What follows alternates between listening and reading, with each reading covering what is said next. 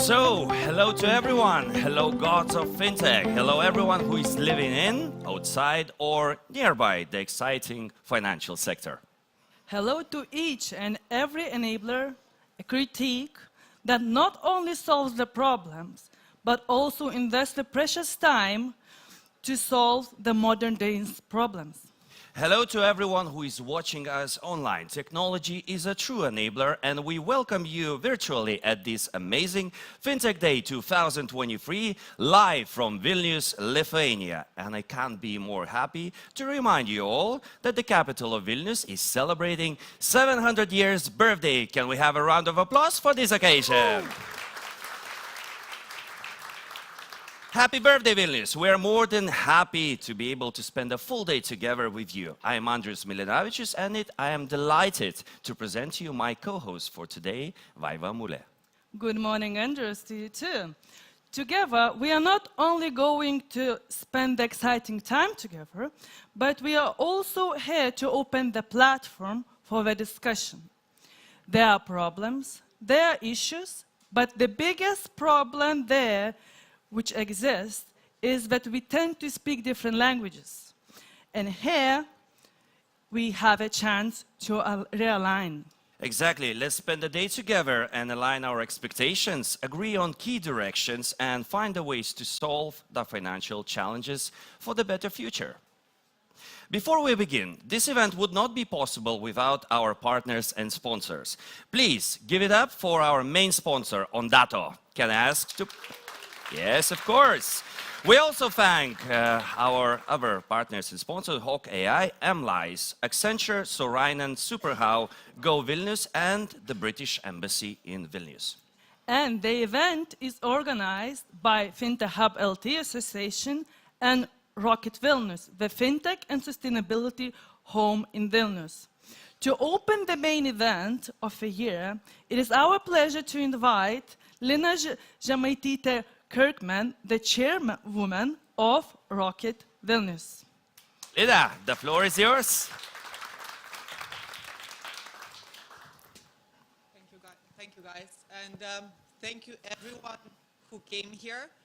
I'm so excited to see so many of you, and I can see that actually we don't have enough seats, which tells me that this event is really needed, and I'm so happy we're organizing it for a second year in a row. Can I call it a traditional event if it's second year in a row? I hope certainly it's not the last. Perhaps we will. Yes, I'm told. Okay. Yes, thank you. It's amazing that so many of you came, and that I'm happy we're doing it for the second time in a row. The first time last year was not a fall on the face, I guess, but this year is even better. And the reason it is better, because we're not doing it alone anymore. We're doing it with Fintech Hub LT, and Vaiva is mentioned that on the stage. And you heard all the sponsors that have been listed, and I truly want to thank them, because without them, this event wouldn't be available for you for free, and we wouldn't have so many good speakers here. And I'm very happy to open this event, but I wouldn't be myself if I didn't take opportunity to, this hasn't started, to announce that there's going to be another FinTech event next month. And this is the 2nd of March. I would like you to pencil into your calendars.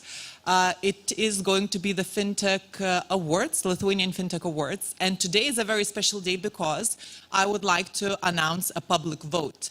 So that means that all of you today, if you find your mind wondering what you can do, you can take out your phone and scan this code actually now, because it's going to go very soon. So scan this code, and if you have a fintech company that you're rooting for, if you have a fintech company that you love, today is your opportunity to submit it, and we will collect the public votes that will be announced on the 2nd of March, and you're very welcome to come here in these very premises. And with that, I want to thank you again for coming. I'm so happy to see that this event is gathering so much popularity. We're joking that next year possibly we're going to do it in the Expo, because obviously our premises are not big enough. And for today, I just want to wish you, I was asking myself that what would make this event a success for me. It would make it a success if I hear something new, if I hear something that inspires me to do something differently, and if I meet at least one person that I didn't know before. So that's my wish for you as well. Have an inspiring and enlightening event. Thank you very much.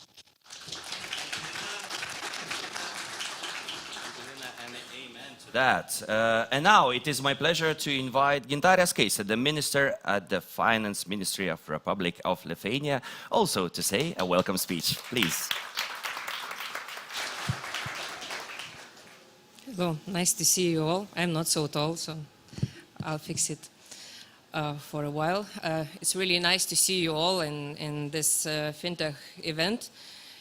It's not the first time I'm here, but it's really nice to see so many people today because it shows that FinTech community is vibrant, it's alive, it's growing, and looking from the perspective when everything started, the FinTech success story in Lithuania, it started from some brave actions, some adventurous actions, asking, create something in Lithuania, what was new everywhere. Looking at today's perspective, the success of FinTech is already not to be so brave, but maybe to create the ecosystem that helps, where everybody helps to each other. Because FinTech are everywhere today, but success of Lithuania is going from the ecosystem, and ecosystem consists of many participants. That means financial services providers, technological companies, research and development specialists, talents, supervisory authority, anti-money laundering specialists, and also policymakers as the Ministry of Finance. So together we're creating something that is vibrant, that is alive, and what works and what makes us special in the map of financial services in the world. And we had discussions in the last year about the perspectives of FinTech member states of you, about the FinTech companies, and there were some cautiousness from some participants thinking that maybe some participants of the ecosystem are too strict. Maybe they're looking at a different direction, and maybe something is not working anymore. So I tried to look at the current perspective through the eyes of, if you know the theory of game theory, where was some prisoner dilemma. When you are choosing something, when two prisoners rob the bank, but police has no evidence. And if one prisoner confesses, he gets 3 years, and another one gets 10 years. So if the other prisoner confesses, he gets 3 years, and the other one gets 10 years. And if the two prisoners won't confess, if they trust each other, they get only 2 years each, just because they will be not for the rob of the bank, but maybe for the resisting the policemen. That means that trust sometimes gives you better outcome. And when now we are creating the FinTech sector guidelines for upcoming 5 years, and these guidelines are about everything, about FinTech services, about technology, about regulation, about anti-money laundering perspective, risk regulation. And if we will work together, all these parts of the ecosystem, I think the outcome will be much, much better. So I think that this year's perspective, it's about trust, about creating openness, about wanting to achieve the goals together, not one company or the other company or the regulator or the policy maker as Ministry of Finance. So if we will manage this to create trust between each of the participants of the ecosystem, I think the success of Lithuanian fintechs will be evident. So now I think we're moving quite in a good direction. We are creating the guidelines for upcoming 5 years, so it's a perfect time from your side to participate in this movement, because the guidelines are proposed to the society to give the comments. So if you have any comments on the proposed project, so it's the time to speak or to be silent for upcoming 5 years at least. So it's a great place, great event to discuss about our future. So I'm just looking forward to hear everything what you will say, and hope you will have very nice, very vibrant discussions during this day. Thank you.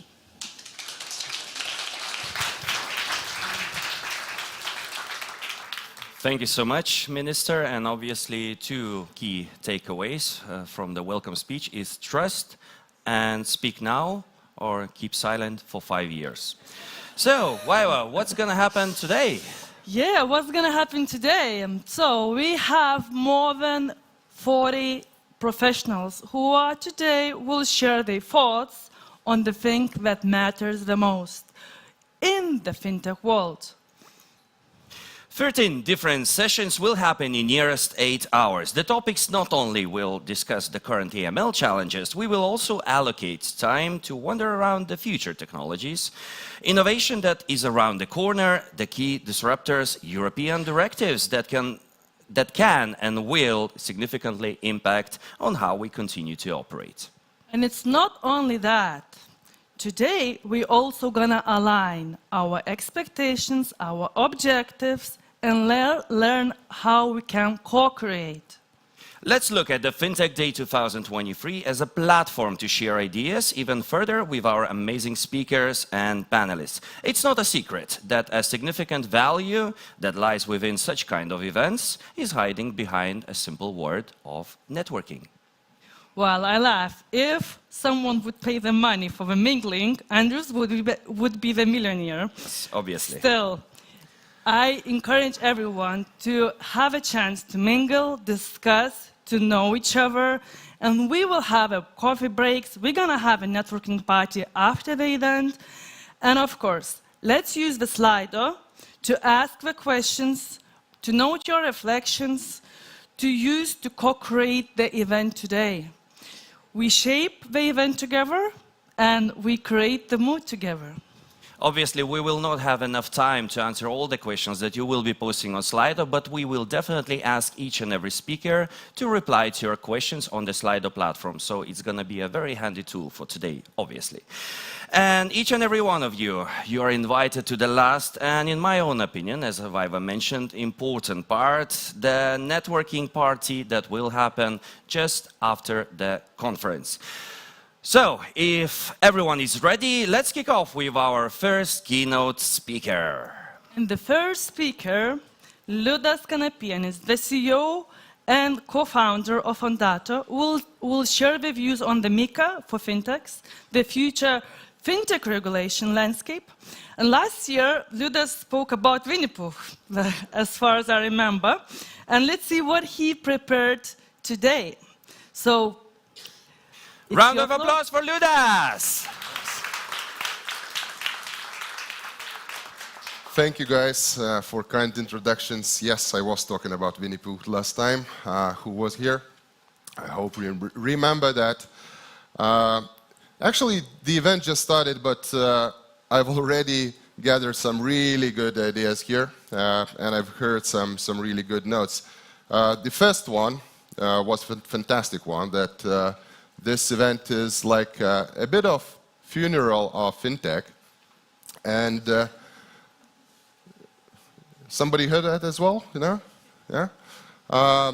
Because actually, I'm really sad that Gintarė just left, but there are some talks and rumors about the, the changes of the view of regulator, of Ministry of Finance, and all this stuff. But I also know that there's a guidelines coming in. And I want to offer my input on that as well here, so I'll go through this.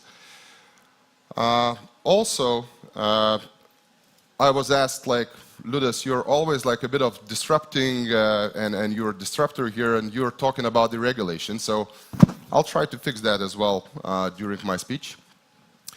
So yeah, and the last interesting thing is that even though the kind of general kind of atmosphere here is more or less like, okay, we don't know what will happen next year and all that kind of stuff, but we have to mention that fintech sector grew last year. The transactional volumes just skyrocketing twice than the year before, and lots of buzz happening here, even though not too much licenses were issued. How many? 3? Yeah. So, but quite a few to come this year for sure, after fixing some things or issues with that. And I am here to actually invite to think even further what we can do as a country to make this fintech future of Lithuania even better. So quite a few are familiar with cryptocurrency as such. And of course today the crypto, I would say, is not so very fancy thing because of all the crashes that we had, because, you know, the cryptocurrency isn't stable and that kind of stuff. But what people are discussing is that still there is an industry. It is an interesting industry. Even in Lithuania now we have lots of participants working with that in different fields, from different aspects, angles, creating technology, creating you know, cryptocurrency technologies as well, operating with that. And there needs to be some kind of proper discussion around so how they should operate then and what we should expect from the industry itself. Yeah, so, and that Wild West, which is today, has to end. And basically the common idea is that it has to be still somehow regulated, even though it's not under its core on how the cryptocurrency was created. And then there is an initiative, and you know about that, the markets in crypto assets, also called a fancy name MiCA, where the proposed regulation on crypto assets is already in place. And in June, the European Commission actually approved that, and this month, February, the voting on that in the European Parliament will come. And of course, some actions already are being taken with governments, and in example in Lithuania as well, we know that. But there are some places also to improve.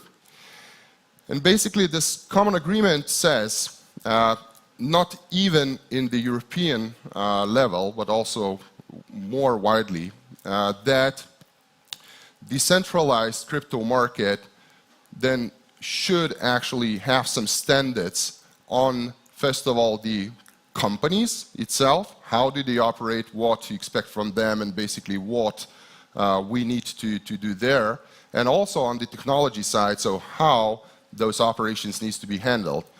And of course the biggest discussion there is about the, you know, travel rules and different aspects of this. And basically how MiCA solves that, and the approach itself, so brings that type of regulation understanding for market itself and for the market participants, requiring on both sides. Yeah, so first side is how the companies then should be shaped and how they should they operate. And the other aspect is the technological aspect, so how those transactions needs to be handled, what kind of transparency they should be brought in, and basically how that market should operate.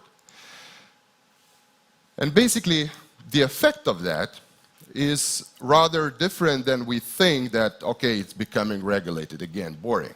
But actually the other aspect of this is that it brings the proper balance in between the, like, you know, innovative and challenging market, how it can cooperate with the existing financial markets. And if properly done, the regulated crypto market then can actually access to the financial instruments in the financial market of the standard industry as we understand it now.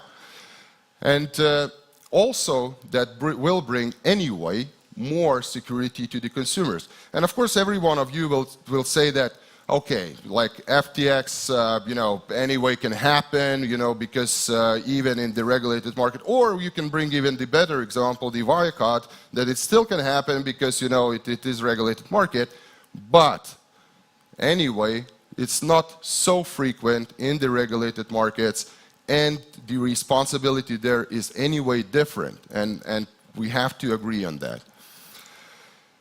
And basically, when it starts, it is actually started, ongoing, and some jurisdictions already taken some actions.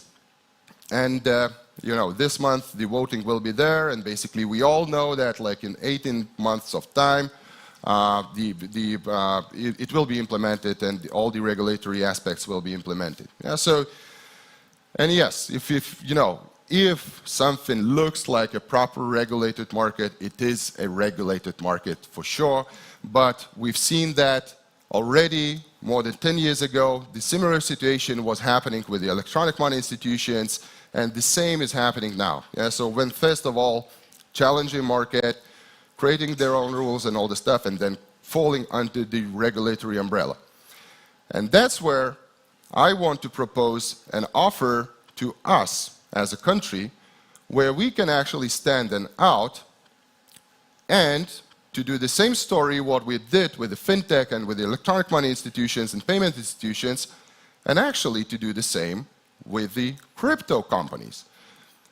And for us not to think about how challenging that will be, how the regulatory landscape will change, or how we then should be aware of that. I don't know, like how many people here from Financial Conduct Authority or Central Bank, but maybe we can actually then offer those companies to establish their operations in Lithuania, to give them a license to do that, and to do that together.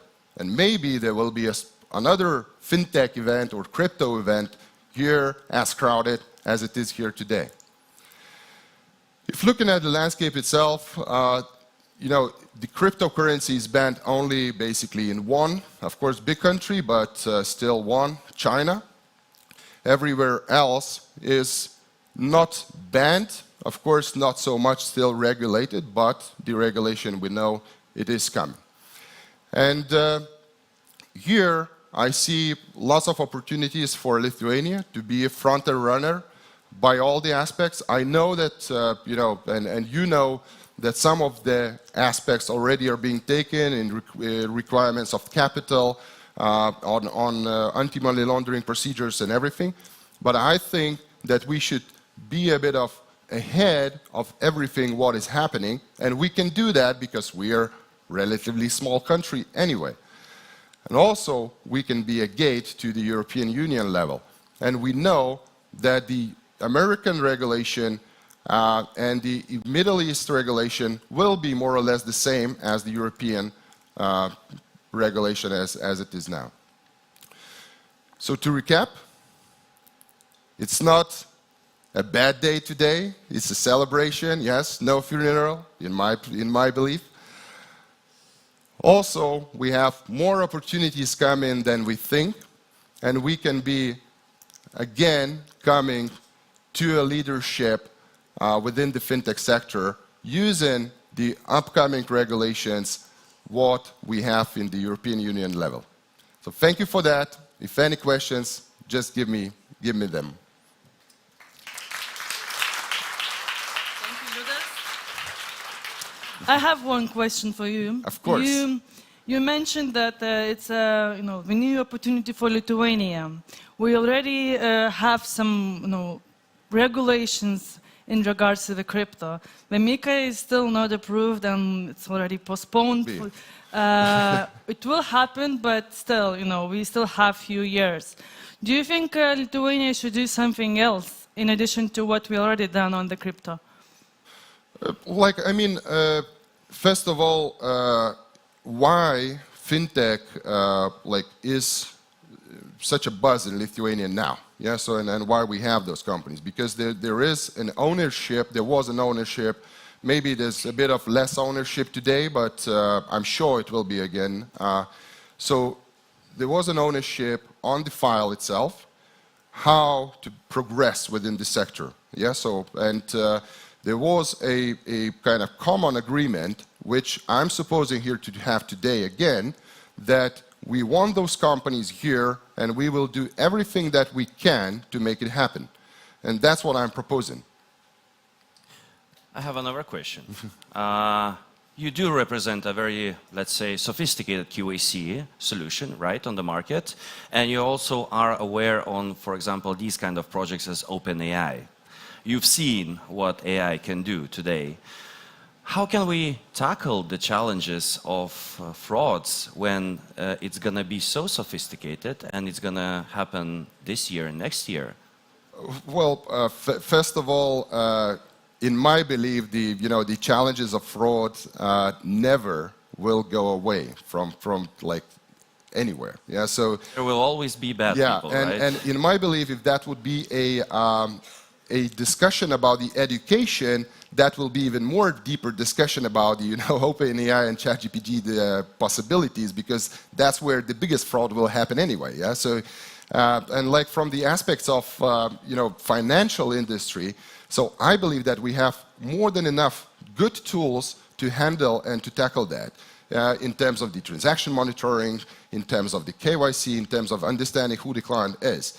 And today, we don't have anything new happened, basically that creates more hassle or creates a bigger risk for the institutions. Okay, we have 2 minutes left, yeah? The last question from my side, so we tend to see that the regulators are getting stricter, not just in Lithuania, all around the world, which adds quite a lot of cost to the fintechs. While at the same time, there is a pressure from the investors to ensure the profitability, and there is a pressure from the governments and everywhere to ensure that the costs for all the customers should go down, not up. How do you think we should manage that? Well, it's not I don't have any kind of secret sauce for everyone. Yeah, so if I would be a billionaire. But in general, there's a common trend in the companies that the effectiveness has to be in place anyway. Yeah, so it means that we have to look for new type of solutions, new type of technologies that can actually help to handle everything, like daily operations and non-daily operations as well, where the biggest cost centers are. So with that, it's only about this, and but that was always the case. It's not something unique, to be honest. There was a time that we forgotten that it has its own price, and the push from the investments with the investments itself were so big that we forgotten that the efficiency has to be in place, and we have to have the sustainable business cases, especially within the financial industry. And it's just crazy that we spent a big amount of dollars to acquire the customer without any intention on making money from that customer. So maybe that just has to change, and that's it. So to wrap it up, you can either lower the costs or just agree with central banks to raise the interest rates and then become €1 billion more rich, right? Thank you for that. Ladies and gentlemen, that was Liudas Kanapienis, CEO of Ondato. Presents from the organizers to each and every speaker. And everyone, please don't forget, we do have a Slido platform. If you cannot scan the QWERTY code, so you can always go on slide.do and add a very, difficult password that is Fintech Day 2023.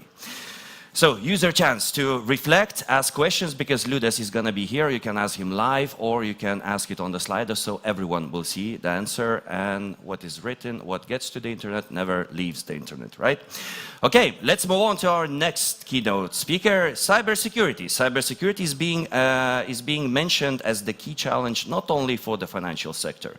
Just one accident can have a major impact on the ecosystem of your company, and it can also make a very big effect on the whole ecosystem.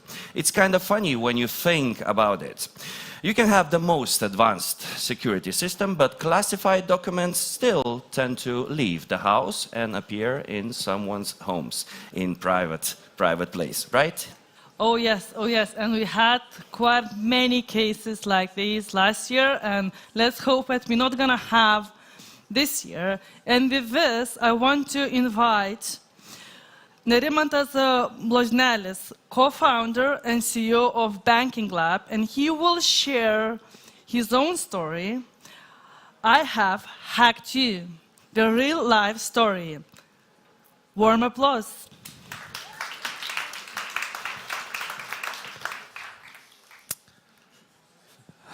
It's my pleasure to be here. I'm really nervous a bit. Probably I'm one of a few who talk hard things about hard things, right? So today I'm here to tell you the real life story, which happened to us last year. Real life story, which thrilled us, and which had to happen. So, cyber attack.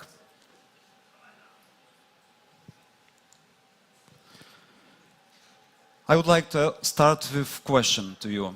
Have you ever thought to yourself, what would happen if someone would take over vital part of your infrastructure? What if someone will take control of your data? What if suddenly you lose all the data?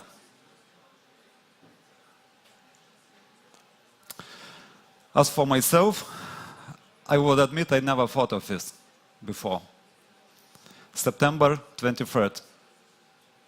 On that day, right after midnight, I've got a call from my chief security officer who told me,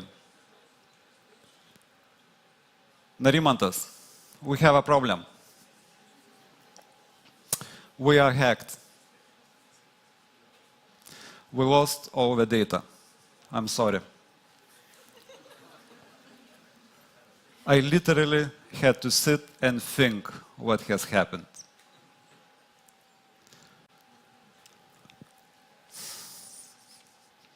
After a few hours, I've got a ransom letter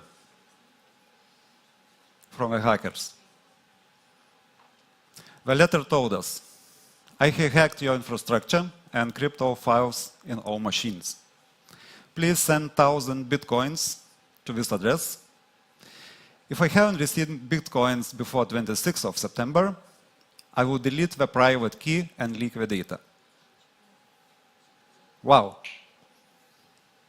20 million in 3 days. I had to collect 20 million in 3 days. I said for the second time.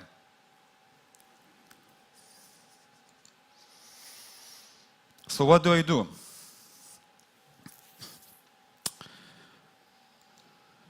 It depends what options do we have, right? So the first question to my team was, what about backups? How about them? The team told me, it's fine, the backups are saved and we already started restoration procedure. Good for us. It was a thrill. It was not a chill. We should act like a machine. Everything started right after midnight. So on weekend, so it's not like you come to work and do your regular business, right? And to understand the impact, we need to make a decision. I mean, we realized in a few minutes what has happened. The monitoring system alerted attack. We had to make a critical decision within 1 hour. It's like 1 hour after midnight. What to do next? Our decision was to shut down completely the infrastructure. We checked all backups and we immediately started our plan B under business contingency plan, which we had luckily prepared for us. So at that point of time, just few hours after impact. We knew we were hacked even before the letter arrived, but we didn't know how yet.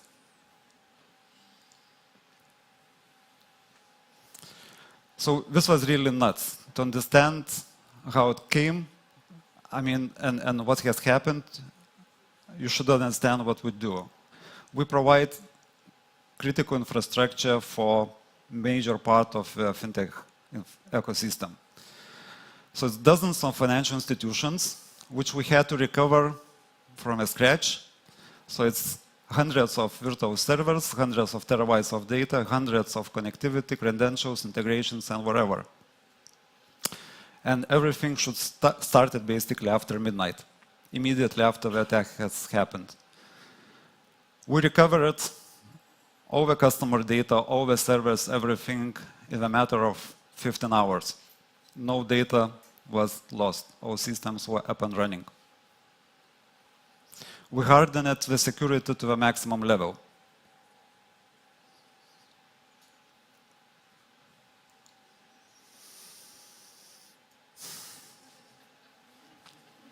At least we thought. Early morning, next day, our monitoring system alerted new attack. What the hell is going on? How it could be the hackers came back and attacking us again. We were obsessed by paranoia, believe me. We had no clue how it could happen. So we basically shut down the internet connectivity to our infrastructure.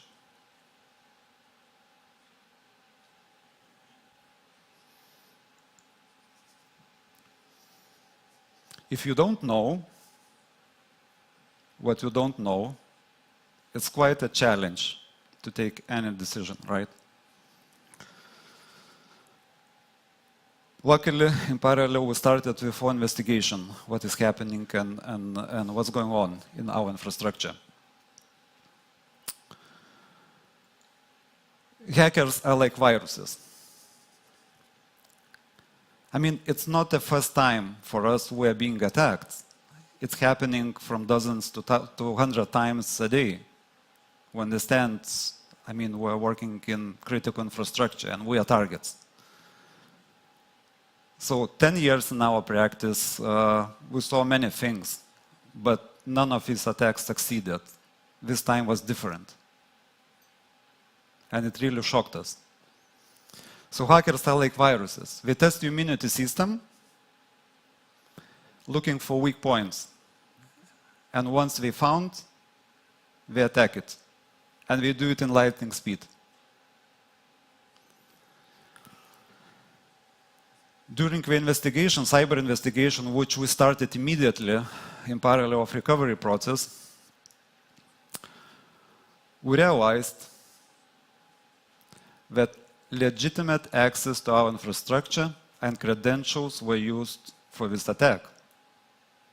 We found out that our supply chain was used and legitimate infrastructure and legitimate keys which were stolen to hack us.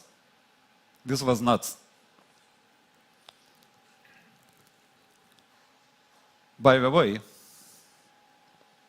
according to latest trends, it's almost 50% of all hacks happening globally this way. And this is 200 times more than it was 2 years before.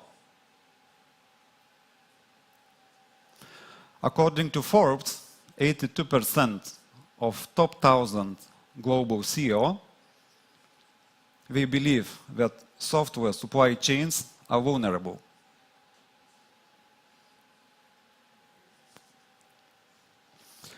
We opened our infrastructure for our partners and customers. We do it with trust that this connection is secure. It appears it is not. Once we realized and once we find out the real vector of attack, we completely blocked the hackers. We were kind of frustrated, so they just left the last message for us. 72 hours of a battle, non-stop. Series of attacks, 3 days. How did we succeed to protect and to recover and to restore the services after this nightmare weekend? Backup. It's not about only backup. It should be reliable backup. The first question for us was, is backup affected? Because after the second attack, we were really frustrated because we thought that backup could be infected by malware. How it comes that we completely closed all access and the hacker still accessed the infrastructure, right? It looks like it's from inside. So to have backup plan is not enough. You need a real working plan and you need real working backup infrastructure. In our case, we had completely separated infrastructure on completely different technology, which made on completely different environment always backupping, where no one had real access apart our infrastructure provider, even us. So actually this helped to save all this data. You need bulletproof recovery process. Believe me, once this happens, you don't have time to think much. Usually hackers attack during nighttime, on weekends, when you are most prepared, right, for that. So you don't have to think, you have to act, and you have to act immediately, because it's a matter of minutes when you can lose everything. Then you have only one option, to pay ransom and pray to God that they will give you the data, the keys for the data. So you need quick reactions and decisions. And how to achieve this? We did it by making parallel streams of the teams who are working together, one for recovery, one for investigation, another for basically blocking the infrastructure and looking for any possible vulnerability. 72 hours on weekends. For that, for sure, you need really strong team and reliable partnership. And I would like to say big thanks to our team and partners who helped us, because without you, we wouldn't be here.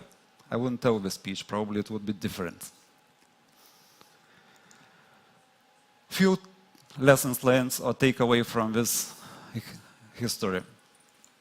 Number one, don't trust anyone and anything.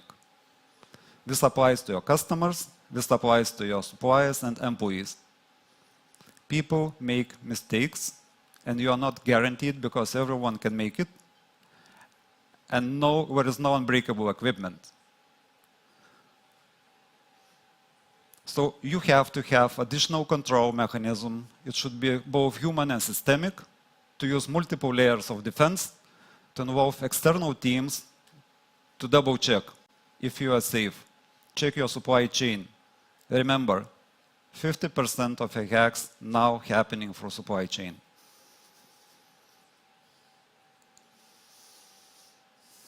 It's not only about protecting yourself. So lesson 2, be prepared to be hacked. This will help you much to recover. This will help you much to react immediately and plan your business contingency. A backup plan is vital. It's not about having it. You need to test it. It should be bulletproof. It should work. We tested for 1 year with each customer environment on a weekly basis by doing with backups, restores, upgrades, and etc. And believe me, it didn't succeed from the first time. But when we most needed it, for all customers at once, it succeeded. Hard trainings, easy at work, right? It shouldn't be outdated, because things change. And if your plan is outdated, if your backup infrastructure is outdated, your RPO, RTO will fail. Your team should be trained for that. Believe me, it's not easy for everyone to realize what has happened. And we should act like cyber robots. and simulate it. If, unfortunately, this would happen to you, you feel extremely high pressure to recover from your business, from your customers, but don't rush to restore all the services before you clearly identified the attack vector. Because attacks could repeat, and most often it does. This is exactly what happened to us. Don't forget communication. Because once you are attacked, you are vulnerable. You are publicly disclosed. So you have to manage all your communication. What and how you communicate to your customers, to your partners, to institutions. And you need to be prepared for that. One important thing about communication. Please inform your partners and customers immediately if you are hacked, because this is how you can protect them to be hacked. And don't hesitate to ask for help. I mean, the market size of hacking is huge. Sometimes we fight against the countries, not only individual hackers. And hacking is a crime. So don't hesitate to ask for help for your partners, for institutions, because it can be too hard to fight alone. And do not pay ransom. Like 3 years ago, majority of the companies, they tend to pay ransom to get the data back.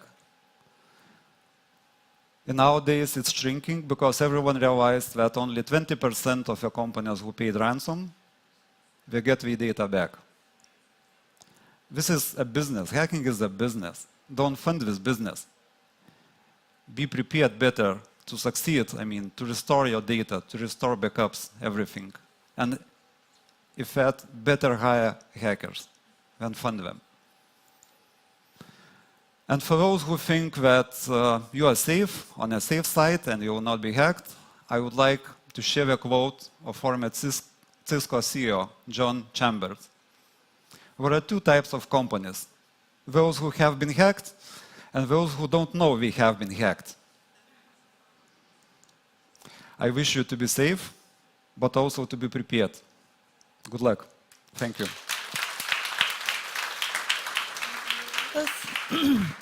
I guess one of the most interesting stories because it's based on the real life experience. And I have a few questions, to be fair. You mentioned the business continuity plans, that everyone needs to be prepared. We know the regulations are there. Everyone has them. But I doubt that many of them tested them. And now the door is coming, and then it will imply more things to the fintechs, and all these things will move to the third-party providers, like core banking providers, like the audits and so on. How do you think what we should do as an ecosystem to increase the awareness of the importance of continuity plans, and what we could do together as an ecosystem to stop the cyber attacks? Very good question. Very good question. First thing probably it's to share your experience, right? Because I think if you list down the internet how many companies being hacked only the last few months, you realize that it's a massive. And one important thing which we understood, that you left alone in front of the hackers. You feel like this, or you actually absolutely are? Look, if hacking started Friday, you finish Sunday, the police opened the case on Monday evening. By Monday evening, you could be dead. You can always write on Facebook, dude, I need help. National Security Center, they reacted immediately, but we knew our hack is like international. It's made from foreign locations, far away from Lithuania. And you should follow the hot tracks, right, of the cyber criminals. And I think that we are lacking, first of all, some sort of cooperation model between different institutions and associations and players, where you can have a hotline like, I mean, like police, right? I have a problem. Houston, I have a problem, please help me. So one thing, it's very, very important. And yes, I mean, take it seriously, guys, because having plan, having backups, having everything is not enough, as I said. You need to test it. Like, it's not a surprise why we do testing of different fire alarms and etc. on real life. So this is the same. And we're going to digital in fintech sector, I mean, in financial sector in common. So we're opening our gates for everyone. So anyone can be a Trojan horse to your infrastructure. So you need to be prepared for that. So this means you need to simulate constantly on that. So, and the big thing, I think, is cooperation between different partners, different organizations, that first of all, if you are hacked and when you will be hacked, it's not a question if, it's a question when you will be hacked and how you will basically protect yourself and recover. So for that reason, I think not to be shy and be more cooperative on this. So guess we already, I mean, I wouldn't say that you're there alone. I think it's just, you know, it's the first time it happens. I remember that weekend the board was sitting and discussing what we should do, preparing the strategies, how to react and so on, calling you and the other employees in BankingLab, calling the different fintechs who were impacted. But what I could say as a head of a fintech hub, we have a cybersecurity chat where all the cybersecurity officers from all the fintechs are there. So if any of you are hacked, just text there and you're going to have a whole bunch of helpers who will be able to help you to deal with the hackers. Yeah, you're right. You need to build a body and you need to build some hotline because it's really serious stuff. Okay, and we have a bunch of questions on our Slido. We have a very little time left, so let's keep it short. But this question actually, it's a very good continuation on what you just said. How the stress was controlled in the team? What was the first actions, planning or controlling? Right. Very good question indeed. First thing, it's we had trained team and we had all the backup plan, contingency plans, etc. So this is the first thing which helped us to succeed because we don't have to think, we just had to act immediately according to this plan, and all this escalation came over up to myself. Basically, it was made according to the plan. The next thing that we made a war room, basically. So we gathered together in single room with all experts, etc., where we spent 72 hours. And all this communication, decision-making, it should be like a milliseconds. You have to immediately, because you're under attack and you need to deal with a lot of critical stuff. So absolutely, we were under big pressure and under big stress. But this joint team, this cooperative atmosphere, and knowing what to do in general, it helped a lot. Amazing, and thank you for your strength to actually tell this story on the stage and be very honest about it. You know what? We can have the most sophisticated security systems. With quantum computing, obviously, everything will change. But the experts in the world, especially cybersecurity experts, they usually mention that we tend to forget very simple things that are called something like social hacking. For example, there's a person that visits your office and he or she leaves a USB stick next to the entrance with a simple word salaries on top, right? Just written, and that's it. How can you tackle or how can you defend yourself? What would be your advice from these kind of very simple manipulations? You need to train the team. You need to train the people, and what we do basically on an annual basis, we do train the team for different social hacks, and basically we do phishing attacks and etc. on our team, and we monitor how we behave, we do training of them, because, I mean, you're right, people tend to forget, and the new methods come up, because our method, which you mentioned, is more even sophisticated. Somebody can remotely control your mouse, somebody can remotely control your keyboard, and get access to your monitors, and you're not aware even of that. Absolutely. At this point, we are completely out of time. Narimantas, thank you so much. There's so many more questions on the slide. Please do answer them. And yeah, let's give a round of applause for the Thank you. Good luck. Thank you. Okay, if someone needs some coffee, so we can use a very short moment for that. And let's continue to our next session. Keynotes is one thing, right? But there's so much more of fintech trends that we can look at today. Let's now indulge into a still relatively fresh topic, embedded finance. From various angles, will it transform industries? Will it empower customers? It is predicted that the embedded finance will be the hottest topic this year. It will change the way we operate, it will change the way the business operate, the way it's gonna have a huge impact on our daily life. And with a round of applause, I would like to invite my dear friend, Titas Budrys, the board member of Fintech LT, the board member of 7Seas Europe and LuxPay. Titas, the floor is yours. Round of applause for Titas. Titas will present the dear panelists and will explain a bit more on what F is embedded finance for those who are not familiar, right? Good luck. Announcement, okay.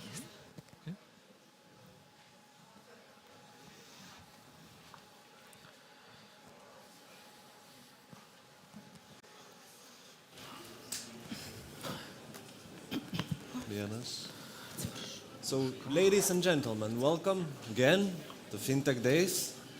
I'm very happy to see that many of you here. It means FinTech is still alive and happening, and it will for many more years to come. So we continue with a panel discussion on embedded finance, transforming industries and empowering customers. And of course, first of all, I would like to ask all the panelists to introduce themselves, starting from Scholl. A few words other than written here. Hi everyone, good morning.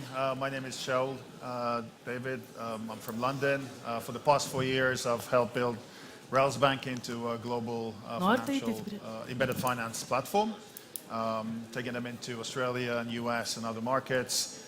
Before that, the first fintech advisor to the UK government, so I've seen fintech rise from nothing in the UK and building relationship between the UK and Lithuania for almost 10 years now. And it's great to see it's growing. Thank you, Scholl. Akvile.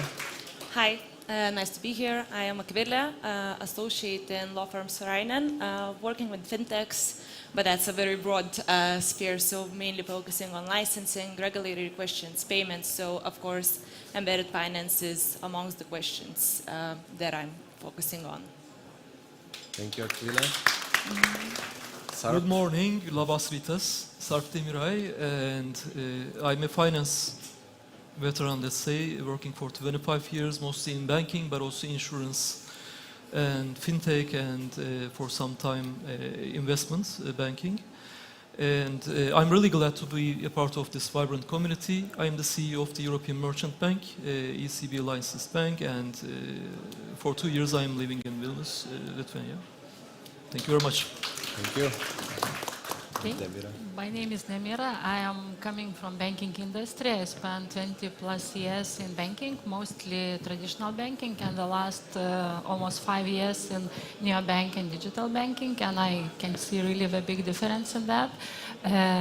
Presently, I am board member at SME Bank, and my area of focus is growth and innovation, so basically embedded finance is at the very core of my daily focus. Thank you very much. Short introduction of myself as well. I have started my career in finance in a commercial bank, working in a few different positions. Then I moved to work for a central bank as well for a few different positions. Then I've been CEO of 2 fintechs in Lithuania, and now I'm a board member for a few similar fintechs. And over these 11, 12 years, I still struggle to explain to people what embedded finance is. So that's why we are here. And I think we start with Joel, of course. Can you please explain it in a very simple terms what embedded finance is and why it is important to talk about it here? So in my definition, embedded finance is the appearance of a financial product within a context of a non-finance user experience.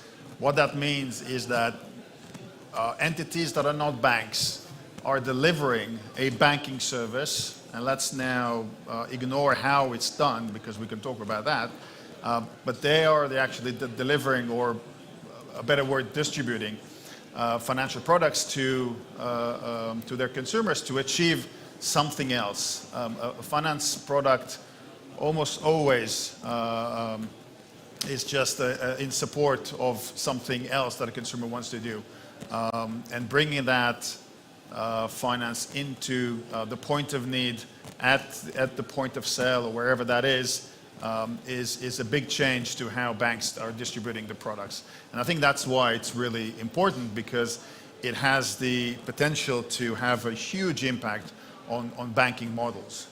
And to me, fintech is not really about technological revolution. Fintech is about business model revolution. Fintech is about distribution evolution. And embedded finance bring that one step closer to the user when they actually need it. Thank you, Saul. You actually mentioned that it's mostly fintechs, non-banks, that offer embedded finances. So I'm actually very interested to ask Sarp and Emira, who come from banks, both of them, leading specialized banks in Lithuania, do you offer or do you plan to offer embedded finance to your customers? We are really focusing on embedded finance, and what Sean mentioned, because you are coming closer to the customer, so you are targeting more precisely and getting much more customer, and also giving the products which are in the need at the moment. And basically what we are starting to develop is this land and expand model. So basically you start with some initial product which might be in the backup of the infrastructure of a merchant, but later on you can expand and by adding whatever customer needs. And in this way, kind of working together like three parties, we can really create much better customer experience. Nemira, can you give us some examples of exact products? We just signed cooperation with PiguLT platform. We are basically working B2B sector only, so we are not going into B2C at the moment. So we are providing revenue-based financing for merchants who are in the need of capital, especially cash flow. And basically we can't, and you mentioned that it's not traditional banks, but I think the biggest issue is we can't provide the same products copy-paste from traditional banking. We have to adjust them, because if we talk about revenue-based financing, it's totally different from traditional lending, because you lend based on turnover and then you adjust to the need and capabilities to pay back, but at the same time you're very close and you can monitor and be compliant for the basically to be correct to the banking product. So you really have to adjust a lot to be able to provide embedded finance. And Sarp, how about you? Maybe I would like to contribute to the first question, and then I'll come back to European Merchant Bank, the applications.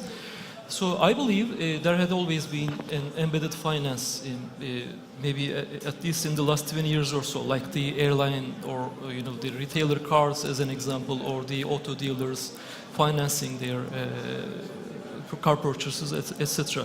Even in 2006, we had deployed a product like BNPL to the Amazon of Turkey in that time at that point. But what is the difference? I was just thinking over that yesterday to have this conversation. Probably there are two things. One of them is the developments of these new digital platforms and the ecosystem that would allow this embedded products, finance products, to the daily lives first.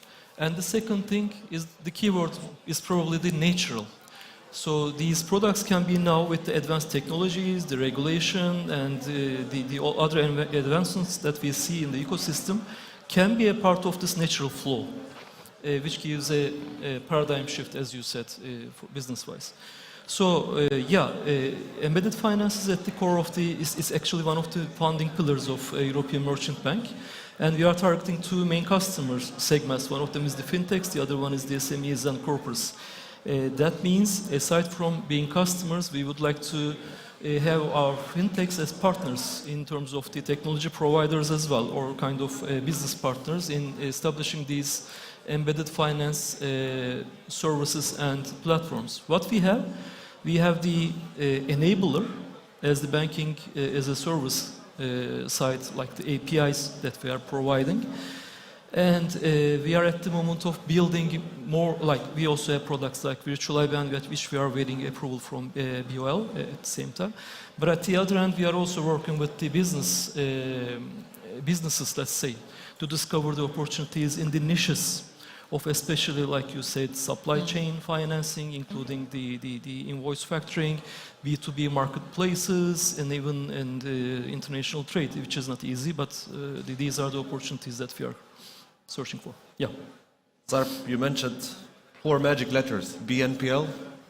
Can you explain what it is, and is this part of embedded finance or not necessary?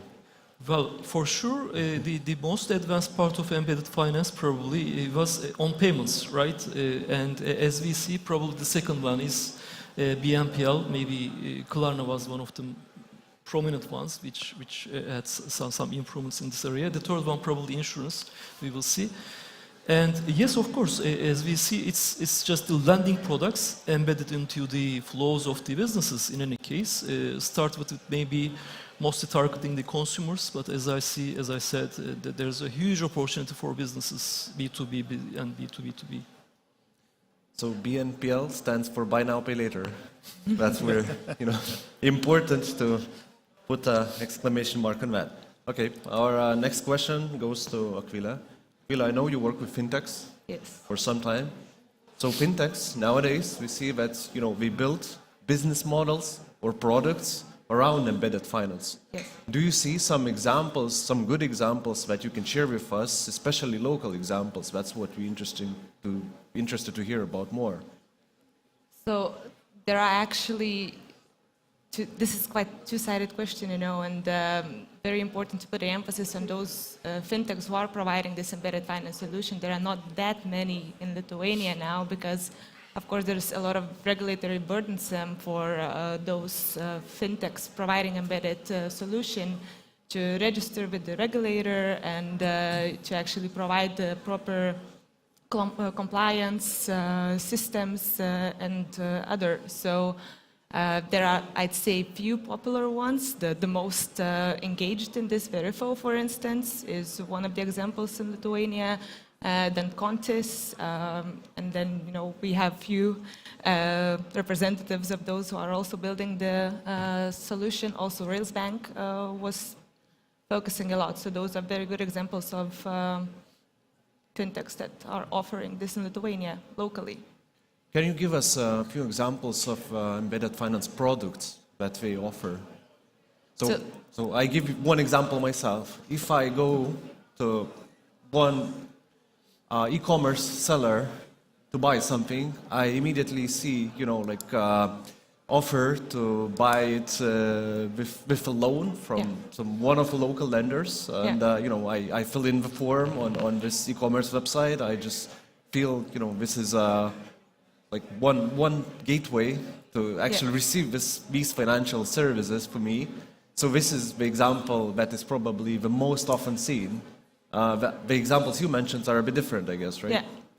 Yeah, but say, embedded finance products can be embedded insurance, embedded banking, embedded payments. There are various, buy now, pay later is like key example of embedded lending.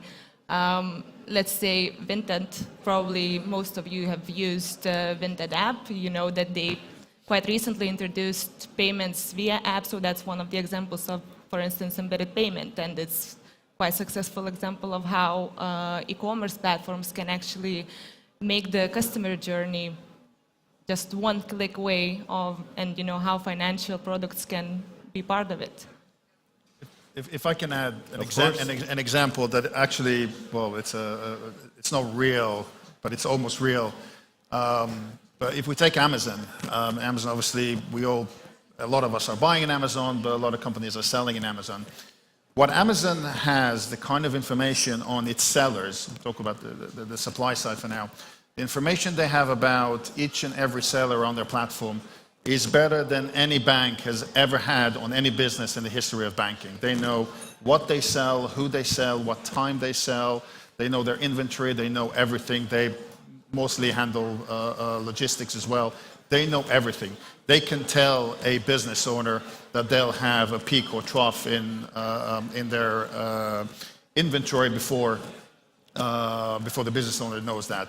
So they're able to offer to that seller a loan, a bridging loan, a working capital, whatever. They know in October you need £10,000, $10,000, whatever it is. Now, Amazon doesn't really have to provide that loan from its own balance sheet. That's not what they're doing. It's a low margin proposition for them. They can use it to banks. But in the future, in the not so distant future, I see somebody like Amazon creating a whole new credit modeling even, and really selling that loan to somebody else, right? Amazon, I have a seller, this kind of, it doesn't need too much personal information, but I have somebody that sells computers, whatever, they need £10,000. Hey, banks, who want to provide a loan to that, and how much are you going to offer? I think that's the future that we're moving into, where banks will compete on acquiring that customer from somebody else who acquired that customers already. If you understand what I mean. So I think that's, to me, brings the whole new meaning to embedded finance, and certainly the SME is probably the most exciting market for it now in supply chain finance and factoring and all kinds of other products. I would like to build on the example that Scholl has given. Actually, I believe the main opportunity for the embedded finance is that there is a possibility to bring every capability of the platform, tech provider, and the balance sheet provider, let's say the banks, in a much more higher potential. Let's give an example, assuming that there is this e-retailer which is basically working on mobile. Then that would give the capability of an more advanced ability to score the customers, the potential customers, because we have the contact information, the location, social media, etc. that we have seen in the cases, which is normally impossible by a usual balance sheet provider, right? Or which is not possible by the platform itself. But if you combine these, there is a huge value for the end customer as well as a new business model, obviously. So, yeah. Thank you for you both for a very good example of embedded finance. Another example that comes to my mind is payment cards. Custom branded payment cards issued by airlines, retailers, and so on. Can you, I don't know, explain how it works? Do you see any examples around you? Maybe you are planning to issue such cards? We don't have cards yet. We have been analyzed it, and those branded cards, it's exactly also the same. It's for the group of people having common interest and basically adjusting the products exactly what they need. And I think that's also the future, because you also create a community of the people who can share the same values and the same interest, and also get the services very quickly and basically very cheaply, and between your own and the same thinking people around. So. We are not serving credit cards and POS right now, though we have the principal membership agreements with Visa and MasterCard. We still have the project to be deployed, but at the end, I agree, this payment capabilities is obviously a major part of the possibilities within embedded finance, for sure. So, to kind of go back a bit, what we just discussed, right? Embedded finance is basically financial institutions providing financial products through partners that are not financial institutions, and for a customer it seems like, you know, this non-financial, mostly corporates, SMEs, provide these services themselves. There are quite a few different sectors of embedded finance or types. So embedded banking, embedded payments, embedded lending, embedded insurance, you mentioned them all. If we look at the nearest future, where do you think is the biggest potential in these types of, or these sectors of embedded finance, where we can, you know, as fintechs, mostly look at? Sure, maybe you start. I'll start. Okay. I think the B2B marketplaces. Yeah. There are a huge number of them in sectors that most of us don't really see day to day. A good example is agriculture. A lot of agriculture happens in all sorts of markets. A lot of those markets are kind of run on paper, physically, you know, people coming and buying and selling. And recently in December, I was in Ireland speaking to some banks about embedded finance. And in Ireland, they have cattle marts. So this is where the farmers go and sell cows and bulls to others. You know, you bring the bull, you turn him around, and there's an auction. All of that happens on in a physical manner like it was done 200 years ago. The opportunity to provide the financial infrastructure in that place is immense now, and during COVID they started running those marketplaces online. But if you're a farmer and you want to go and you think, oh, I wanted to buy one bull but I need 2 bulls, I don't have the funds for that. What do I do now? I have to go call the bank.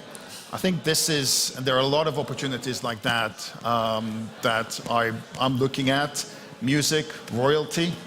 Royalties in music is very, very, very, very complex. Artists see the royalties come in 3, 4, 5, 6 months lag. There's something that finance can do there, I'm pretty sure. So there are exciting opportunities. We're only at the tip of the iceberg, I think. Gaming, maybe. Gaming, maybe, right? Gaming, yeah, sure. Travel sector as well. Yeah, sure. Building it. And e-gaming, I mean, you can't, like my son, you know, when he plays on his PlayStation, you play one game, you can't transfer anything from one publisher to another, yet it all sits on a Sony PlayStation platform. What if Sony was sort of a bank for all of those games, and you can, you know, sell a sword from Fortnite and buy a gun on, and sorry that if I'm using war games only, but if you could facilitate that right there, I think there's huge opportunity. That sounds like a dangerous idea. Probably it's really hard to just pick one opportunity because it's huge. As we look at the numbers, it's like doubling. It's the embedded finance ecosystem. It's like $100 billion or so, as I know, with the latest figures. But it's doubling. So this Oracle projection was $7 trillion in 10 years. Yeah, I disagree with Viva. This is already hot. It's not going to be hot this year. It's already hot, and it's certainly not a funeral for fintech. It's rebranding, basically. But just a short comment. Apologies if I'm taking too much time. But personally, the most opportunity that it's like discussing where is the opportunity for digitalization 20 years ago, right? There's an opportunity everywhere, and it depends on your strategic needs, probably. From our perspective, it's B2B indeed. Any case, and if we would like to specify, it's most related to financing. Not just direct branding, but every kind of financing throughout the flow of businesses, eventually ending up with business network banking, according to our classification. Yeah, I actually, did some research before this and found a few numbers that says the size of embedded finance industry. So McKinsey estimates that it's 20 to 23 billion per year industry now, and they forecast that in 10 years it will increase tenfold to 230, or maybe a bit less than 10 years. So I was too 5 to 10. optimistic, it seems. So obviously, to reiterate that it is already hot and constantly increasing. Before we probably move towards the end, I also want to touch another point, which is regulation. Regulation of embedded finance products. So now imagine that the customer feels that he is getting financial services from non-financial, non-licensed company.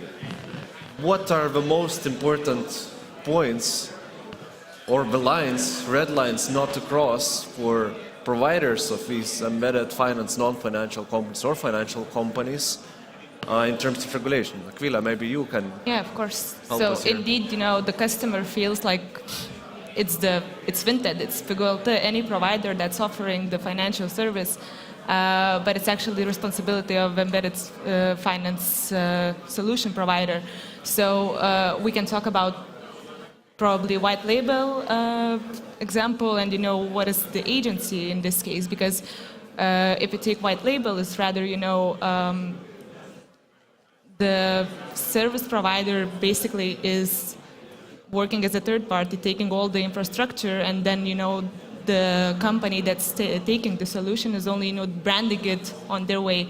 Whilst if you want to become an agent, you actually take lots of compliance responsibilities, which is also very burdensome for non-experienced, non-financial sector players. So, it's also lots of responsibility on the embedded finance solution provider when that institution wants to register their agents to ensure the compliance, the safeguarding of the client's funds, the security incidents, monitoring of the agent that they want to register. That's why not that many actually want to engage in this. And then for the consumer, it's very important to understand who is actually providing the service, and it's important for both of the parties to ensure that the consumer understands that.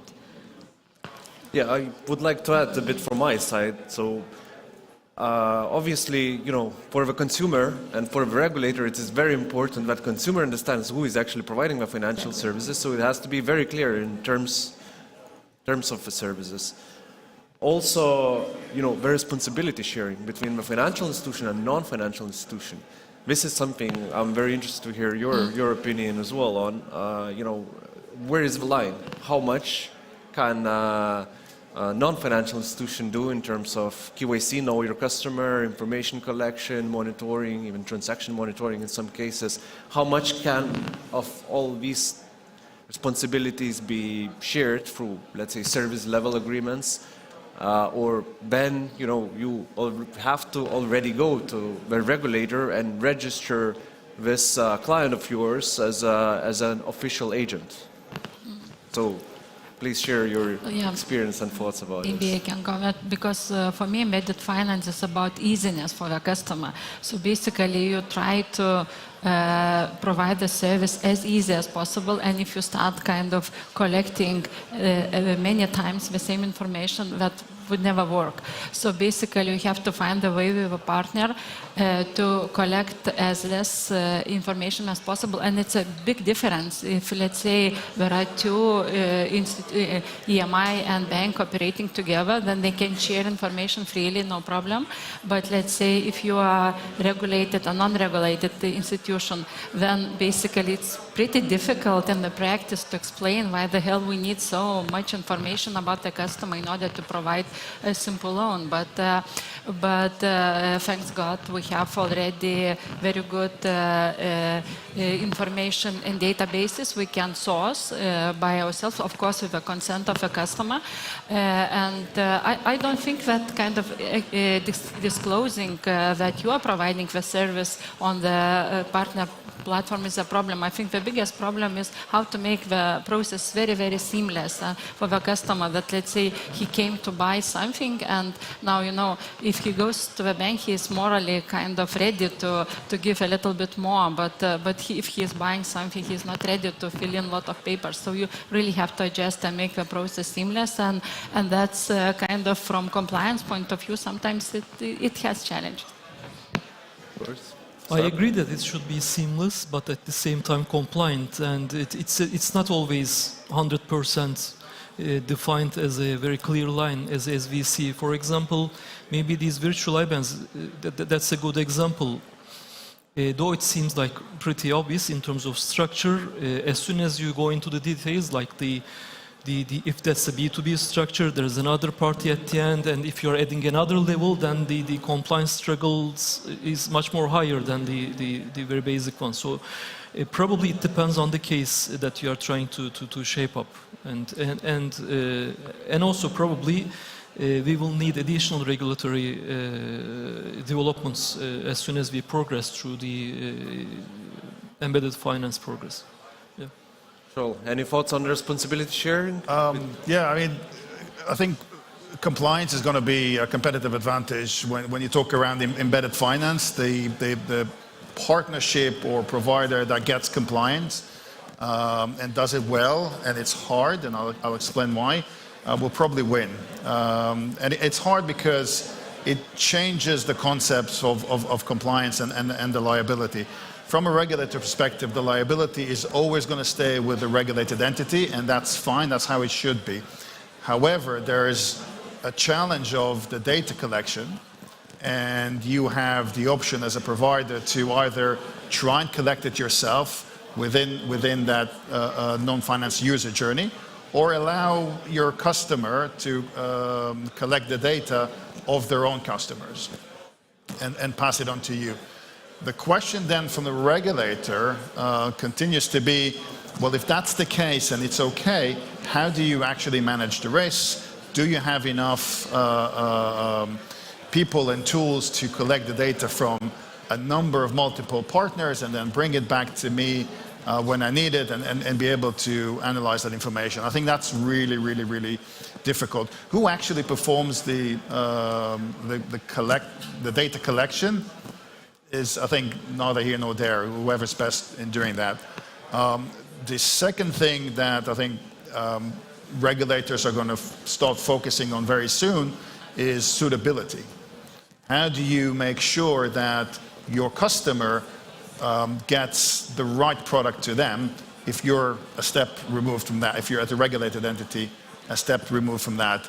And that's something that we haven't yet seen, because embedded finance so far has been on sort of simple products, payments, and the BNPLs. But as we move into more complex products, I think the suitability is going to be key in ensuring that nobody's taking advantage of here. And just to add on that, I think that when embedded finance will be developing in the future, those regulated entities should put a lot of emphasis on actually selecting who will be their agents and how they will ensure, cooperation between, because, those regulated entities will take responsibility on training, on properly ensuring the risk management. That's a lot for them when actually also transforming their business model to reflect what the market is requiring. If I can, I think we're seeing the model of reliance on agents here and in the US is so far not going well at all. And the regulators are not happy about it. So it will have to change. But it's a data management, data gathering, and sometimes it's just having the right skills in organization. So obviously to provide embedded finance is very challenging as a product and very challenging from compliance perspective. But despite these hurdles, which could be overcome obviously with some new regulation, with some, very interesting business models or products coming from fintechs and banks, of course. What do you see where embedded finance will go in the future? Can we actually say that within a certain amount of time, like 10 years, most of financial products will be provided through embedded finance, which means that financial institutions going a bit, to the background, acting more like back offices, not necessarily directly engaging with consumer, just allowing other SMEs and bigger companies to do that and engage with their clients and offer financial services, and they would just offer infrastructure. Do you think that closing, towards it, and that's soon to be happen. Maybe I can start this time taking this SME perspective. I'm sure there will be SMEs which have never been interacting with any bank in maybe 10 years, totally getting all of these financial services through the platform that they interact. But that doesn't mean that the banks will be losing their position. Obviously, that's another opportunity for the whole market. And one other thing that I would like to add also, in future probably, banks should be much more competent in a couple of aspects in order to be much advantageous in this embedded finance industry. So the license and the regulation and the services that they exist, and that's obvious, but also there's a need for investment into clarification of the strategy, as we had been discussing, for sure. And then having the capability to react to these requirements of these platforms, as you said, regulation-wise, but also in other aspects, and also in terms of developer capabilities, and lastly, probably support functions as well, because it will require some additional supports and to give these services to these platforms. I'm also a very big believer in embedded finance because I think this is about facilitating customer life. And basically, if you're doing something additional and giving extra value to the customer, it has future. So, and when we discussed about markets where it should come, it can come anywhere. Everybody needs payments. If you buy something, you need money, you need loans. So basically, if you can get it seamlessly in the back end, I think it's a really like big future. On the other hand, for the bank, it's also, you do this system-to-system integration once it's efficient. So basically, you are getting inflow of customers and you just follow their needs and do business.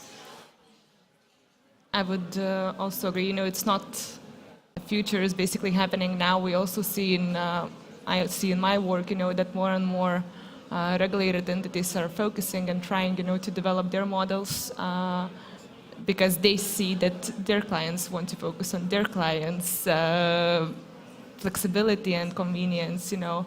So this B2B2C model, B2B2B, and the other will definitely take over at some point. Of course, as Nemira also said, banks will not be completely behind, and you know, it's just a matter of how fast they will decide to move forward with the sector.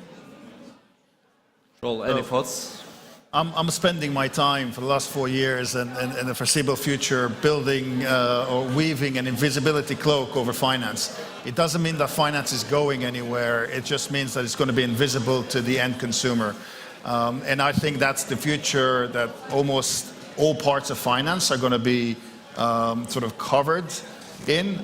There will, of course, be very, very complex deals in the corporate side mostly, that are always going to be sort of relationship-based and too difficult to, or where it doesn't make sense to corporate finance, maybe to embed it anywhere else.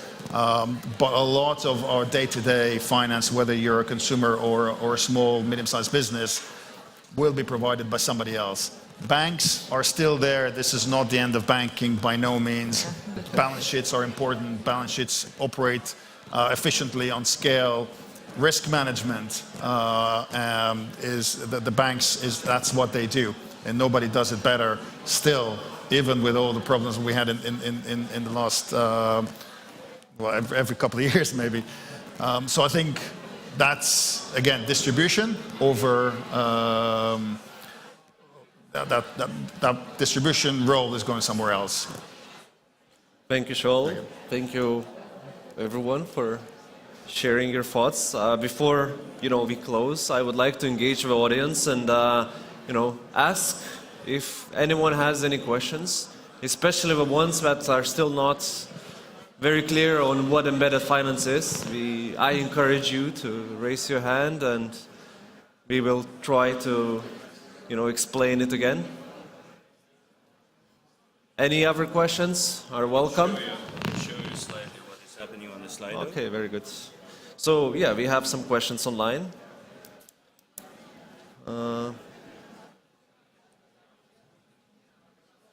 Okay, we will start. We have 3 questions, so let's answer them all. Some of them might bit repeat what we said, but sure. So first one, can you give us some examples of how banks can use embedded finance? We go back to Sarp and Nemira. Very simple examples how banks use or can use. Well, it will be very basic, but it's obvious. Like it's every day we are using Uber, Bolt, whatever. I mean, it's seamlessly embedded, and you don't even realize that you are making a payment, right? But it's this payment capability is embedded in this usual product. So that would be one of the most obvious examples, probably. I have a personal issue with banks using embedded finance, or even Railsbank. I didn't think Railsbank doesn't do embedded finance. We provide, and banks provide, tools, processes, and everything else for the customer. Embedded finance has to be at the consumer end. This is sort of the distinction between banking as a service, all these tools for others to create their own products and embed them in their own products. So that's the difference between embedded finance and banking as a service to me. So banking as a service is the enabler. Exactly. And embedded finance is the front end, and yes. the ultimate service that you are receiving. The second question we have is about GDPR, of course. Don't you think regulation, GDPR especially, is slowing embedded finance scaling? Joel? Yes. So repeat the question, please. The question is, don't you think that regulation, especially GDPR, is slowing embedded finance scaling or implementation? No, I think the opposite. I think there's not enough clear regulation to make it go. It's not that the regulation slows it.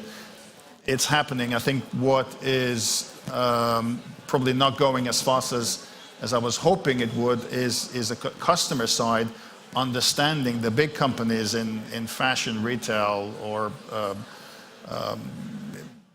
other marketplaces or whatever, understanding the capabilities. I don't see any issue with the current regulation, except that it's not clear in some areas. So you suggest more regulation?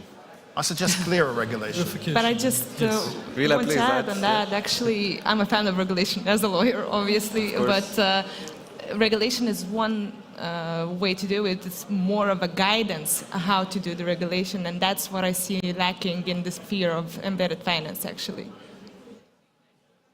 And from your personal experience, do you have a lot of GDPR-related questions in financial services? Those are definitely on the table, and it's again, for the regulated entity to ensure that they will manage to somehow, manage the information that their customers are taking. But of course, that's a challenge as well. And the last question, I probably would like everyone to say a few words to kind of wrap it up, because it is very to the point. Who is going to benefit the most when embedded finance evolve or grow? Is it banks? Is it consumer? Is it fintechs? Is it these SMEs or corporates who are the clients of financial service providers? What do you think? Who can gain the most in this situation where we see potentially tenfold growth over a few years, 5 years to 10 years in the nearest future? Maybe I can just ask a question. Who has benefited from the development of e-commerce? The consumers, the retailers, the parties involved in the supply chain? I don't think there is only one winner in this equation. So you're saying that everyone will benefit? Everyone, yeah. That's my personal opinion. Anyone else? I would say that it makes the wheel spinning faster, because basically if consumer wants to buy something, he or she is not spending time going to the bank, getting funds immediately, payment is facilitated, so you can spend your time somewhere else, and of course that gives bigger turnovers for merchants, so it's good for economy. Everyone wins. That's just simple as that, actually. Control. Well, if the consumer doesn't win, nobody wins. Like if the end customer doesn't win, everybody loses. But I agree. I mean, it's about the flywheel turning faster. So thank you very much. I would like to again thank you each one of you. Shoal, coming from the UK, our very distinguished guest, embedded finance and startup advisor.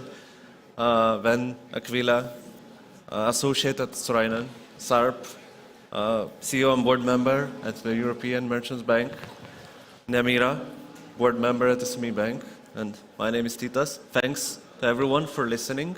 Enjoy the rest of the day, and see you next year or sooner than that. Thank you very much. Thank you. Analyst presents from the organizers of this conference will be issued in the small and dark room. And I'm turning to the precious audience and to everyone who is watching us virtually. How is everyone feeling? We have only 2 sessions left before the lunch break. Are we still alive? Do you hear us well? Because we had some people telling us that there are very polite people nearby that are discussing the stuff, why the stuff is happening on the stage. I mean, should we issue some punishment for the people that don't disbehave? You was the one who encouraged the mingling. So for the minglers, we ask you to make yourself a bit more silent or move a bit further so we could have a good experience for our online viewers. And let's move on. I want to add a few things on the, wrap up the panel discussion. Yes. The kind of, as the head of association, I would say, the broader view. On the top of that, I work with embedded finance in UK and US. And what I see that the regulators are looking like, oh my gosh, it's happening. There are far more agents or appointed representatives around the world. And we see that for example, the UK issued the new law in December where they asked licensed companies to ask the appointed representatives to do the credit checks, crime check on all the Ubers. And if you think about your e-commerce, so like the big platforms, let's say Ryanair, TUI, it is a challenge for the financial industries to ask, oh, so Ryanair, can you provide your Ubers names and ask them to do allow us to do the credit checks for them. So I guess what the most important thing is here is for the regulators and the market to sit down and speak and talk and think what is the best way to do these things, because if we add too much, it's not going to work, because the Ryanair or any other e-commerce, they are not regulated. They don't understand anything about regulation. Of course, GDPR and the usual stuff is obvious, but they are not used to do the credit checks for their employees, and so on. So I guess it's for the market also to increase the awareness, to explain to the e-commerce, and on top of that, sometimes when the fintech comes to the, not licensed fintech, comes to the regulated fintech and so well, I'm paying you. You are providing the services. Why do you ask these weird questions? Like, I'm paying a lot of money to you. Allow me to do the business. And I guess it's very important for the institutions also to be aware of what is happening in these rooms. And at the same time, talk with each other so we could find the best way how these innovations could evaluate what is the best way to manage the risks so that the customers could benefit. And in the end, I will add that I think that in the end, the e-commerce probably will become the fintechs. Everything is merging, like Liudas said in the beginning, like we had the Emmys 5 years ago. Now we have crypto, which is kind of entering the fintechs. And we are now talking about e-commerce, also entering the fintech space, while the Emmys are becoming banks. So I guess we are living in very, very interesting area, interesting time. And one of the next topic today we're going to discuss is the green finance. Yes, but before we get there, Vaiva, you were giving your reflection towards, for example, something like an embedded finance. And obviously, you do represent Fintech Hub Lithuania, right? So what are basically the key topics you are currently working on? And maybe we have a lot of people now in the audience that they should care about, or for example, you would like to invite them to have a wider discussion on the topics that everyone should matter. Embedded finance, I heard it. When you look at big corporations, obviously they have a power of a huge amount of audience or clients, and they need to learn how the financial sector works and how it's regulated, right? But maybe there are other issues that you're currently obsessed about in the association. I would say yes, of course there are. There are a lot of, I wouldn't say the issues, I would call them challenges, because yes, challenges give... Challenges and opportunities that you are discussing. Exactly. That's what I wanted to say. I guess the most important thing is that usually when the fintechs are, working, they are working, like kind of in their own soup. And they have some challenges, but they're like, oh, this is just our challenges, the others are not facing the same ones. And then when I talk with different ones, they say, well, we are kind of, well, you're all in the same, not mentioning the word. So I guess what is very important is to raise what problems you are facing and not to be afraid to sit down together and discuss the challenges. When we talk about embedded finance or green finance or any other challenges, for the association to ensure that the institutions are aware of what's happening, they should be aware. And we are not aware if we are just hearing the gossips, but not the actual problems detailed. So if we are asking, that's a challenge for the association. If we are asking to provide your opinion, please do provide, because in the end, if the Minister of Finance will issue the new law, don't come to me and say that the law is bad. It's your own fault. We do what we can do, but especially in these times, it's very, very important to be active. Spend at least 1 hour a week which you would dedicate for the ecosystem. Because if all of you will spend at least an hour a week, we're gonna have a very, very positive impact. The institutions will understand what we're doing, I will know what to present and what to say, instead of me just trying to mingle around, not just me, but the whole administration of the association. What the association does, so I guess not many knows what the Fintech Hub is generally. So we unite the licensed companies only. And on top of that, we have quite many sponsors, so the core banking providers, KYC providers, and so on. But our main priority is the licensed companies, because without licensed companies, we won't need the core banking, we won't need all these third-party providers. One of our key, I would say, goal is to put all the parties together and make them talk, to ensure that we have a strong ecosystem. The second would be to educate. Narimantas gave very good educational speech today. The more we educate the whole ecosystem, the better relationship we have with institutions, with regulation, the better understanding we have where to put your effort. So this is kind of, I would say, the second very, very important thing. And then it's all about sharing the knowledge. So we have different groups, working groups, cybersecurity, as mentioned previously, AML, compliance, communication, which is also very important because we have many things happening, and it's important for everyone to know where they can use the opportunities to speak, promote themselves, and so on. So that's probably short, That was your short answer to what is happening in the Fintech Hub LT. Okay, I see that our next panelists are nearly ready to jump in on the stage. Allow me to present what's gonna happen in the next panel. Green finance is very tightly connected to a very famous word called sustainability, but everyone knows that. I hope everyone knows that sustainability is not only about solar panels or electric vehicles. It's a mindset shift. And when this is done, then we can start to talk in our next panel. Fintech for Impact, fusion of green, digital and finance.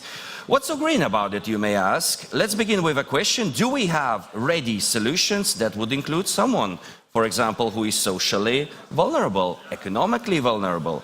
How can and should fintech become more sustainable or inclusive? This is just the few questions that will be discussed during our next panel, and it is our absolute pleasure to invite again on this beautiful stage Lina Žemaitytė-Kirkman, head of ROCKIT, to present the fellow panelists and to have an amazing discussion. Please give it up for her.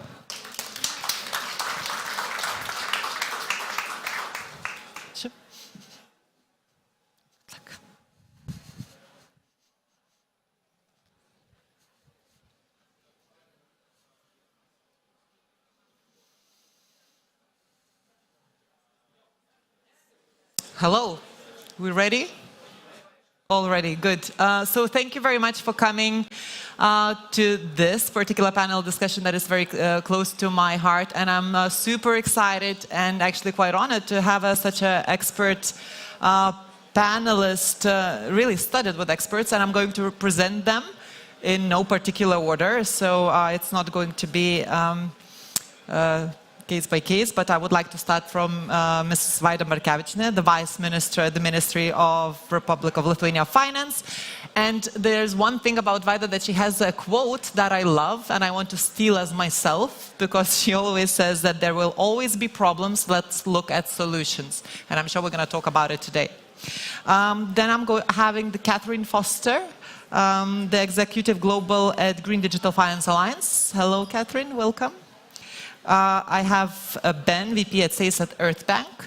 So a fintech company financing large-scale land restoration projects, right? So this is a real-life climate fintech example that we have sitting with us at the panel, and it helps create positive impact for the planet, people, and help big companies on their path to sustainability.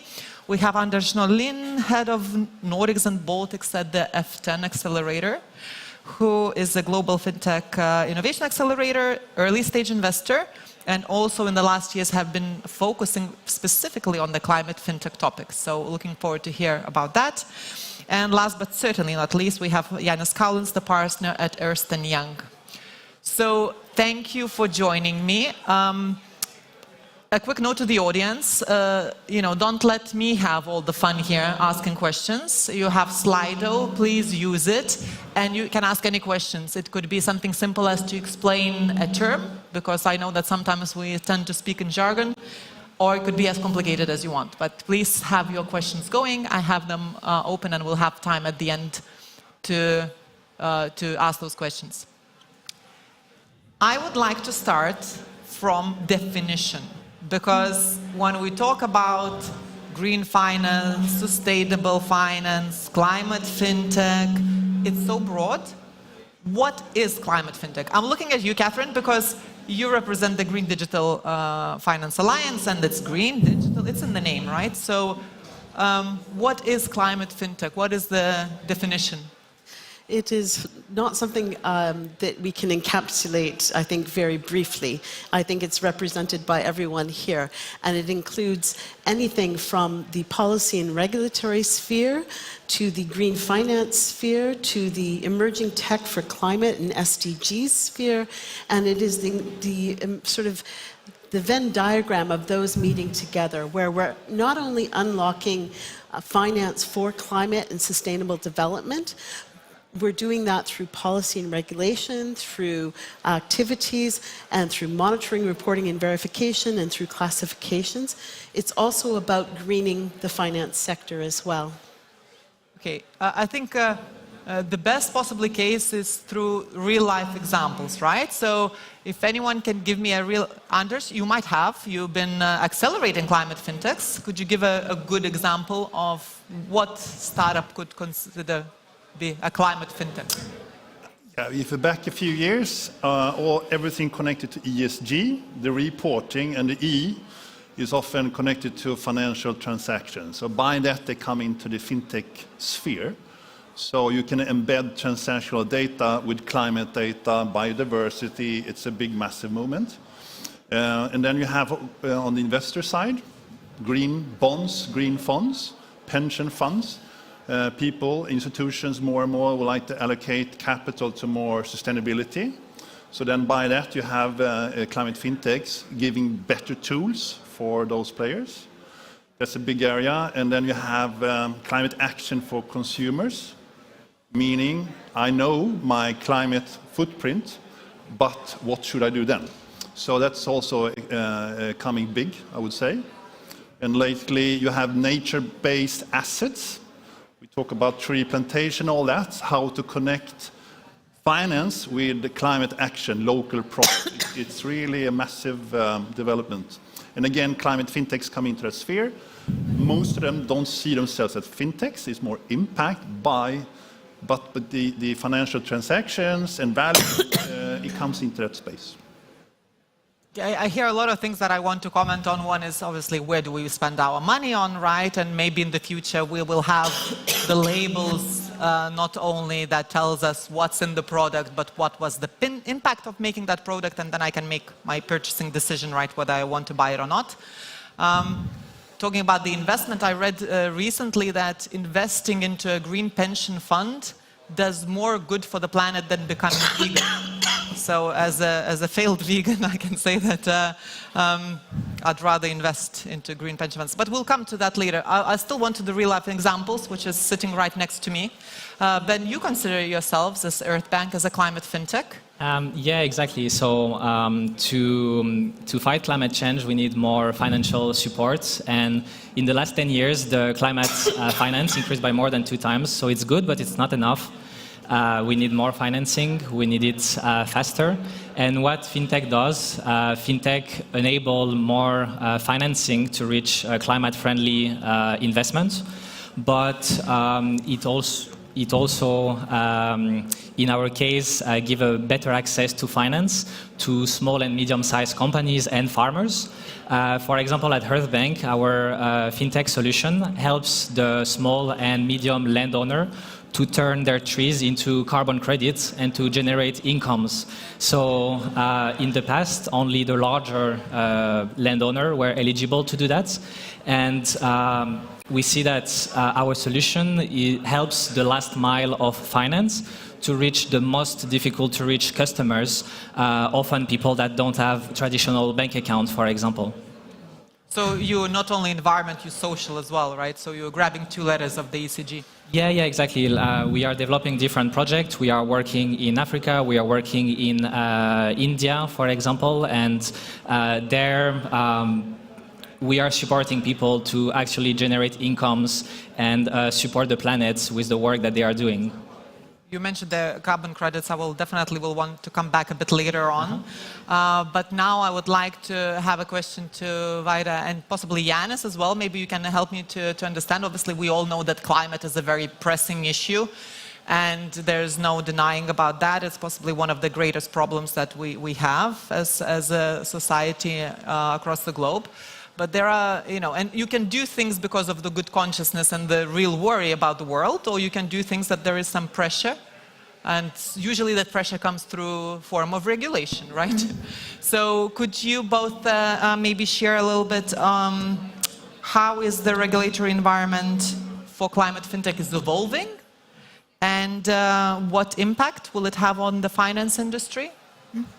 So, of course, climate is a very pressing issue, and we have very high ambitions as a state to transition into a carbon neutral economy. And EU also set these goals at 2050 to become a climate neutral continent.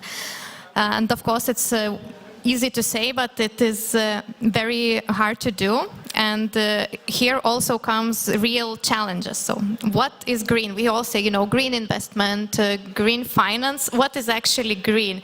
Is it so easy to define when we know that so for some product to appear, the value chains are very interconnected.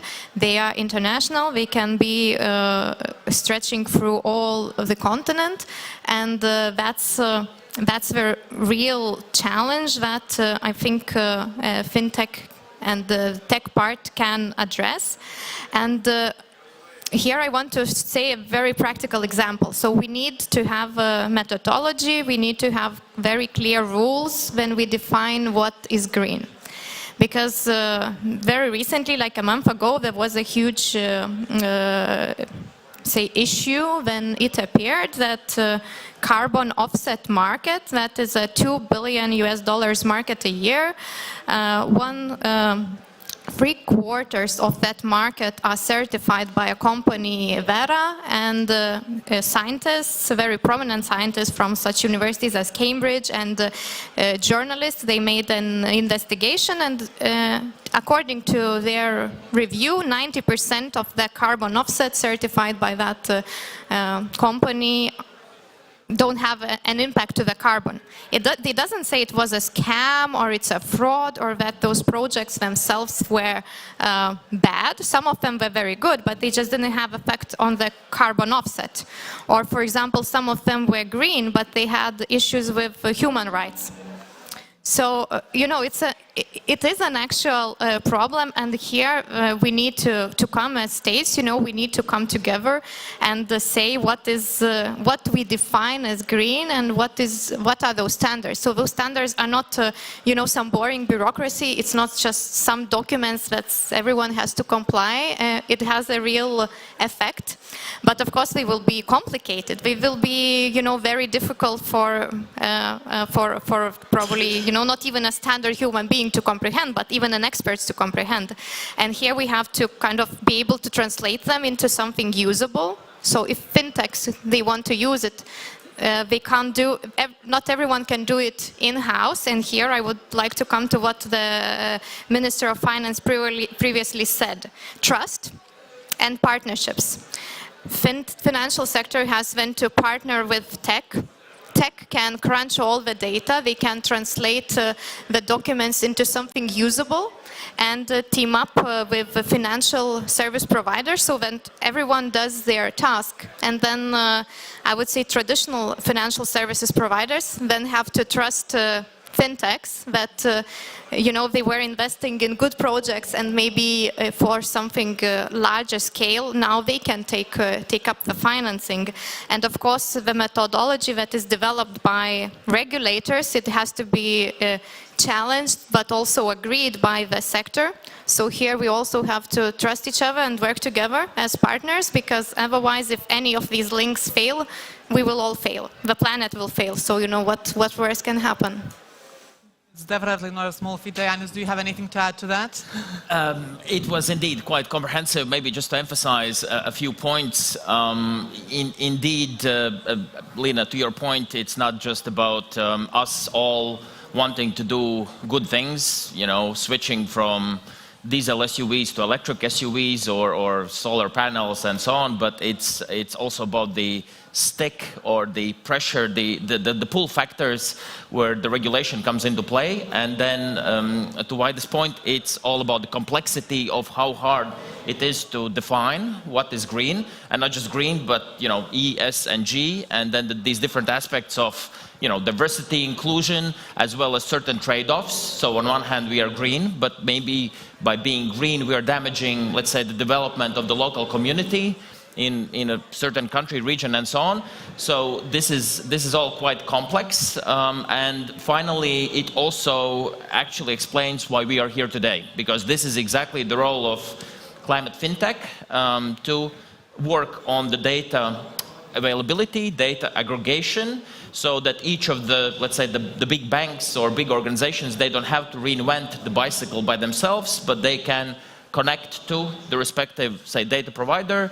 And for sure, there will be huge transformation in terms of how data is being gathered, how it's being made available, and ultimately, it's a great opportunity for, you know, for the startups and everyone else.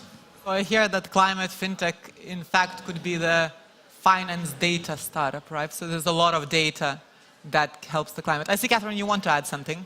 Yes, you know, in my previous life, I was a climate diplomat in the very early days when we were establishing the carbon markets. And I think there is a danger when we're criticizing through these articles about the carbon markets, the danger of throwing out the baby, the bathwater, and the bathtub.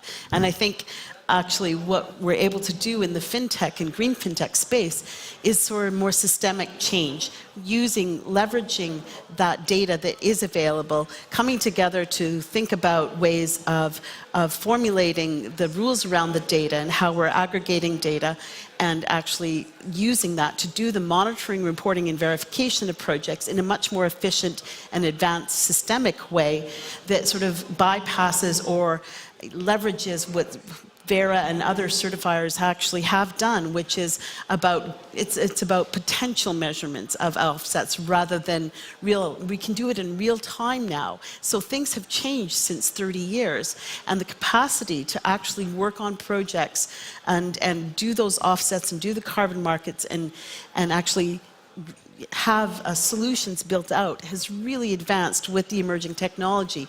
But by working together, we can advance policy solutions, the data solutions, and the fintech solutions that allow that to happen. Thank you. All of you mentioned here carbon markets, carbon offsets. I thought I'll ask that question later on the panel discussion, but since it's been brought up so many times, I want to pick it up on now and touch on it a little bit. Again, I'll start with the definition. Who is the volunteer to simply explain how does the carbon offsetting market work? Yeah, Yanis is a volunteer. I can try to say it in super simple words so that perhaps it makes sense to everyone.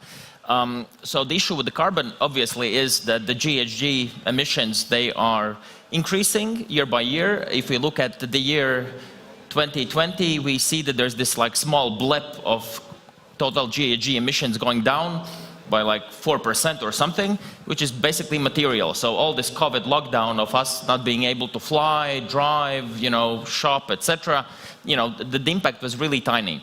And so one of the instruments to manage to control, some measure which is just increasing is to say, hey, we're gonna limit it by way of regulation, and we're going to make sure that those companies who believe that there's value in them producing more of the carbon or GHG equivalent, they will actually pay some money, so that between themselves they can decide on who kind of extracts the most value by way of producing or adding more GHG emissions, while still capping the total amount. And then obviously kind of the challenge is how to implement this globally across the planet Earth. So how do we make sure that everyone participates so that the emissions are not somehow exported to some countries or continents and so on. And then, of course, over time, the point is to decrease, make these emissions so expensive that there are real business incentives to try to decrease the total volume. Well, I don't know if this made any sense. Who wants to improve? I do think it's important to say that there are two carbon markets. One is the mandatory national level, where every country has pledged to reduce their emissions and to help finance other countries doing that. And that's often the mechanism that allows certain projects to emerge and at the country level. Then there's the voluntary market, which I think we're most concerned with in the fintech space. And the voluntary market allows for on-the-ground projects in Africa or elsewhere to say, we're actually producing solutions, and we will sell these credits to companies that are still in the middle of their transition, hopefully, and need to buy those offsets to meet their own individual targets as a company. So I think, and then that actually still can be counted up to the national level. So it is a little bit complicated, but I think it's really important to understand that we're talking largely about the voluntary market here.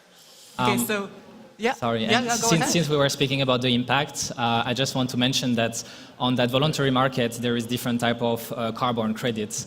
It can come from solar panel, it can come from green energy, but on the other side, there is also projects such as reforestation or agroforestry that will actually not only be good for the climate, but also be good for people, because the climate justice is really important, and there is people in Pakistan, India, Africa that are on the first line actually on the climate change. And the project that we are developing at Earth Bank, they are taking in consideration not only the impact of planting a tree, but also like the impact for the climate, but also the impact for the local community and the biodiversity. How we will help people in Africa to actually plant a tree, generate an earning, and actually create some revenue so they can protect the forest for many, many years and get shade and get some revenue from the trees, like making tea, harvesting the fruits from the trees, for example. So this is also important to understand that doing something for the planet, you need to take into consideration the impact for the climate, but also all the impact that the project and the carbon credit will have on the biodiversity and people. That's very good. I see some questions coming in through Slido. Keep them coming. I'll keep them up my sleeve now because I'm so absorbed now about this, absorbed, pun intended, carbon markets now. I know that sometimes it can be a little bit controversial on two scenarios, right? Sometimes people say that, oh, okay, so one argument is that the companies will not look how to reduce their impact. They're just going to pay it off. Right? So that is one. Does anyone want to react to that? Is that truth to that? I know, Andres, you keep saying that it's a Wild West. Yes, it is. If you look on the different platforms, it's a bit of Wild West. And also, the problem is that corporates then withdraw. Okay? It's better to do something than nothing. So I would back a few years, I could say corporates could, let's say, dump the problem with a check in their box. We have done carbon offsetting. That's not possible anymore. You have shareholders, you have consumers, you have organizations to scrutinize you and check what is the project. So that's why Earth Bank, those players are super important because they validate, they collect the data, validate and transfer that to their corporates. That's the, and then you have those industries. I met a team from the Netherlands. They work in the coffee industry. Okay, you want to avoid emissions, you want to reduce, but then you realize we will not be fast enough to reach the targets, the 55 or net zero. So what do? Do we dump it? No. So a couple of people, they started a new company and to connect it with their farmers. So they use the carbon credits to incentivize to transform to sustainable methods. By doing that, they can prove we capture carbon, and at the same time, it's more sustainable coffee. So it's a win-win. So they get an extra revenue from that. That is an area I see more and more. Farming, forestry, other areas, fishing. I saw someone else doing that as well. So it's like that's good projects. You can find those, or you make sure it can be validated through Earth Bank or other organizations. You can really trust the data. Catherine? I would add that we're also seeing the emergence of new financial mechanisms. So yes, it's important to understand that the corporate world has to reduce its greenhouse footprint. But the fact is, this money is going to support hopefully more and more on the ground sustainable development and climate projects, very diverse ones as well. And with the fintech capacity that we have seeing emerging and the financial mechanisms such as digital green bonds or connected green bond carbon markets, we can start now aggregating small projects, community level projects in Africa, and getting actually the financing flowing directly down to those stakeholders, and also allowing the monitoring, reporting, and verification coming from the ground and the data on the ground, aggregating that up to these mechanisms. And then on the other side, allowing, rather than just corporates, allowing individuals to invest directly. So this is also the beauty of the fintech world and what we're seeing being unlocked. You touched there on corporates and investment, and there's two questions pop up in my head. So one is possibly going to be to Yanis. You work with big corporates and possibly banks as well. What do you see the pain points for big corporates now? Like if I was a climate fintech and I wanted to be successful, and obviously I can be successful by solving someone's problem, what are the problems? Where is the opportunity for fintechs? A good question, and I guess I'll start with the banks, so kind of larger financial institutions, because for them, due to the regulation that's here and that's kind of coming. The obvious question is how to get the right data across all of the, say, client base, so that it is possible to calculate, things like the green asset ratio, for example, how to incorporate ESG into the risk management framework properly, etc., etc. So for every bank today, there's this kind of very fundamental question of how to collect the data, not just on, say, climate physical risk, but then, climate transition risk, then across all the dimensions, all the other dimensions of E, S, and G. And this is where I would believe, climate fintechs, the ones who focus on data aggregation, on modeling, on estimating things, there's this great opportunity where value can be created. Because again, for each bank to reinvent how to do it and where to get the data, it's quite expensive or even impossible. And then turning perhaps to non-financial services, kind of large corporates, for them, obviously, the kind of the question number one is, what do they investors or including banks, what do they think? What kind of information will they request? For example, greenhouse gas emissions calculations, scope 1, 2, 3, these calculations are not at all trivial exercises, specifically scope 3 calculation. So when the time comes when the investor or the bank says, hey guys, so what's your scope 3 emissions? And if you are like, what is that? Then you are in a bad position, as it will have impact on the financial conditions and basically on kind of the future of the company itself. So again, by way of collecting data, aggregating data, by way of being able to model, to estimate, to calculate, climate fintechs can bring a lot of value. Okay, and how can banks, or even have a question from the audience as to how government can help climate fintech evolve, and maybe traditional banks can help climate fintech evolve? I think now it's actually momentum for fintech, and I think they are on the edge of this big change. And for that, I want to come back to kind of the sources of financial institutions as such in history. So basically, initially, the financial services were provided within one town. So know your client at those times were very literate. You actually knew your client lived maybe, on the next street. You knew if the client is reliable. You could see his or her project evolving when you were going to work. So you knew those people personally. And now the traditional banks, they became very standard. Of course, they know their client according to the rules, but they don't actually know the businesses so well. And when we talk about climate, it's very easy to say to become green, just fund green projects. But we have such sectors as construction. They are not green at all, but you have to live somewhere. We have agriculture. It is responsible for 25% of carbon emission, but you have to eat as well. You know it's unavoidable that those sectors have to transform.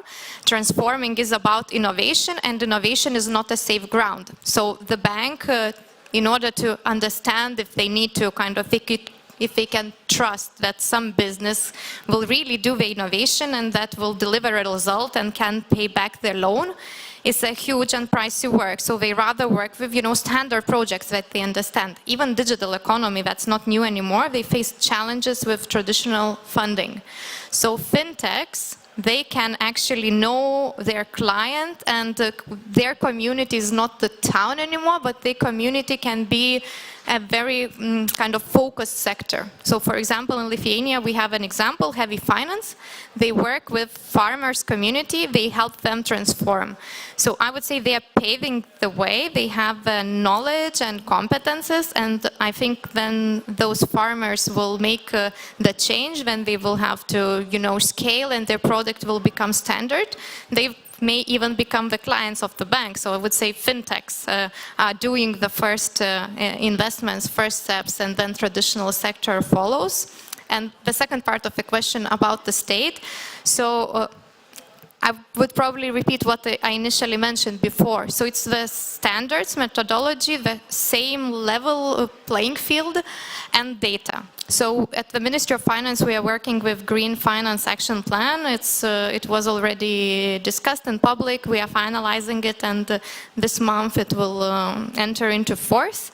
And there are several elements that are important. So one of them is data availability. We intend to open the data and create the green database that would be available for everyone to use. So they would be able to do all the interesting services that my colleagues were talking about. And we will establish Green Finance Institute that will act as a center of competences for both businesses that may potentially be willing to certify their products, so that even the startups such as like crowdfunding, peer-to-peer lending, they won't need to certify products. They will already rely that they are green. And of course, we will provide knowledge to the financial sector, so we will act like a hub of knowledge about the green, about the finance, and potentially also like a certification center, so that we could have something that proves that you can reliably trust that the product or service is good for the environment. I'll touch on the reliability, but since there was investment there, Anders, could you tell what is it better to invest in, green or brown? Green to help them stay green, or brown to give a hue of green? And also maybe we need to explain what is green and brown investment is. Yeah, if you have two companies, one is green and the other one is called brown. There was actually research made in Stockholm, published 2 weeks ago. So you would think it's better to allocate capital to brown, right, to transform them faster. But the outcome was the opposite. It's better to promote investing green, because they are forefronting, and that will actually lead the other ones, so-called more brown companies. So there was a bit surprise in the research. So you think we now invest in these industries or companies to push them, but actually it hinders them or stops them a bit, slows it down. So I didn't thought of that, but research is research. So investors, beware, look for green companies. Yes, Catherine. I wanted to draw on a specific example, because the Green Digital Finance Alliance brings the various stakeholders together to ask these tough questions and then to actually do rapid experimentation, bringing those stakeholders together to say, okay, is it better to invest in green or brown? And I'll take the example of construction, of green construction versus renovation, for example, and unlocking digital finance for renovation in Europe. So not only at the state level, but across Europe, there's an entire program about renewing construction and buildings to be much more energy efficient. We really need that in Europe. It's like 10% of GHGs in cities. And so what we do is bring them together and say, A, is it viable to unlock a digital green mortgage, for example? Bring that together, and we've actually working with in 6 different countries through a consortia to actually demonstrate that A, it's viable, B, you can get the data to prove that the impact, and C, we can unlock the finance by bringing in the financial institutions and then working with governments to shift or tweak any policy in order to do that. So I think in terms of the fintech role then, it's really about getting in early to do that type of investigation and consortia building towards answering those tougher questions as well. You mentioned the green mortgages, and obviously that's the bank. I've read interesting statistics that in France, 60% of consumers do not trust the claims of banks of being green products, right? So there is no trust. And then this leads me onto the greenwashing topic. How can fintech companies work with regulators, or what can be done that consumers actually believe? And how do we know whether it's green, right? If one company is certifying everything.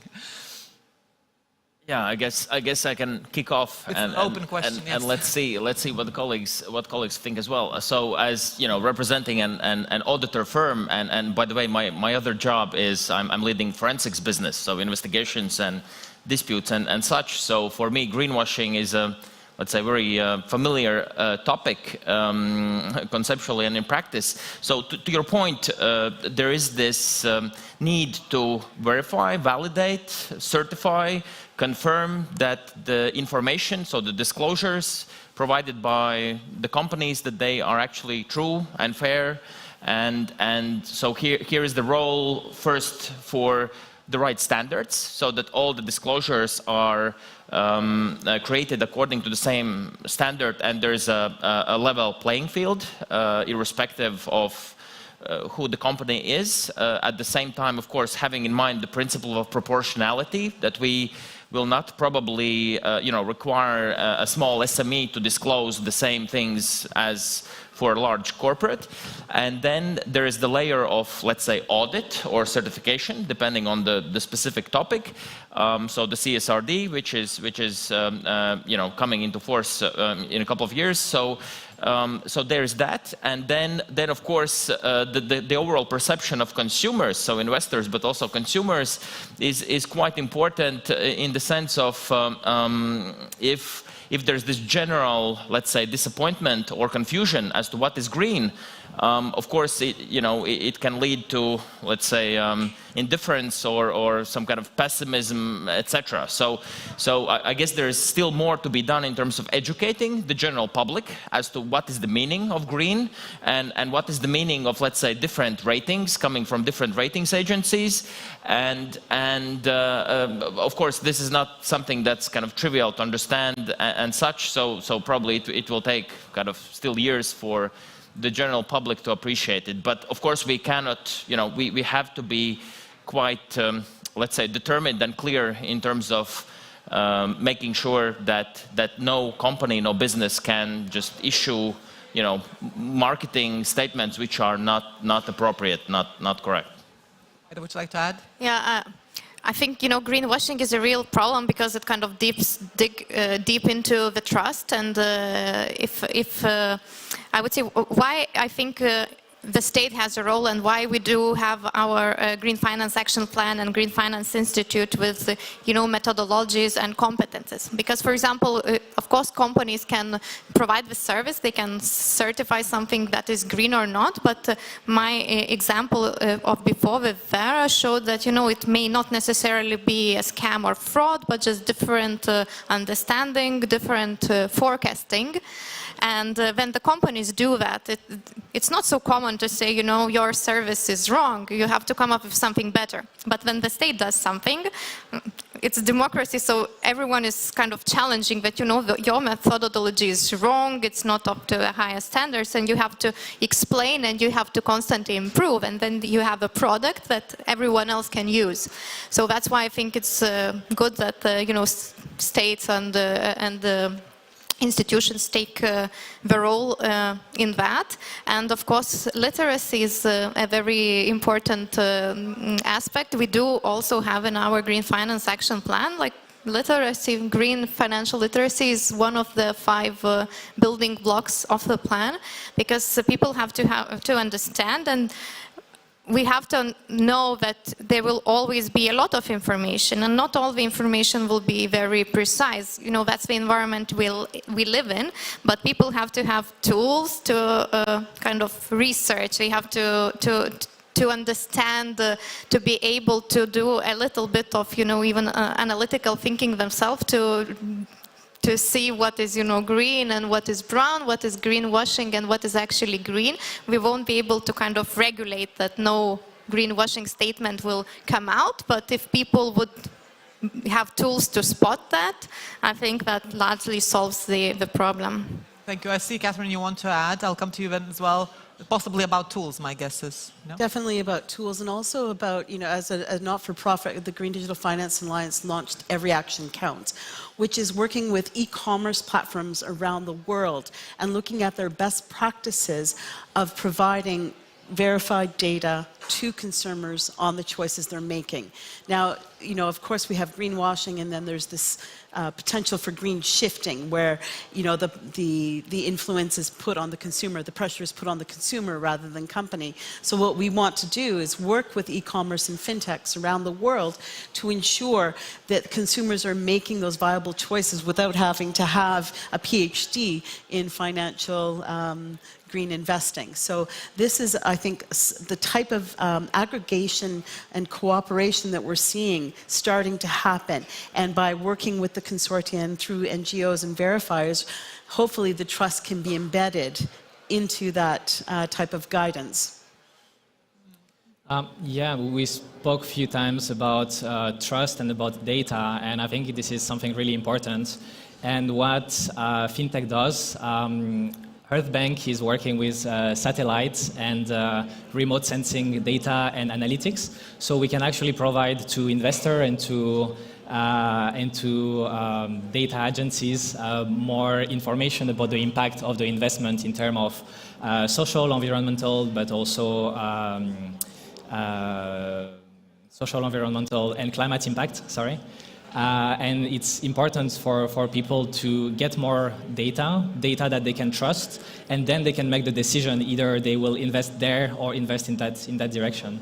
So I see one question from the audience that actually ties in quite nicely with what we spoke about here: customer engagement, trust, understanding, e-commerce. Very practical question. When I buy tickets, for example, I'm suggested to pay money to offset my carbon footprint. Where does that money go? Is there any accountability? Amazing question, right? We all experience that every day. Not every day we buy tickets, but when we do. Yeah, I think you should question. I mean, most people coming to Vilnius, flying in, you have this box, would like to climate compensate. Yes, I feel good, but you have no idea where is it ending up somewhere. So it could be good, could be bad, or greenwashing. So just question everything.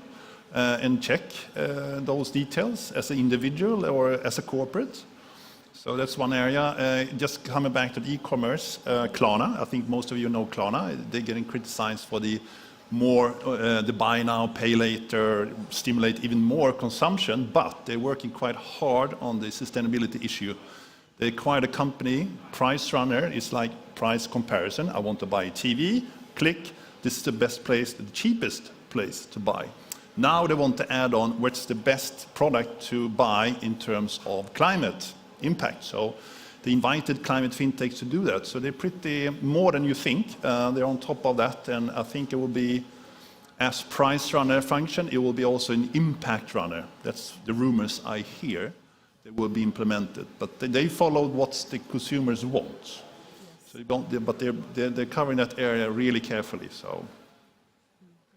Since you're talking, Anders, I can see there's one question for investors. So obviously we had pandemic crisis, we had war in Ukraine, still have it. And sometimes it seems that it's pushing the sustainability agenda a little bit away because there are more pressing problems at the moment, right? It's behind the hotline. So are investors still keeping interest in climate and fintech startups? Yes. And why? Yeah, why? Obvious. The future, you want to do something good and feel good, right? So there's one big investor, VC in Germany, Commerce Ventures, for fintech only, and big portion of their funding goes to climate fintech. So they released these updates on how much VC is coming into that sector. And it's been doubled 2022 compared to 2021, despite all what's happening in our environment. So it's a token or a sign of the interest and also the appetite.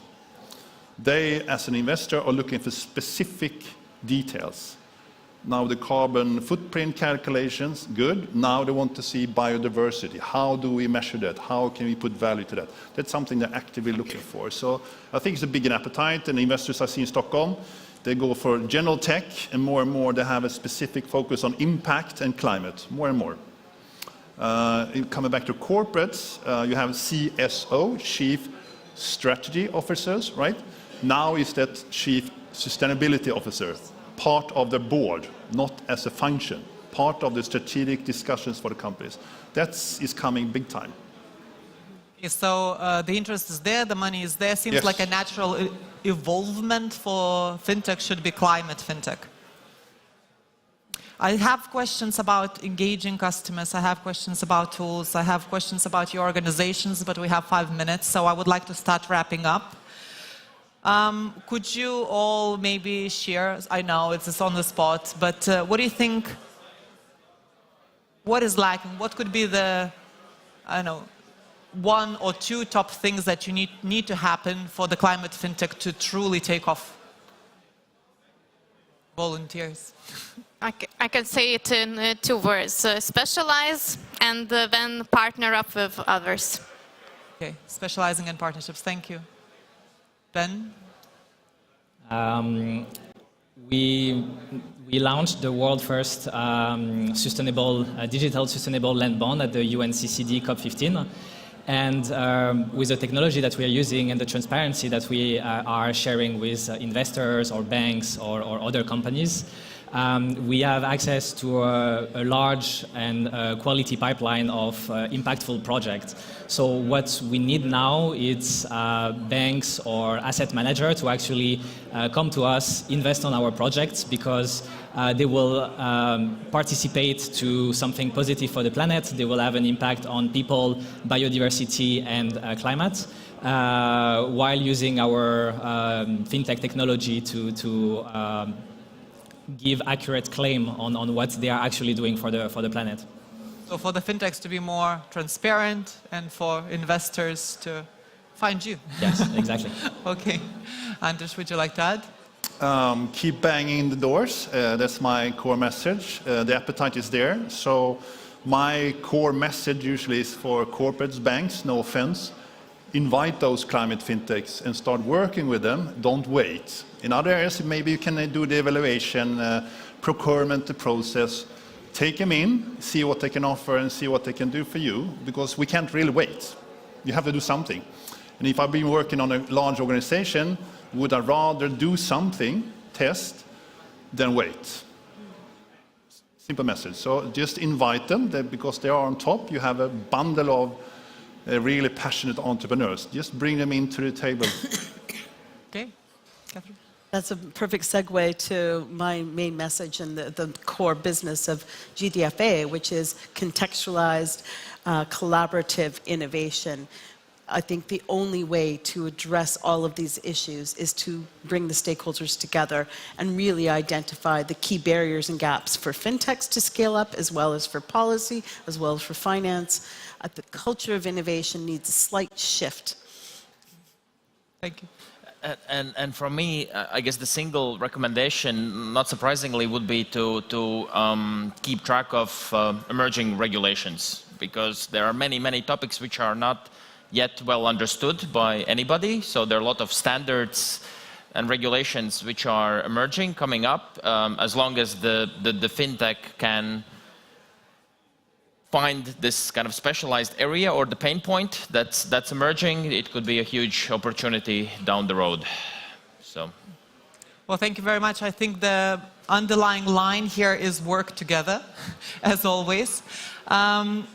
And with that, I thank you very much. For everyone else, if you want to see what the true climate fintech looks like, you can hear them pitch very soon on the stage. But I'll let Vaiva and Andres to present that. And for you, thank you very much. Give us a round of applause. Thank you. Good job. I'm glad you said that. Thanks, panelists. Thanks. Are you still alive? There's only very interesting things that will happen now, and I'm kind of encouraging you to stay. And after that, we're gonna all go to mingle and have some food, not just for thoughts, but also for our stomach and the bodies.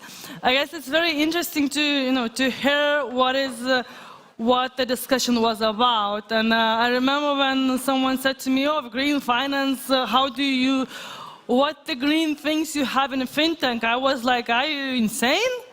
Like, we are green. We don't have offices. we don't have branches. What else do you want from me? And then you look at those big bank buildings that are always lighted up, right? All the floors has the lights on, and then you think like, are they working 24 hours a day, or what is happening? And at the same time, they're saying, oh, we are very green. Sustainable. And sustainable, of course. Well, at the same time, now what I hear that the green is coming and is already in the fintech part. And I guess this is about the society. It's about the society, how the society in our daily life adds the green part and things. What do we use? Are we sustainable or not sustainable? And then from that mindset, brings that to the businesses. So it's always very interesting to listen to the panelists and the panel discussions, but what the most interests me is the practical applicability. So the next part, we're gonna have the pitches, where we're gonna see how the business are implementing the green things into the green finance, green climate change, and so on. And at this point, obviously, one small thing to add. Today, we are participating in a FinTech Day, right? And FinTech itself was launched as a startup, right? Each and every ecosystem wasn't there before it became a very strong organizations that are shaping the way we are using the finances. This is the main reason why we are excited to invite Anders Norlin, F10, head of Nordics and Baltics, to tell you a bit on how the climate can be merged with fintech and what are the project that is happening currently here at ROCKIT Vilnius, and who are those startups that you're gonna see pitching on the stage in just a while, right? A few minutes. Can we ask a round of applause for Anders from F10, head of Nordics and Baltics? Please join us on stage. Okay. Stage is yours. It's not often. Okay. I'm gonna stay with you to comfort you a bit, okay? Okay. Within the bank and insurance industry, so an open innovation player, meaning we're connecting large incumbents with the proper startups. That's our matchmaking service in a very, very short and simplified manner. But we also spend a lot of time and resources to stimulate new fintechs and insurtechs that we now also invest in from our own fund. And I'm setting up the operations for F10 here in the Nordic Baltics. We have an office, it's born in Switzerland. We have an operation in Singapore. We also have an office in Madrid. So I'm the first out here, and why not focus on climate fintech? So we created the first dedicated program. We took the decision in August, I think, and then we started a scout for startups. We found or had about 100 applying, all the way from US, California, to Australia. And in the end, we chose to have 8 of those startups. You're going to listen to 3 of them.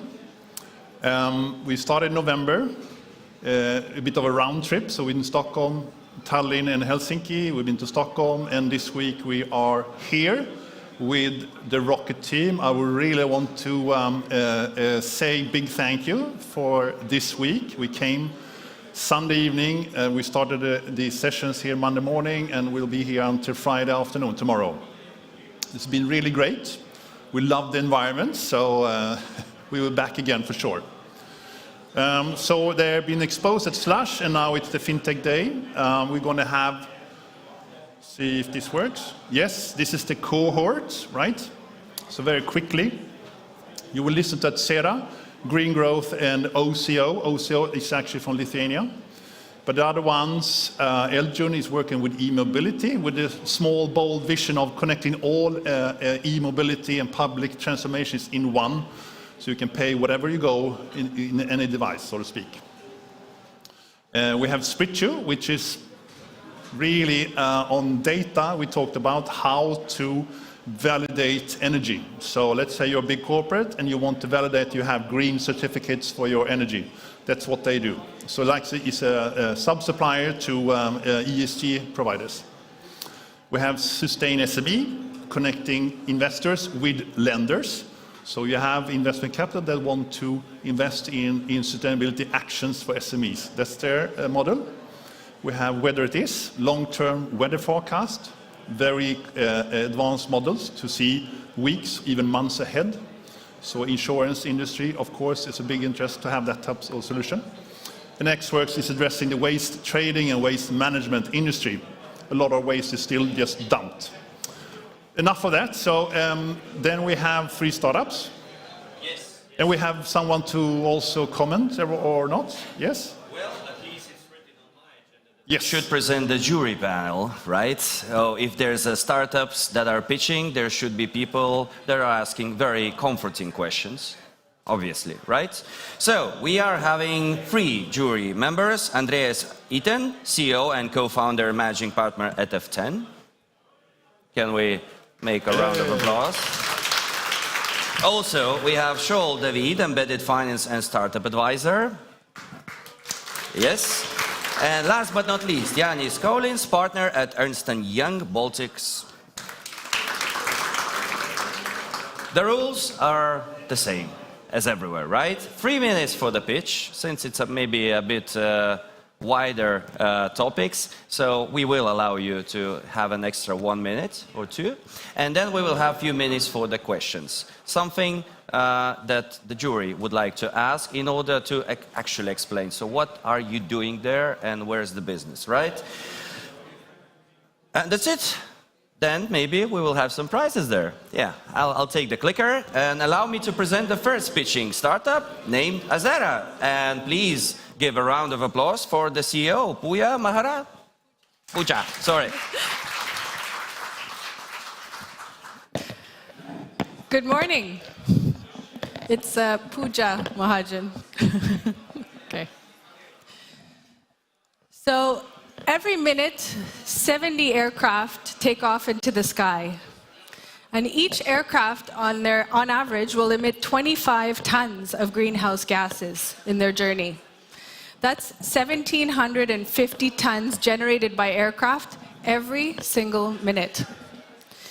Most aircraft operators and owners want to do something about their emissions, and in fact, they're facing upcoming compliance from the International Civil Aviation Organization's CORSIA program, which is going to force them to measure their emissions and offset their emissions.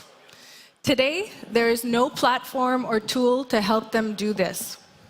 Until now.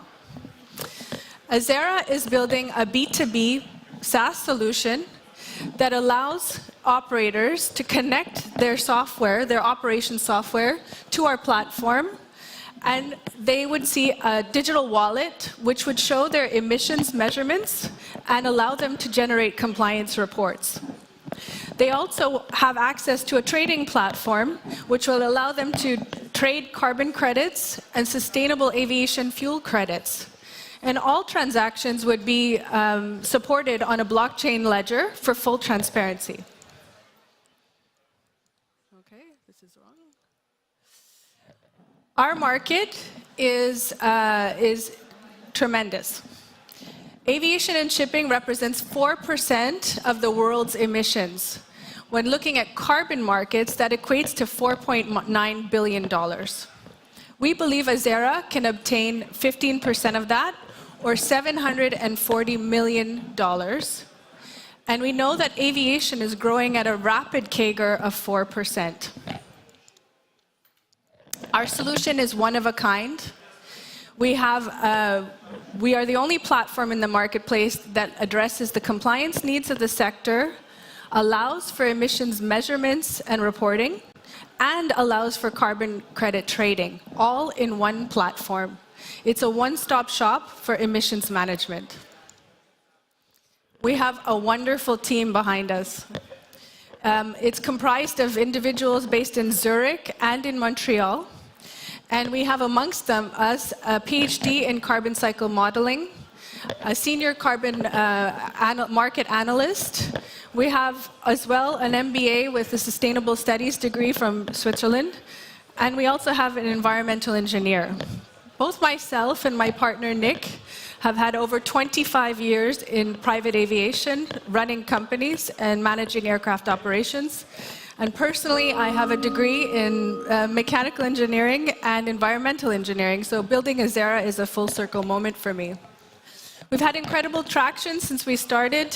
We signed a partner, InnovaBot, in Canada to help us with the MVP development. We've been accepted to the F10 Accelerator program.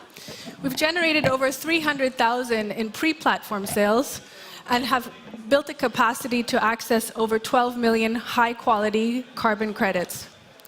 Our model is based on transaction fees. We currently are doing brokerage and advisory. And when the platform is released, we will have a subscription model as well as transaction fees.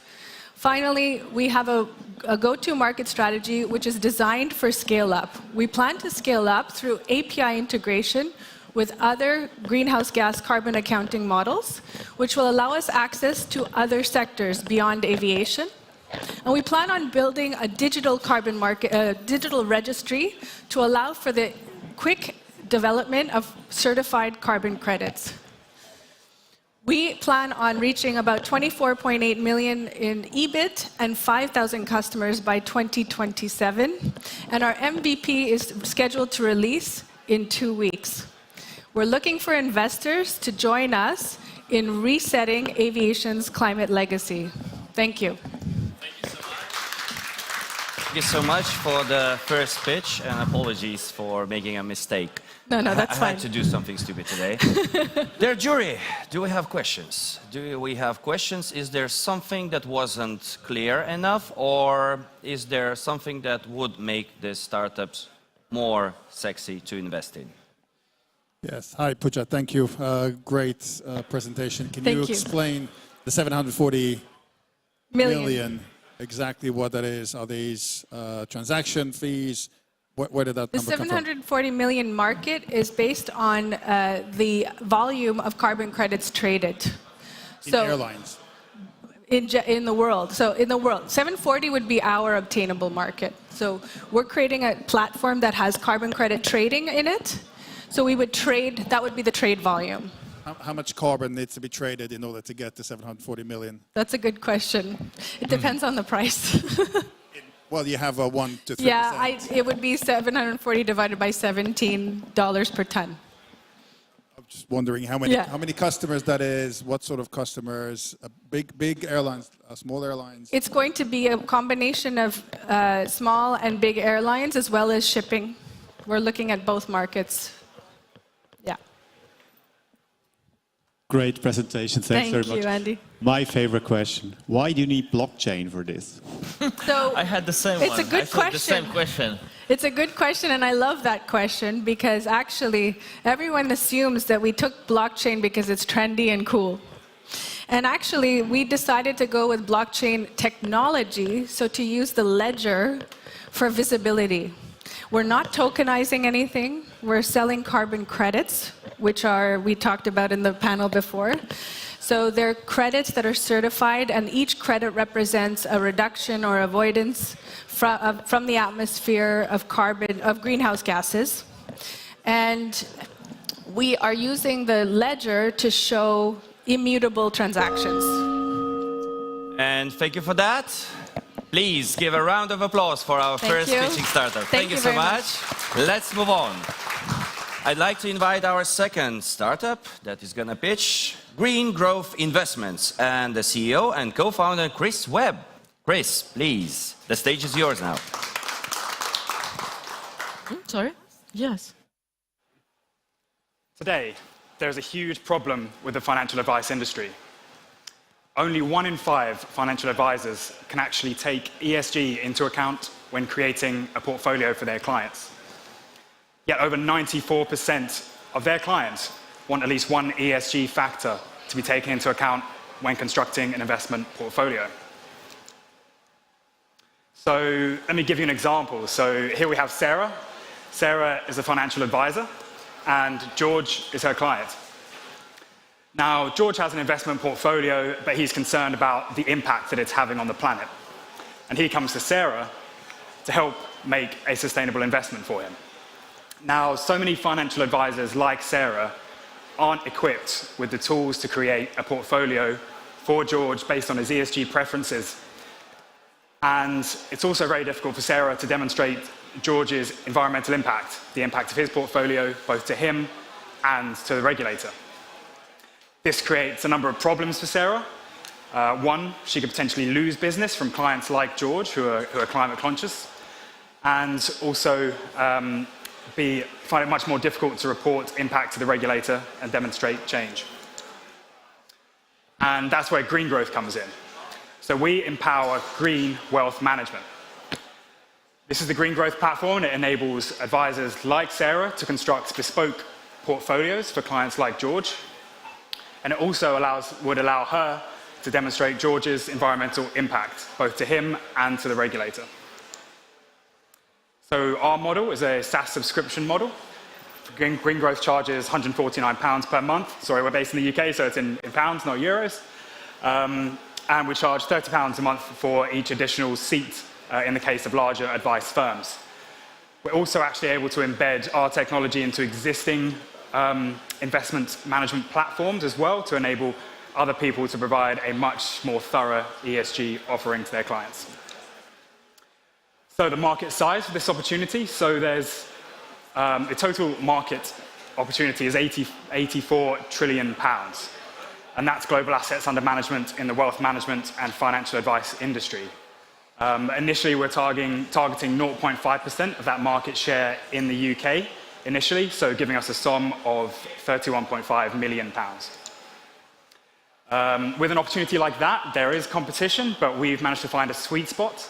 We have global coverage of over 150,000 mutual funds and ETFs we're able to analyze. We're able to provide it in a really user-friendly way for financial advisors to demonstrate real impact to their clients. So a bit more about the team and about Team Green Growth. So each brings a unique piece of the skill set required to build a game-changing sustainable wealth management platform. So Mark Hendricks, our CIO, has an incredibly successful career in the wealth management industry. Luke, our CTO, has great experience in building wealth tech platforms previously. And myself as the CEO, I have experience leading sustainability teams, both in the UK and abroad. So our traction so far. So last year, we raised our pre-seed round and also completed a successful crowdfund. And this year, our target is to secure our first 100 B2B clients by Q3 this year. And on top of that, we have real climate goals. So we want to enable our clients to avoid 1 million tons of CO2 emissions by investing sustainably with the help of the Green Growth Platform. So if anyone has any more questions about Green Growth, or you'd like to know about how we can work with you to embed green wealth management in your businesses, then come and find me after this, or you can email me at chris@greengrowth.co.uk. Thank you. Thank you so much, Chris. Thank you so much for your pitch. As an investor myself, I've screened more than 1,500 startups, but that was the first pitch in which it has a team slide where the CEO is at the bottom, not at the top. Yeah. Great job. Yeah, thank you. Jury. Thanks. Hi, Chris. Love this. I think what I'm interested is there any feedback back from the asset owner, the investor? Because there's a lot of talk about ESG and what is ESG. Nobody in the finance is asking consumers what they really care about. So what is the feedback mechanism, if there is one? Yeah, absolutely. So at the very start of the journey, that was sort of the main dashboard you saw there, but at the very start of the journey, what we do is we take a client's ESG preferences. And that sounds quite complex, and we know ESG is full of data and full of complexity. We break that down into nine different ESG criteria. So things like carbon emissions, renewable electricity, gender equality, CEO pay gaps, all the sort of ESG criteria that you would think, and we ask them to rank it. So essentially, we try and make that data more accessible and understandable to them. And we have a questionnaire at the start of the onboarding process that a financial advisor would go through with a client. to try and really capture their preferences and get them engaged in ESG. Okay, I can't ask my blockchain question because obviously your solution is not based on it, but I have a different one. What's your ideal customer profile? Is it more like the single independent advisor, or is it like bigger banks, or what are you targeting actually? Yeah, so initially we are targeting financial advice firms. So those are firms that have they may have 5 or 6 financial advisors inside the firm. And we think that's really our beachhead market. But then, eventually we see a lot of value in working with larger banks that have potentially private wealth management arms as well. They're harder initially to kind of get into as a startup, so we really want to prove our value in the financial advisor market first, and then go for those, and also go for financial wealth management platforms as well that financial advisors use, integrating into those. And thank you for that.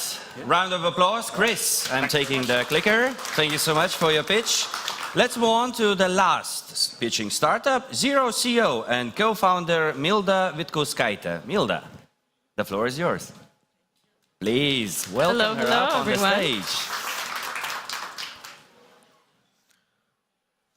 Today, banks are prepared to spend 1 trillion euros into sustainability transition.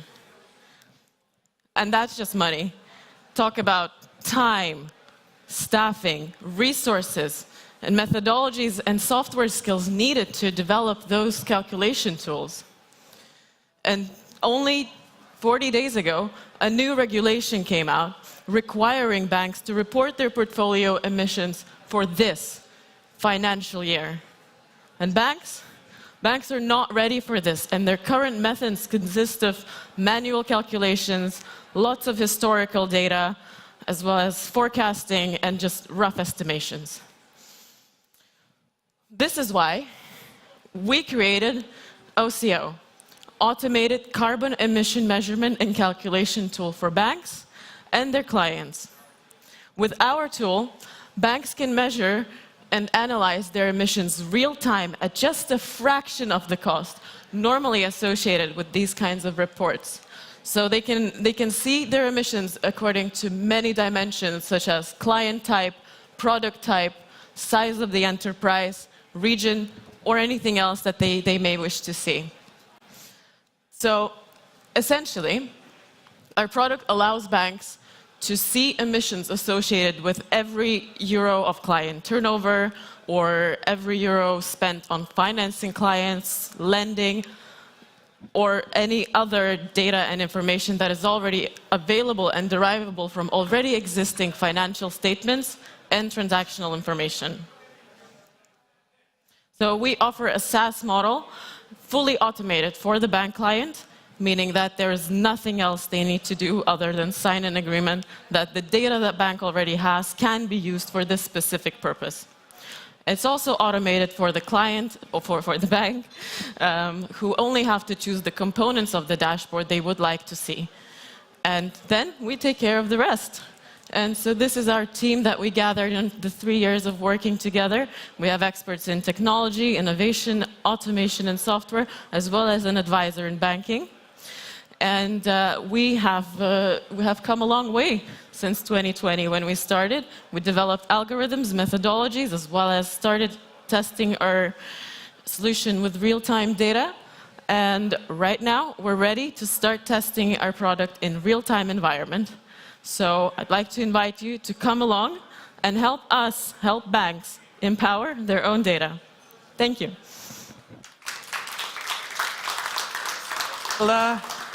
You spent less than 3 minutes. Congratulations. Dear jury, you see a lot of billions, billions, and billions on the screen. Are you investing in that? Here's a microphone. Thanks. Thanks, Milda. Thanks for the presentation. Just to really clarify those billions. So is it so that your clients are the banks themselves, or is it also the bank's clients? Or is it some kind of mix?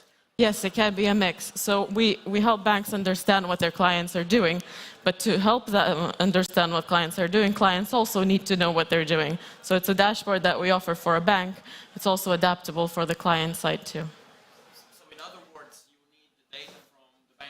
for this to work, actually? We need data from the bank. We need transactional data that bank already has. So bank's data is fully enough. The more data we get, the better. So client data is of course, also good.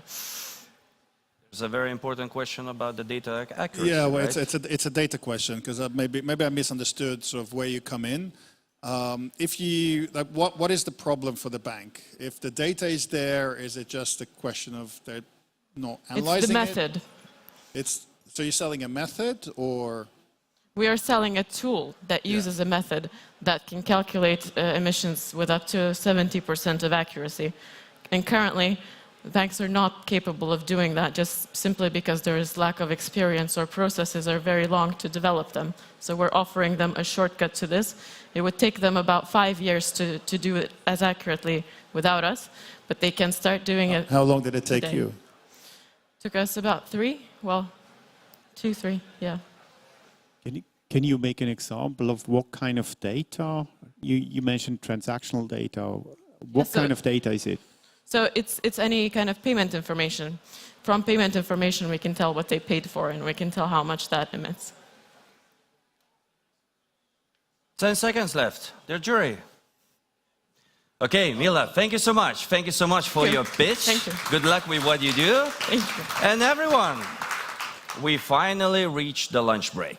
So I'm not saying goodbye. I'm saying have a perfect time to mingle around, to have some food, and come back in half an hour. We will begin at 1:15 p.m. I'm asking everyone to be on time. Why? Because we will begin with a truly interesting panel from investors' perspective, FinTech forward or FinTech backwards. Enjoy your break and see you soon.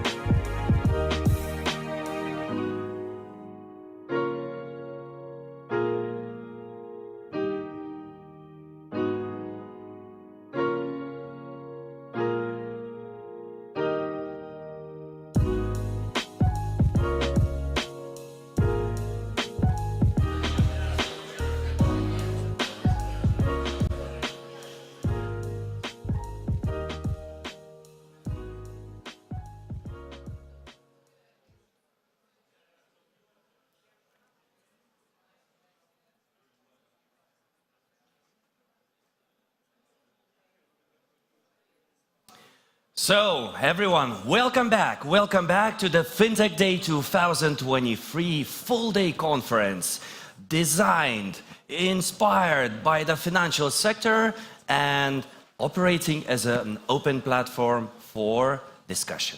Am I right, Vaiva? Oh yes, oh yes. And before we start, I guess it's very important to note what we're gonna have the rest of the day. And I guess the previous part was, all about, the future and the things we can't really touch yet. While this one will be on the ground. We will talk about investments, and we all have some challenges there, so it's going to be very interesting to hear what they're going to say. We're going to talk about KYC. We're going to talk about Metaverse, which is there or not yet. We're going to discover that. So I guess the topics are very, very interesting, and the same as the speakers. Very interesting speakers, not just from Lithuania, from all around the world, flew here to have a conversation with all of us. And allow me to remind you all that this event would not happen without ROCKIT, Vilnius and Fintech Hub LT, who are the main organizers of this event. And obviously, we would like to shout out for our sponsors and partners. Our main sponsor for this Fintech Day 2023 is a company named Ondato. Can we ask for a round of applause? You see, after the lunch break, everyone is a bit chilly. It's fine, we're getting there. Also, we would like to thank you, Hawk.ai, MLIS, Accenture, Sorainen, Superhow, Go Vilnius, and the British Embassy in Vilnius. So, Vaiva, let's jump into our next panel. We want to kind of note a few things. Yes. One other thing, don't forget to ask the questions. This is your time. The code is going to be there. It's going to be there. It's coming. The code is here. Fintech Day 2023. It's very important to have all the questions from you. And also, you mentioned the sponsors. All the conferences usually mention the sponsors, and it's boring. But why I would like to stress on the thank you. In other countries, we have very expensive events. And here we have opportunity to be here free of charge while getting the best high-quality content. Let's move on to the next session. Should I make a round of applause? Yes, I think it's worth it. Yes. Thank you for free events, free food, free drinks, and everything is for free. No. We will send the bills, obviously. We will invoice you all in nearest future. But at this point, let's actually use this platform, Fintech Day, as a thing to do something great, to align on expectations, to discuss the things that matter from the fintech sector. As we mentioned in the very morning, we want to mention in the afternoon, we do have challenges, and there's many more challenges coming up. So if we start talking today, if we align our, skill set or the things that we want to do or we want to change, then that's the only way we can make an impact. Yeah, and now let's move on to the next panel discussion. For me, this one is probably the hardest one today, is from the investor's perspective, fintech forward or backwards. So are we preparing the funeral? Or we are moving forward? As the head of association, I will say forward, forward, and forward. And I want to invite Agne Klimavičienė, the senior investment advisor from the Invest Lithuania. Agne, the floor is yours. Can we ask for a round of applause? Yeah, good to be here on this stage. I'm really very excited, and always excited to talk about fintech and to look at fintech from investors' perspective. So today on stage, during this panel discussion, we will have 4 venture capitalists.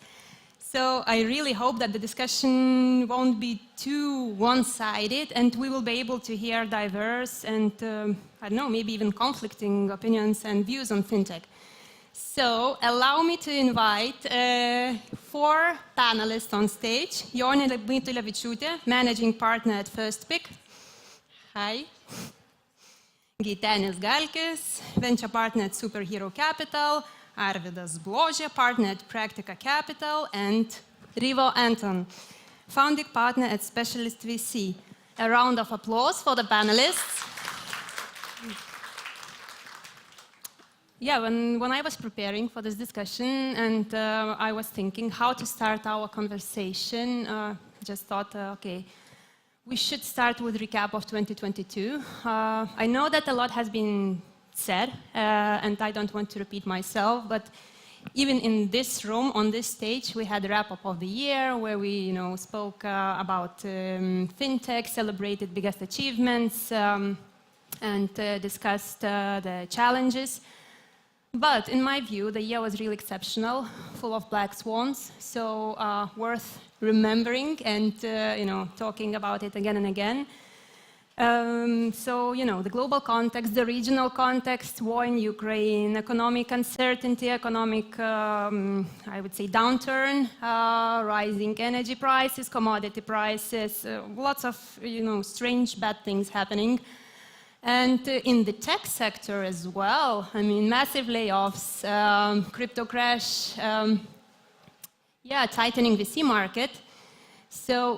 But on the other hand, when you look at startups and startup ecosystem, at least in the Baltic region and in Lithuania, it seems that our startups managed the crisis. So sorry for this long introduction to my question. Actually, a question to each of you. How was your year? How was 2022 for you and your funds and the companies in your portfolio? Jona, I would like to start with you. Okay, I'm not sure if this is working. Doesn't really work. Doesn't really work. Okay, then Gintarė, maybe you can take over. Nice. Does mine work? Yes? Yeah. Okay. So, hello, it's nice to be here, and thank you for a wonderful question. In essence, to keep it short, 2022 was actually a turbulent year, but overall, again, the question is posed in many different angles if we focus into Lithuania. So, there has been also layoffs, but there has been as well a huge pool in talent, so there's always talent missing in Lithuania, so it was absorbed quite quickly. Overall, investment-wise, yes, slower year, but maybe 2021 was a very, very overhyped year. So somehow my feeling is that it's being normalized. At least the FOMO effect is going away. More rationality in the markets. The founders that have the stamina and the skills to make it will get funding, and the entrepreneurs or founders that come just to play a startups game will not. So I think it's a very, very good realization in the market of what is happening now. Thanks. And now your mic, I think, is working. Okay, I can try. Yeah, I think this one is working now. I think there is maybe not too much to add. I think for us, last year was also fundraising year for the fund, so we saw how the market was reacting from that side. And then, of course, from portfolio side, so there's always something that we should be happy about. We cannot be too negative. But I think knowing what was on the table at the beginning of the year, how many deals were on the table actually, and they never happened, I would say that, the year, it was showing that it will become tough. Mm-hmm. So the portfolio really kind of fared in that sense. And good companies will survive, that's for sure, but that was always the case. Bad companies shouldn't be surviving. Okay. Arvidas, what about you? Did you have what to celebrate last year? Yeah, quite a lot. It was a tough year, but I was sleeping like a baby all throughout 2022, basically crying all night. Jokes aside, of course, it is very impactful year for unwinding, because there was so much liquidity created in the markets throughout the secular bull market and low interest rate environment. And unwinding happened very fast, and it's still not done yet. So I think we are here, probably not even 80% of us here understand what's going to happen in 2023 and how we should prepare for this. However, crying at night is not a strategy. So we did a revelation of our portfolio and did several bridge rounds to make sure that our companies go into the middle of 2022 with at least 18-month runway. And we did very harsh cost cutting, in some cases firing 30% of people. And in 2022, there was famous All-In podcast that David Zaks, even though now he's infamously, his position on Ukraine war is not famous here in Lithuania. But anyhow, he was saying that there are all these metrics, default alive versus default dead, and you should cut costs now because then it's going to be too late. So I think this is what also Jone and Gintarė was telling about kind of there will be only few that will survive, so meaning you cannot be opportunistic in raising capital, and capital is not going to be available for anyone in 2023. So I think 2022 was good in terms of portfolio surviving. Secondly, we raised and we had the first closing of biggest seed fund to date. I know it's not a competition, but it's just like very big fund, 80 million euro. We're going to close in this year for a seed fund for Baltics. So meaning that institutional capital is still alive and is still flowing. However, I would say that 2022, 2023, also specialists, first pick, and hopefully with Gintarė's, it will be amazing vintage funds. So everything happens for a reason. It was long programmed, and 2022 was hard, but it is good to start investing and operating in 2023. Mm-hmm. Rivo? Little to add, really, but I think from our point of view, we also closed our Fund 2, 50 million. We made, I think, 13 investments last year out of this fresh fund. Had 2 exits from our previous fund, many consecutive rounds. So I think it was a good year overall for us. For an ecosystem, much has been said. Maybe I would just argue that many of the things that happened were not black swan events, really. Maybe a part of the war. I mean, the rest of the things, economy cooling down, crypto getting somewhere, normalized, and all of the other things, I think these were expected. It's not that they were not expected. Therefore, I would maybe say that when we were talking about different maybe segments such as B2B or B2C, I think 2022 was B2R, back to reality, and it's a good thing. B2R, I like this concept. I thought it's B to revenue, Yeah, maybe, yeah. Yeah, you said this magic word, revenue. So today we, I think, hear a lot revenue generation, profitability, and that profitability should replace this breakneck growth, and that breakneck growth could be risky and too risky for some of the startups. So what is actually interesting, I mean, it doesn't surprise us because we are part of this ecosystem that a significant part of our startups are revenue funded, and I think previously it was considered as a drawback maybe, or as a weakness of the ecosystem.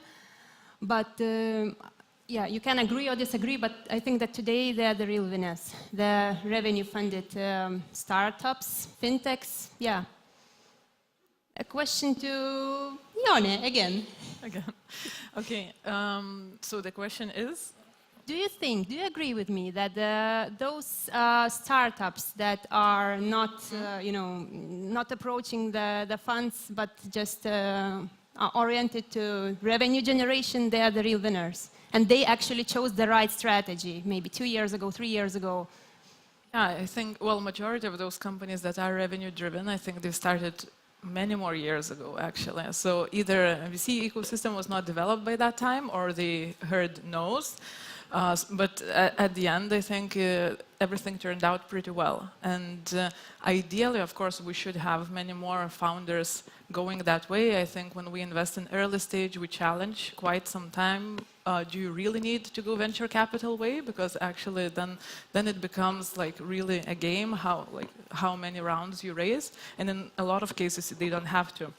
And we meet many more founders that we want to invest into that say we'll come back actually when we develop something, and then we'll see if we need the money.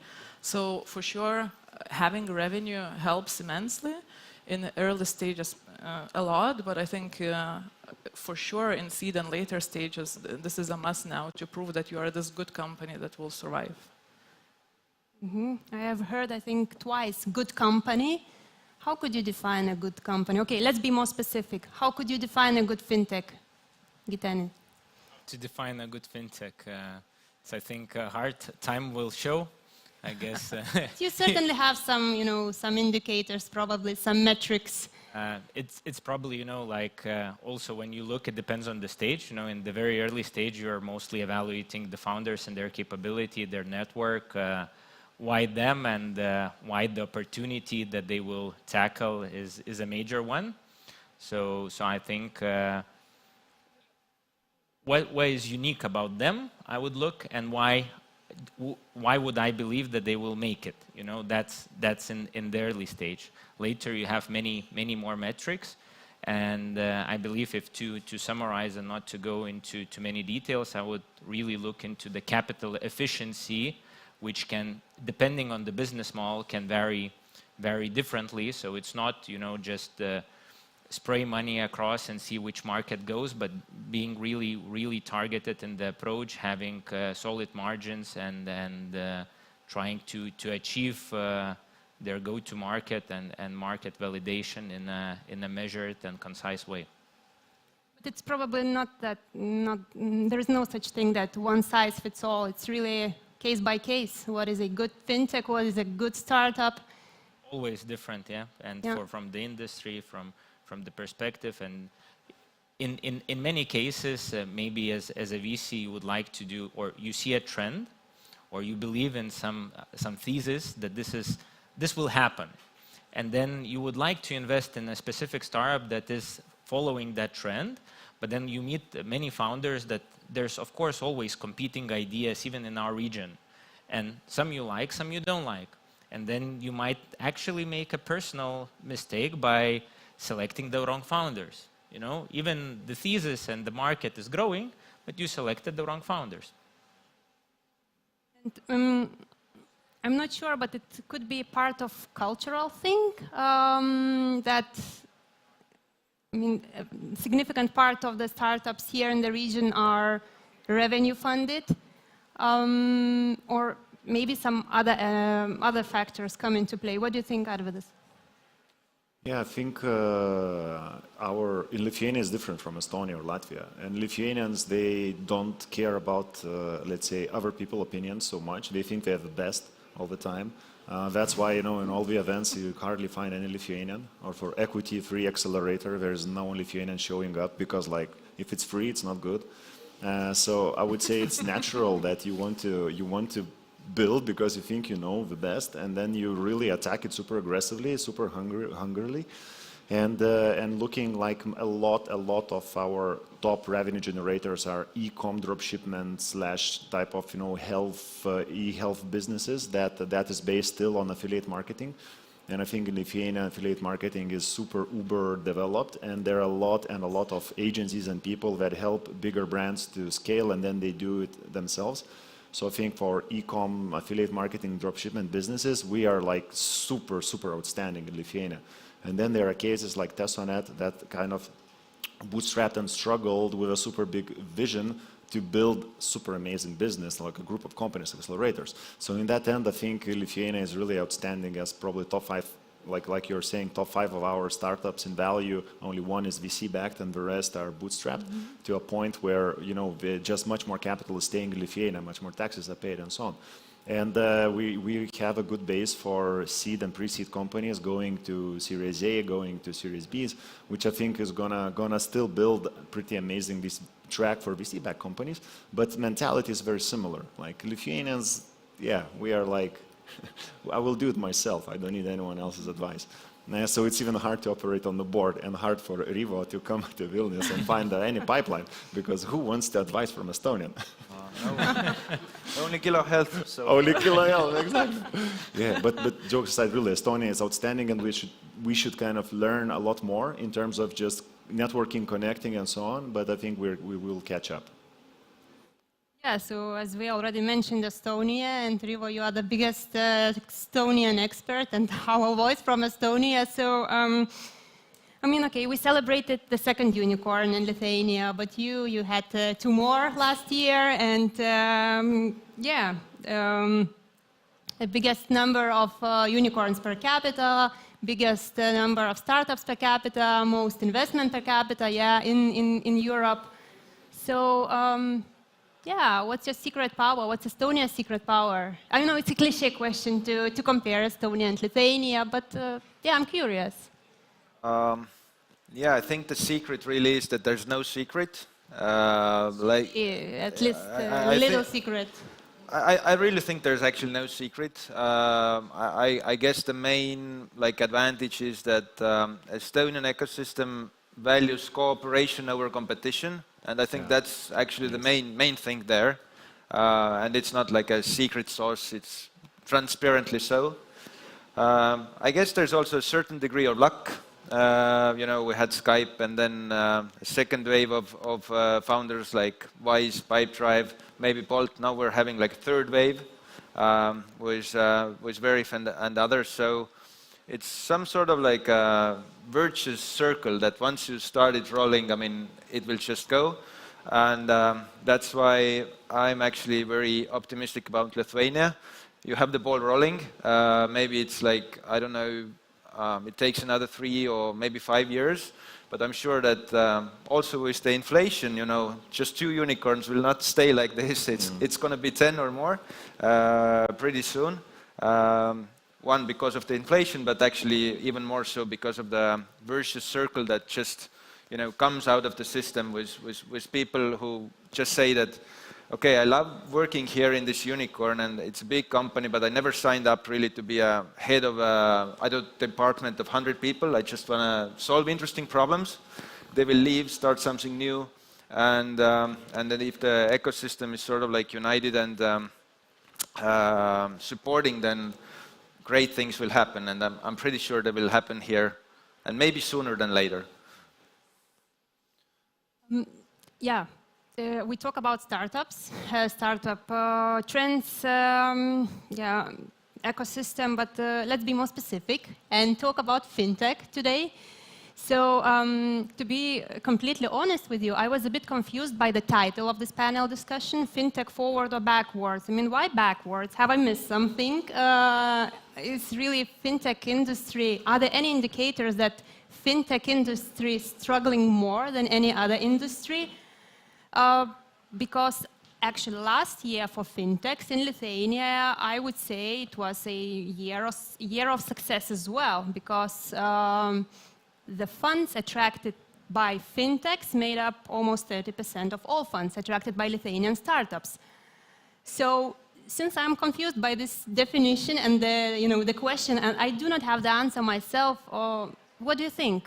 Fintech forward or backwards?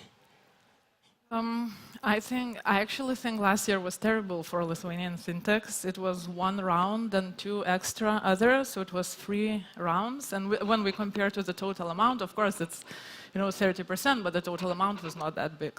So I think it really depends on what we compare it. And I think it was pretty bad year.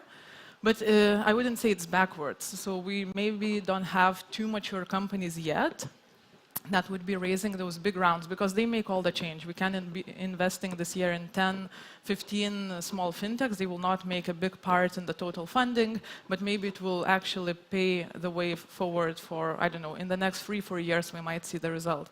So I wouldn't say that it's going backwards, but I think from investors' perspective, I think there is maybe a shift. What's interesting within fintech, because it's such a broad term, I think consumer finance, maybe, I don't know, neobanks, they are going a little bit down, and something related to RegTech is becoming more interesting. So I think the shift within fintech can happen, and then maybe some other areas are becoming more interesting, like impact and climate tech, that are taking a little bit of interest from fintechs. But it's not backwards in itself. So besides the obvious, of course, that valuations went down, but they were overhyped, so it's like this B2R or something. Yeah, I agree. I mean, backwards, why backwards? Gintarė, do you have any fintech companies in your portfolio? Do you invest in fintech? Yes, we have a few fintech companies in the portfolio, and overall, I think there's no backward trend. I think there's so much untapped opportunities overall that just need to start solving them and think globally, not about Lithuania or the Baltics or Poland, but there's more potential across. And I think where the Bank of Lithuania, together with the government, has put Lithuania on the map, I think it will not go away, and the full process should continue, despite maybe some turbulences in the regulatory part, which now we can read in the press and so on. But overall, all the talent and all the international companies that came to Lithuania established their offices. They will train talent. This talent will do magnificent new businesses, hopefully from Lithuania, solving global problems. So I'm quite bullish on the fintech from Lithuania. Fintech forward, only forward. And which areas actually within fintech do you see as having the biggest potential? You know, it's probably we are more of a generalist fund in our DNA, and even though we had invested, I think, in TransferGo very early in 2012, I think, yes. Then we did the Montonio Finance from Estonia, pre-seed, and then I think we are looking into some other kind of fintech plays around, but I think in Lithuania or in this concentrated geography, it's probably hard for a true fintech to be born at the core of financial system. And why is that? Because you have to think about velocity of money exchange, which is kind of fundamental how you think it's going to develop. And we here we don't have our own like financial systems, right? So except for central bank, we do have all the banks, foreign capital banks operating here and so on. So I think a lot what you think consider core fintech, it's probably very hard to expect massive innovation from here. However, when you think about open banking, when you think about kind of remittance play and many others, like satellite, broader definition of fintech, I think this is definitely an opportunity, however, like in any other sector. So I would say, of course, like when you look at the macro data, embedded finance, yes, it's amazing opportunity. Yeah, probably blockchain coming in, yes, amazing opportunity. ML, KYC, RegTech, yes. But, you know, there has to be people that are pretty involved in this on global or at least European level, and I think this is definitely the main driving force. So if we have, let's say, our population sitting in Lithuania and working in these foreign banks, subsidiary branches, it's hard to expect some massive innovation coming from them and be a thought leader. So I would say everyone can read fintech reports, all the trends are there. However, bottom line, I would say, from Lithuania or our region, I would be like conservative in terms of breakthrough fintechs emerging from here at the core definition. However, on the satellite, there's definitely opportunity like in our sector. So no chance for the fintech unicorn for Lithuania? Yes, unicorn, yeah. Unicorn, you know, there's another topic. I think cockroach beats unicorn. I can explain a bit later. But in my opinion, of course, there's always chance, you know, always chance. Like Kevin probably is very close to this already from Lithuania, but also like how they operate within core fintech, satelliting core pieces of banking, right? So I would say there's always a chance. However, it's probably hard to anticipate this to be at scale and leading Europe from here. What about Estonia, our Estonian expert? Will you invest in fintech next year? Yeah, we have been investing into fintech, and maybe, you know, some of the things are at the core of fintech, the others are around it, like, you know, identification or maybe like regulatory tools. Generally, I think fintech is just starting, because if you think of the core of finance, then probably it's the loan, right? The principal and the interest. And I think it has been the same for the last, yes, I don't know, 1,000 years or whatever.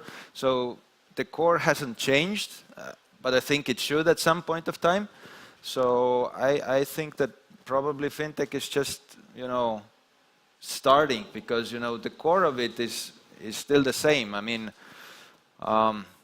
imagine electronics, for example. I give you the example like how things change. So imagine that in your apartment there's like a hole in the wall, say 0.5 meter times 0.5 meter, and then you want to know what has changed in construction industry.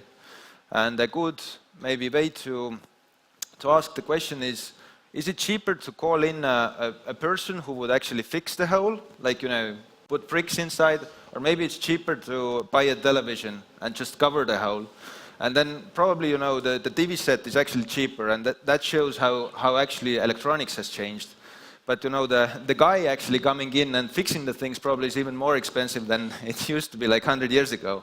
And I mean, the parallel maybe is somewhat valid also for fintech. I mean, the loan is just the guy who fixes, you know, the wall with the bricks. So probably something will change. There has to be, you know, some gap, I think, in the market and demand. I read actually the results of the survey conducted by the Ministry of Finance like a year ago or 2 years ago, and on fintech. So the population and businesses were asked what kind of fintech products would they like to try out, the new products or services, and so, yeah, surprisingly, like around 40% of the respondents mentioned wealth tech, insurtech, crowdfunding services. So it's a signal, kind of a signal that there is a, you know, demand in the market. How do you see the potential of these? Yeah, let's call them segments or areas in fintech. I think they're pretty different, and I'm surprised to hear some of the segments. I don't know, like crowdfunding. I think there are quite a lot of solutions there. So yeah, I think it's difficult to comment, but I would agree with all the panelists here that it's usually, I think there's a very usual question, so which vertical of the fintech will be the most popular, what should we be creating? But this is not how it works. It's really like a lot of different things that are being created and offered to the market. And I think if we look at the fintechs that are successful, at least from the Baltics, they are pretty different, right? So there's not a specific one vertical that I would say go after this year. I see a interesting question from the audience. Are investors still interested in regulated fintechs? Yes. Who could comment? Yeah, all says yes, yeah? So you do not see any, you know, changes that would, you know, reduce your interest, or you would say it's too risky, or no clear path to success? Maybe just a small comment. So I think if you want to go with the hype, you want to rename the segment of the regulatory tech. You might want to say like fintech automation or fintech robotics. You know, that's now seems to be a bit of a, you know, a good name to have for a regulatory tech company. Mm-hmm. Fintech robotics. Would you like to add anything? You created a very interesting term. Fintech robotics. You don't know about it? No. Oh. Finland? It will come later. Yeah, and now speaking again more broadly and generally about the trends. So most investments in the region actually revolve around early stage rounds. So the average round sizes has been increasing over the years, but still it's usually seed or pre-seed stage. What could be done, you know, to attract more foreign investors to the region and to, you know, encourage later stages, investment in later stages? So I think it's chicken and egg in a sense, because for them to come, we need to have many more later stage companies. And I think this is now in the making, so it's, we should not panic about it, that, oh, we need to somehow get them in the region.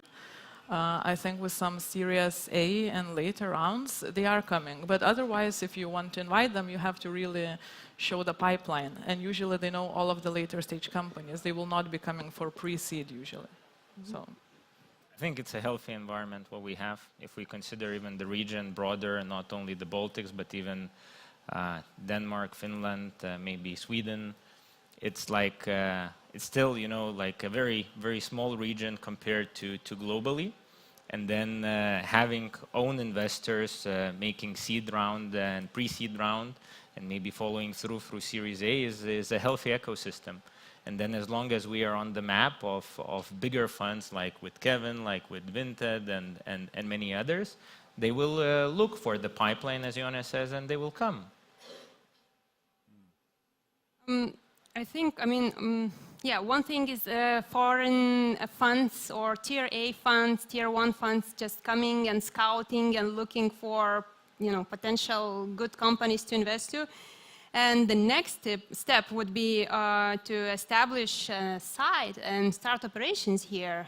Do you think it's possible that one of the tier 1 funds would come, I don't know, if not Lithuania, then Estonia, and start operations here, hire a team? Do we have a tangible value proposition as a region? No. Exactly. No. Why so? No. Doesn't make sense. Because like you look, big funds are struggle to cover Europe.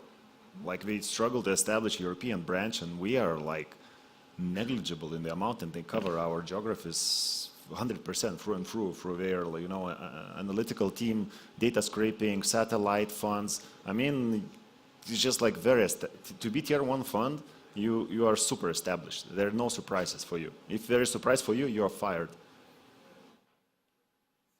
How should our strategy then look like? No hope for... No, it's working. Like, you don't be mistaken. Like, big funds, they probably, a lot of them are invested already. Like, we have all the all the logos of tier 1 funds invested in mainly Estonia. We do have, let's say, from Vinted, from Nord Security, upcoming there will be. We just closed 3 Series A's and 1 Series B, so there will be a lot of new logos coming to Lithuania. So I think this is kind of, everything is playing out. Capital has no borders, and capital is super flexible. And we as investors, early stage, cannot do anything to help our ecosystem except deploy capital. But if there's no ideas and no people doing it, like no matter how fund sizes we have here, we cannot deploy them. So the real catalyst kind of comes from people from like spillover effects, people from established startups establishing their own startups, from the fact that we don't have opportunity cost to work at Siemens on BMW for 1 million salaries for our engineers, right? And we do have still this gravitational pull from our diaspora to come back to Lithuania. So all these factors are super relevant, and they produce ideas that will get funded. Should we fund it or someone else will still fund it? Because look, like if my neighbor changed his job title from Wix, he left Wix and did his own startup, he received 10 calls from VCs just without not knowing what they do. I mean, this is how big funds operate. They are already scouting, scraping LinkedIn. They know better than us what is happening even in Lithuania. And I think what can be done, there's a lot to be done. One of these things, like I'm super happy that specialists right now is covering Lithuania a bit more through their super experience. And if you think about which Estonian funds are in most of the unicorns, is early stage funds. So like, specialist is one of those 2 funds. So I would say this is super exciting that we do have this cooperation effect coming in from super developed and connected ecosystem, and also bringing all their Rolodex, meaning that all their connections with the bigger funds.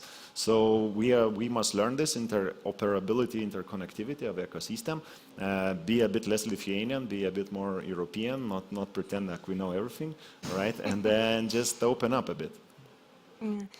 I have one more interesting question actually from the audience. How does current political agenda, specifically war in Ukraine, impact investors' sentiments for fintech startups? Does it impact? So I think Jona, you mentioned it at the beginning. We touched upon this, that there were some deals on the table, but at the end they didn't happen. Was it like a massive phenomenon, or just like 1 or 2 cases? That's probably 1 or 2 cases, but I wouldn't necessarily attribute it to fintech. So startup probably exactly, in general. Yeah, startup ecosystem in general. So it has affected. I think on our early stage level, what we saw, the biggest shift is actually that US funds stopped scraping that much our region, because before any round they would follow up the startups immediately. Now I think they are much more cautious about that. Otherwise I think it's not too many. But at the end of the day, we didn't have too many big deals happening in Lithuania as well. Do you think that there is a shift now? Because now we have like almost 1 year, the war going on, and I don't see a shift yet. Yeah. I think it could be also attributable to the overall changes in the market sentiment. So if you look globally, everyone is a bit cooling down. So, you know, war could be one argument, but this cool down could be another argument for the same case. Well, I mean, it definitely affected.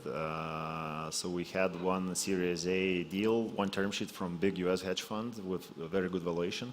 And day before signing this all-in podcast with David Zaks telling that Lithuania is causing World War III because they're blocking transit to Kaliningrad. And the next day the guy said, okay, we can assume early stage risk, but we cannot assume political risk, and term sheet is gone.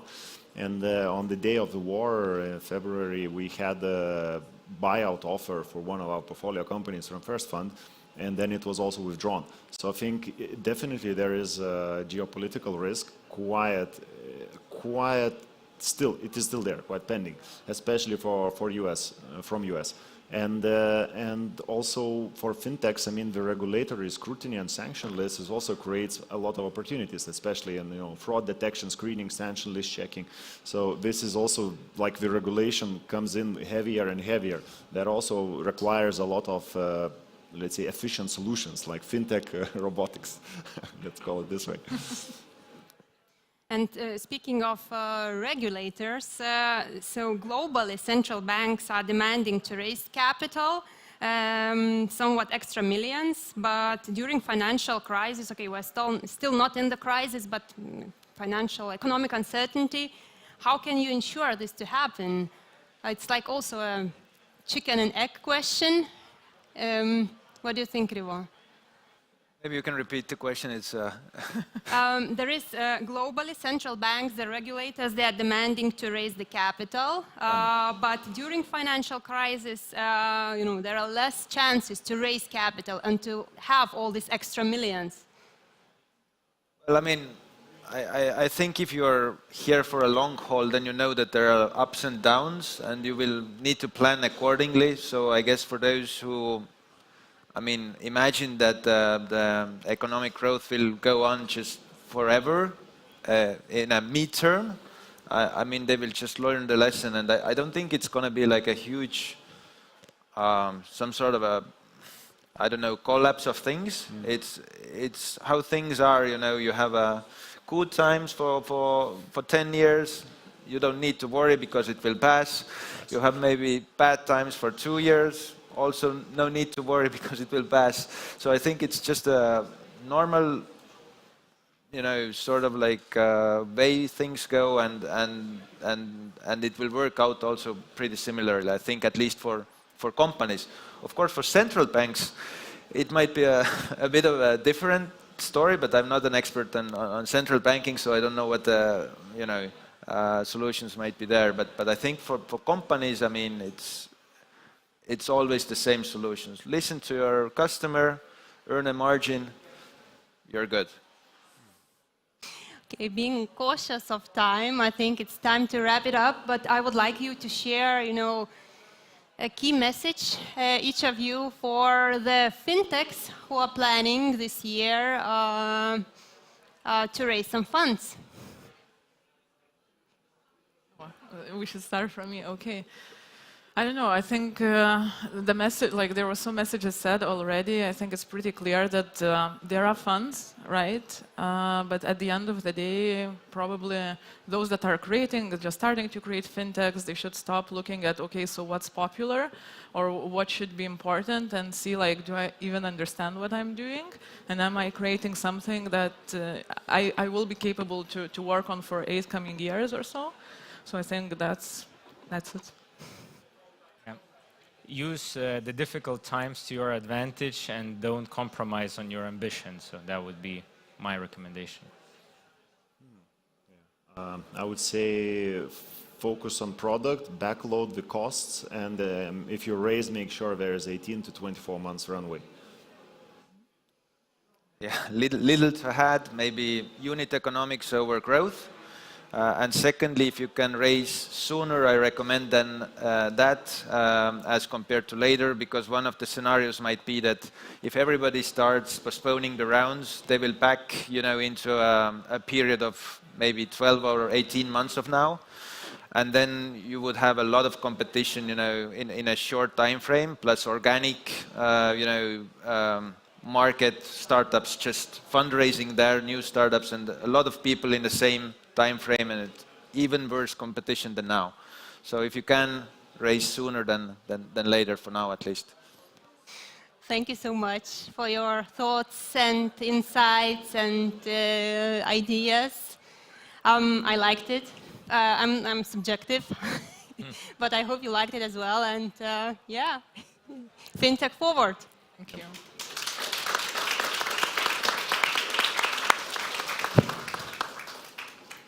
Thank you, Agnia.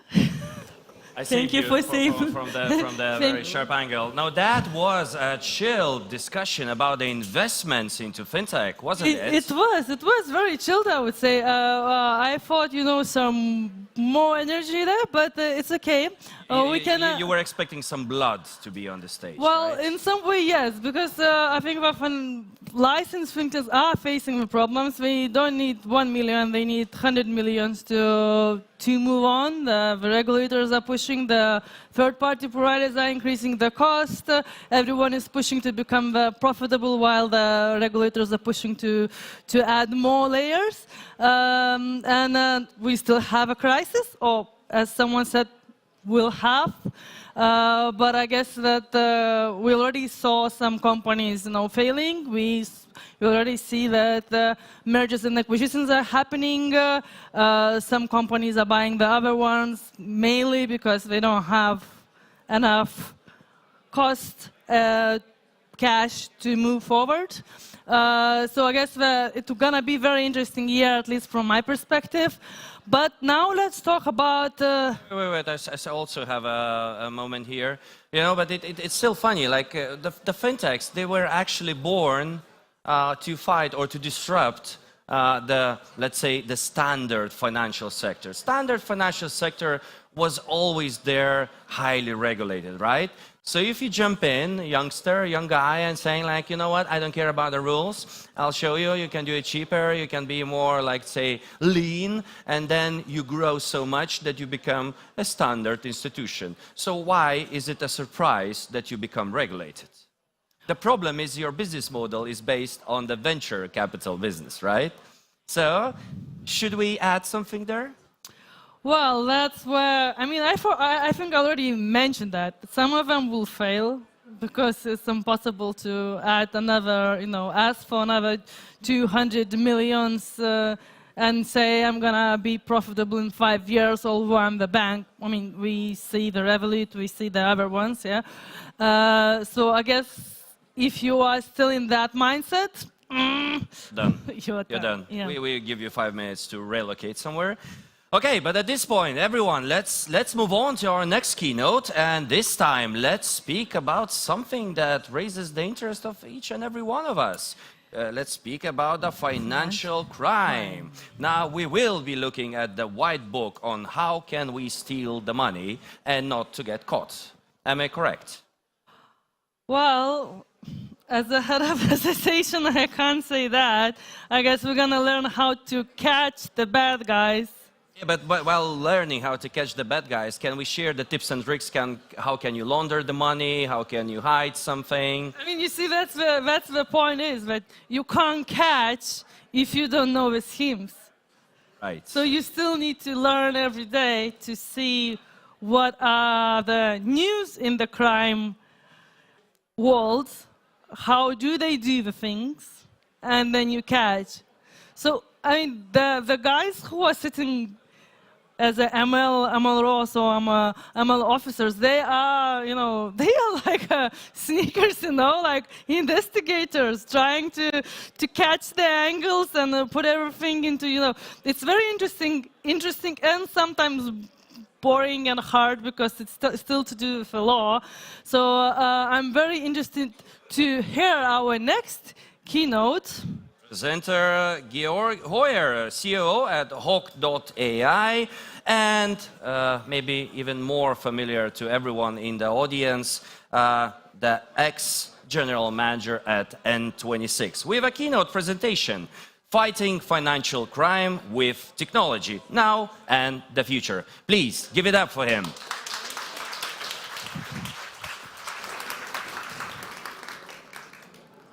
Hi everyone, it's a great pleasure to be here. I'm here today to speak about a topic that is more relevant than ever before, and a topic that is deeply concerning every single fintech. Every week, about 15,000 people are being sold into slavery. About $70 million are being raised every single week for terrorism. And last but not least, Russia is using regular banks and fintechs to circumvent sanctions and fund an unjust war. As a matter of fact, there might be fintechs or banks in this room today that are being used to do just that. So fighting financial crime is truly a topic of the hour. The problem is both fintechs and regular banks are wildly unprepared to do that. Because while criminals are likely some of the most creative people you can possibly imagine, leveraging the most modern technologies out there, banks and fintechs very often are stuck with some really old tools. As a matter of fact, TikTok and Spotify use more AI than every single bank in the world combined in the fight against financial crime. And I can tell you that that makes me really sad. Because the next time you watch a TikTok video, you kind of might think there are for sure better usages of AI than that. Well, the terror attacks at 9/11 cost about 400,000 euros to organize. The terror attacks in Paris in 2015 cost a mere 10,000 euros. And that feels basically like nothing compared to the damage that either of these attacks created. This was a lot of money for the people that committed these crimes.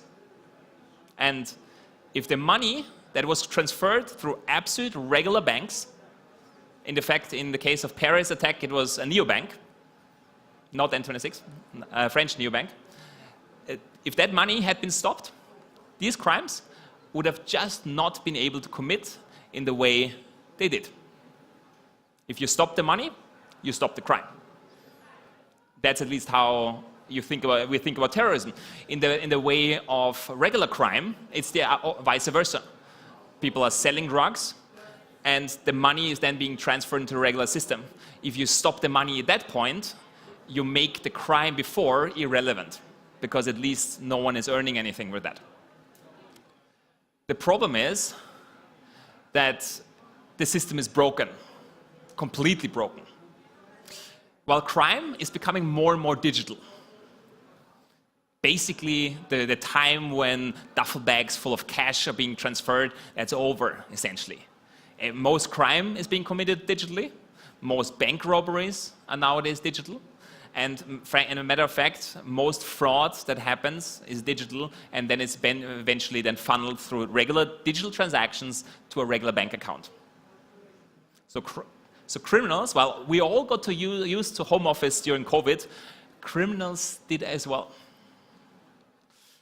The problem is the system of detecting these crimes just doesn't work anymore.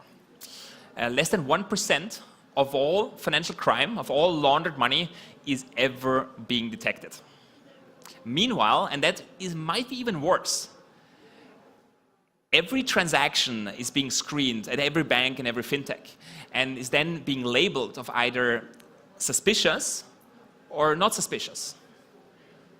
And every day, thousands, if not millions of transactions are being labeled as suspicious. The problem is 95% of them are false positives, meaning completely innocent people who potentially either they're maybe briefly stopping their transaction or just investigating. You might have even received yourself once a phone call of the bank and ask you, did you make that transaction? And could you provide us some documentation why you did that?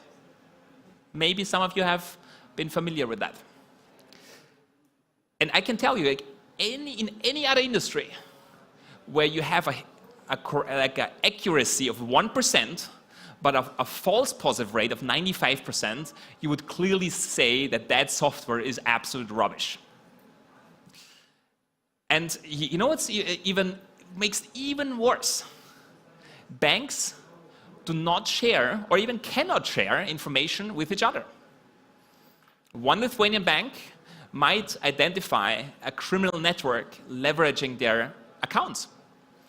Even if after it's proven, or at least when they're really, really sure about it, they're not allowed to call another bank and tell them, guys, check for those accounts, check for those people. They're not allowed to do that. What's even worse is they're not even allowed to do that with their own organization. There might be a case, imagine a very large global bank, Barclays, HSBC, they have a London branch, London headquarter. They identify a mafia organization or a criminal organization using their bank accounts to launder millions of euros. They cannot share that information with the rest of the organization. And in fact, 2 years later, they might have a bank audit, and in Singapore, they might realize that the same criminal organization has been using their bank, and they couldn't share that information, and they might get a massive fine because they should have figured it out. What's the reason? Well, it's data privacy. Data privacy is more important than AML, especially during a period when you actually aren't 100% sure whether that is actually, you're really sure, but it's not confirmed yet, and lawsuits take a long time. Imagine another situation. Imagine a regional Lithuanian bank. Imagine they have a suspicious transaction. They might look into that. They might really deeply investigate, but eventually realize, well, we think that this might be suspicious. We think that this might be a criminal transaction, but we're not sure about it. So we need to release that account. We need to essentially do nothing. The problem is, in most banks, the anti-money laundering team, the compliance teams, and the fraud prevention teams are two different teams. They are not sharing information with each other. They're using different softwares because most fraud prevention and most ML software are two different tech stacks, two different even C-levels they're reporting to. And I can tell you a story from N26. Like we had a big case of someone that was essentially buying every day a lot of massive amounts at a specific e-commerce store, and we were sure about that this is not legitimate. And we figured it out eventually, because we figured out that this guy was buying under his own name at that e-commerce store, which is owned by himself. But the problem is, if you don't combine the card data, the credit card information, with the demographic data, which sits in two different teams in the bank, you might never have realized it's a full circle. And criminals know that. Criminals know how dumb some bank organizations are. They know how old-fashioned and stupid many softwares are. And they abuse this system. And they might abuse your system. If you work in a fintech, you might be a victim of fraudsters and criminals. So let's talk about data sharing, because data sharing is one of the single largest potentials to learn from each other, especially for fintechs. Because the reality is, no fintech has enough experience to truly, from day one, be able to catch the criminals when they're abusing their banks or their accounts. And in fact, it would be perfect if every single fintech in this room could learn from each other and could potentially even leverage the knowledge from other banks. So until now, this has not been possible. And our objective is to make it possible. And we enable it by a term called federated learning. This term has been actually long around in the medical industry. Essentially what it means is we analyze all transactions But instead of sharing information, instead of sharing personal information, we are sharing patterns. We are identifying patterns or anomalies that exist across millions, if not billions, of transactions. And we store those patterns in a pattern library, which is constantly being updated and then shared in real time with all clients. So essentially creating, for the first time ever, network effects in the fight against financial crime. And essentially, that suddenly means not only will banks be able to share information within their own organizations, but fintechs can kick off the fight against financial crime from day one, from a basis and experience of billions of transactions before, from countries all around the world. If there is a new new money laundering technique being discovered in the UK or France, we can share it in real time with all clients anywhere. And that, for the first time, might actually give financial institutions an edge against the incredibly tech-savvy criminal minds around the world. So what's the benefit of all that? I mean, let's talk about the business case first. Like, first of all, it's a massive cost savings. Imagine you have thousands of people working in compliance teams around Lithuania and hundreds of thousands of them across Europe. If those people can spend their time, their valuable time, instead of checking false positives, which were clearly false positives, they might figure it out, they might know it after the first few minutes. They might only have proof after an hour. But by not focusing on false positives, they will be able to actually dedicate their time to the truly important cases of money laundering and terrorism financing. The second topic is that they will be able to combat financial crime that otherwise would have gone completely unnoticed. Financial crime that's looked completely okay or completely legitimate until you compare it with other peers. And last but not least, one thing that obviously matters a lot in compliance, actually being compliant. Because the one thing that regulators, no matter where they sit in the world, do not like is not understanding where the decisions come from. And for a long time, AI has been a black box. That's why it raised a lot of skepticism in compliance. Well, we made sure that we create automated audit trails of every single decision that the AI is taking, and you fully understand where it's actually coming from. For example, if there's a learning that comes from another country, you can dig deeper into that. You can truly identify what are the drivers of those patterns, and then justify them towards a regulator. In fact, using technology for compliance is a lot safer than using people alone. Why? People change. People switch to competitors. People just quit, as a matter of fact. And bank audits only happen every few years. Imagine a bank, the regulator comes and asks you, explain me exactly those 10 transactions that you, back then, 2 years ago, decided that were false positives. Why? It's almost impossible. If you're not using AI, if you're not using automated decision tracking, it's almost impossible to do that. So, last but not least, one can say AI and information sharing are a true game changer for compliance. It saves a ton of money, it ensures compliancy, and as a matter of fact, it helps society. It truly has an impact on society, on all of our lives. It makes the world safer, frankly speaking. But the one thing that's important to consider, while criminals act in networks and use modern technologies, it's impossible for any single bank to truly beat criminal organizations. We all need to work together. Banks need to work together with regulators, and fintechs need to be truly integrated into these modern societies, because otherwise, if only banks would collaborate, fintechs would be a weak spot and would be abused as they are today. Ultimately, it needs a network to be the network. And we believe that we can enable that. Thank you.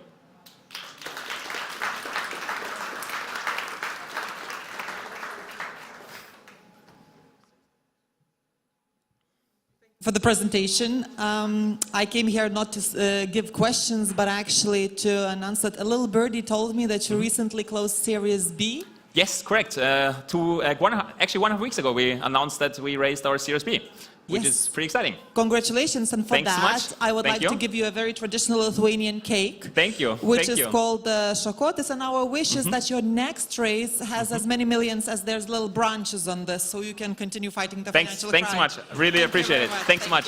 Thank you. Thank you very much. And now we're gonna move to the, well, they say interview, but I would say the fireside chat because I will be the interviewer. And you know that I like to talk. We're gonna talk about AML, but slightly from a different perspective, to talk more about the trends instead of the technology and all the PR stuff the companies usually do. So, and I want to invite my dear friend, the board member of the Fintech Hub LT, Alexander Pinot.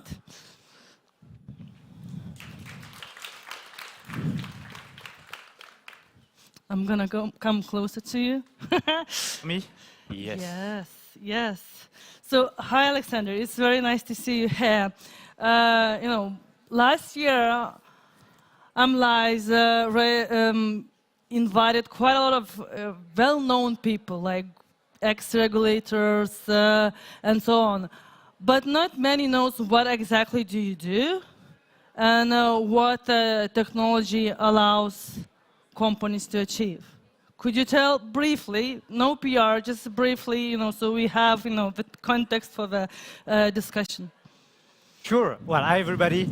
I will try to be brief. Thanks to the Fintech Association and to ROCKIT to allow us to have a lively community and basically after the death, should I say death, of Fintechin, to have the opportunity to gather all together is super nice. I hope we can make it the next year, maybe not at Litexpo as we've discussed, but maybe in a cooler place. Now this said, and as to AMLIs, that's right, we're actually existing for more than 3 years, but we've been a bit dormant. We've been testing the product, validating the product, and indeed, along these last few months, we've been lucky enough to onboard very few talented people when it comes to regulatory and supervisory backgrounds, but also very cool tech and product people within the team. So now we have the full scope of expertise within the team to develop the product and basically to help our client as best as we can. Now, as to what we do, very quickly speaking, it's pretty simple and straightforward. We do transaction monitoring, so real-time and retrospective. We do client risk scoring. We do all kind of screening, and we consolidate that within an interface, a cage management system. Wonderful. I don't want to ask more about the company. I'm sure that during the lunch break time and the networking you will share with everyone. But let's now talk a bit more about the trends. So last year we had quite a lot of, I would say, strong events. And how these events and which are the main events which impacted the RegTech industry? I think you can say we had a lot of shit and scandals last year, and I think we're going to have a lot this year as well. And I think that's what I want to emphasize on. The trends that were important last year and the one we should remember, in my opinion, are the ones that will have an impact in 2023. So among these, we have all the scandals in the AML, in the crypto ecosystem, which, in my opinion, is very much an opportunity. And about that, I will make a very quick digression. I want to mention the fact that I very much support what Liudas said this morning. So basically, Liudas arrived on stage and said, I want Lithuania to become the crypto hub of Europe in 2025. And I very much agree on that. I think all the mess that has been happening last year was very much a wake-up call for everybody to realize, okay, after all the hype around crypto, we do remember that the industry is not well regulated, that the type of trust and consumer protection you have with certain class of assets is not the same for crypto yet. So basically, the regulatory requirements are still weak, in some jurisdictions non-existent. And all this mess, I guess, allow us to start clean and basically build the base for something healthy to come. And I see that very much an opportunity, and that's why I agree very much with Liudas as to the fact that if we do it well in Lithuania, and if we accept the fact, very much like for fintech 5 years ago, there are risks, we don't understand everything, but if we get to it, and if we work on it, we can make something super cool out of it. I think this is very much an opportunity. 2, the regulatory requirements. So 2022, a lot of stuff. In Lithuania, we had the adjustment on the crypto framework. Spoiler alert, it's coming in 2023 again. There is MiCA, obviously. There is DORA.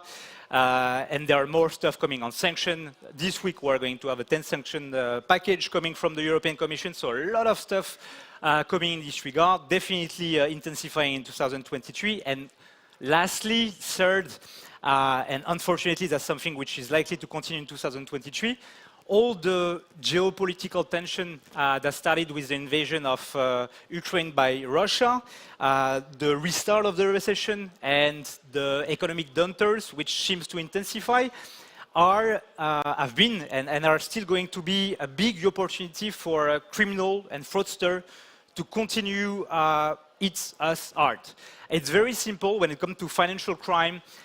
It's very much a matter of arbitration. So the criminal, the fraudster come and they assess the risk of being caught versus the potential reward. And when it comes to economic downturn, this is something which is more rewarding because the people, the victims, are more likely to basically try stuff they would not do in normal time. So you mentioned, about the opportunity for Lithuania to, I would say, to keep the flag of fintech hub.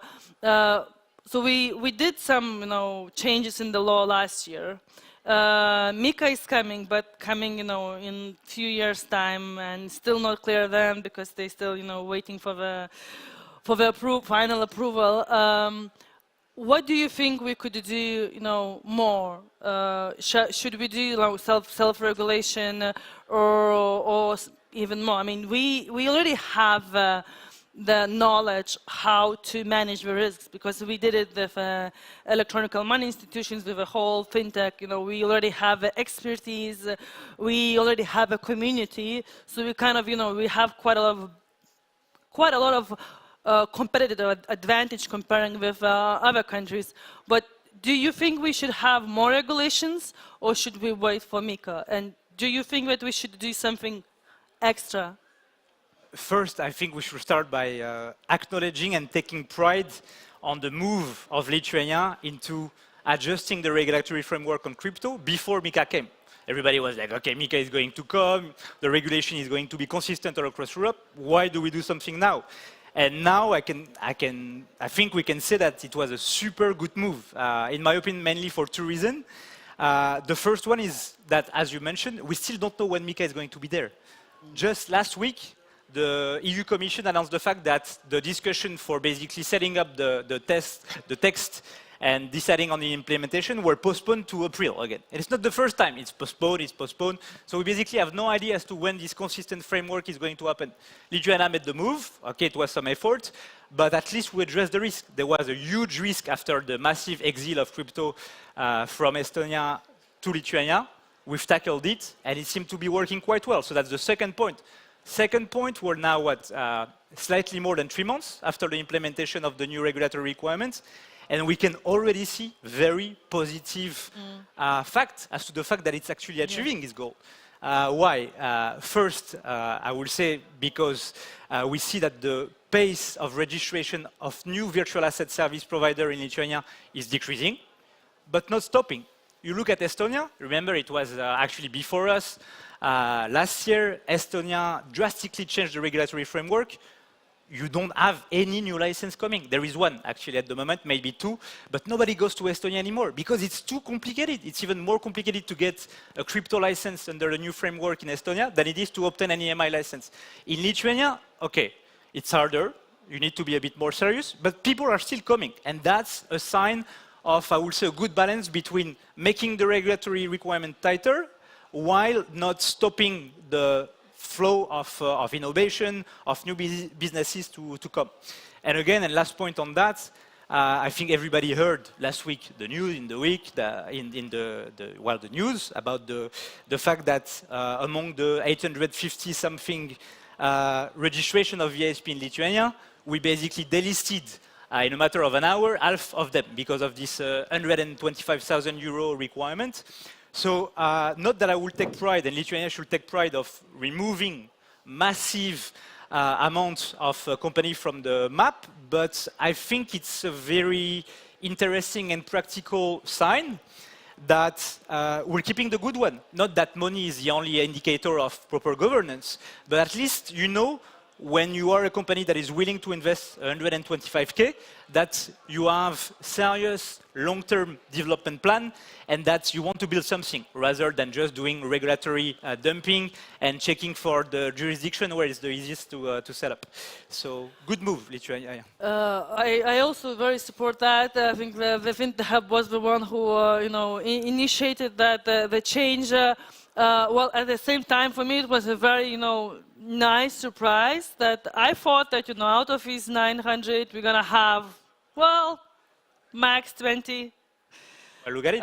But we have far more than 200, meaning that these companies are reviewing what the new law is and that they are trying to be compliant, and that's what we need. We need to ensure that these companies who are in Lithuania managing the risk, because that creates the risk for the whole ecosystem. And moving further, so you are the expert of managing the risks. At the same time, you understand that business needs to do the business. We need to manage the risk regarding the cryptos, regarding the general fintech businesses. And one of the things we could do is by sharing the information about the fraudsters. Where do you think, and FATCA also encouraged that, to share the data. Where do you think we are? Could we do something extra? Do you think we will be able to share the data between the fintechs? So yeah, it's a very good question, which is on the table for actually a long time. Not only the FATF recommends that, but subsequently the EU regulation, so the AML6 directive, and subsequently, once again, one layer down, Lithuanian law as well. I think we are doing very positive steps, but we are too slow. We are super slow in Europe in doing that. Obviously, when it comes to sharing information between financial institutions, you want to be careful about data privacy concern. And that's very legitimate. You don't want all our data to be exchanged just because there are potential suspicious activity happening. You want to make sure you have a framework which is solid so that everybody is safe. Now, at the same time, we have to move forward and we have to be very practical. In Lithuania, for example, we are working together. AMLIs, but also many different companies and people are working together with the AML Center, which is acting as a point of facilitation, and with the different ministries to basically find the point of friction so that we can move forward within the current legal framework. At the moment, what prevents us in Lithuania in many countries are the data privacy requirements. Hopefully, in Lithuania, this law will change this year, if we are lucky, and we can move forward. Now, even without waiting for the law to change, because if we will wait for the law to change to develop innovation, we will just do nothing. We have a solution, and at AMLI is actually Mindaugas Petrauskas, my colleague, is leading an initiative which basically aims at enabling the sharing of information without sharing too much data. So it's basically an anonymized way of sharing information between financial institution that tells you whether or not your customer might be involved in suspicious activity. Now, also close to us, and that's a super cool initiative. Check this out if you haven't seen that. In the Netherlands, we have an initiative which is still at the MVP stage for more than a year, which is called TMNL, which stands for Transaction Monitoring Netherlands, and which basically consists in an interbank information sharing network. It's super good. It's within the frame of the law as well, and that's something which is working. So if it works there, why wouldn't it work here as well? Do you think it's going to happen this year, next year, or after 5 years? I hope this year, really, I think the willingness is here, everybody is pushing. I understand the concern when it comes to data privacy, but if we all sit around the table, and we've done it and we will do it again, and we can make it happen, really, we can make it happen. So yeah, I hope this year. Yeah. Okay, good. Good to know that. And the last question, because I can see that we have only 1 minute left. So, I mean, now the companies are kind of push, to have a third-party providers to manage the, email and fraud and doing the monitoring. What about the regulator? Do they utilize the technology enough? Is there any places where they could add, the technology, and in that way help to deal with fraud and money laundering risks for the fintechs? So first, we have to acknowledge the fact that there is a super huge challenge for regulator and supervisor. If we look at Lithuania alone, along the last 5 years, the volume of transaction has been tremendously increasing. And that's a super hard challenge for the supervisor.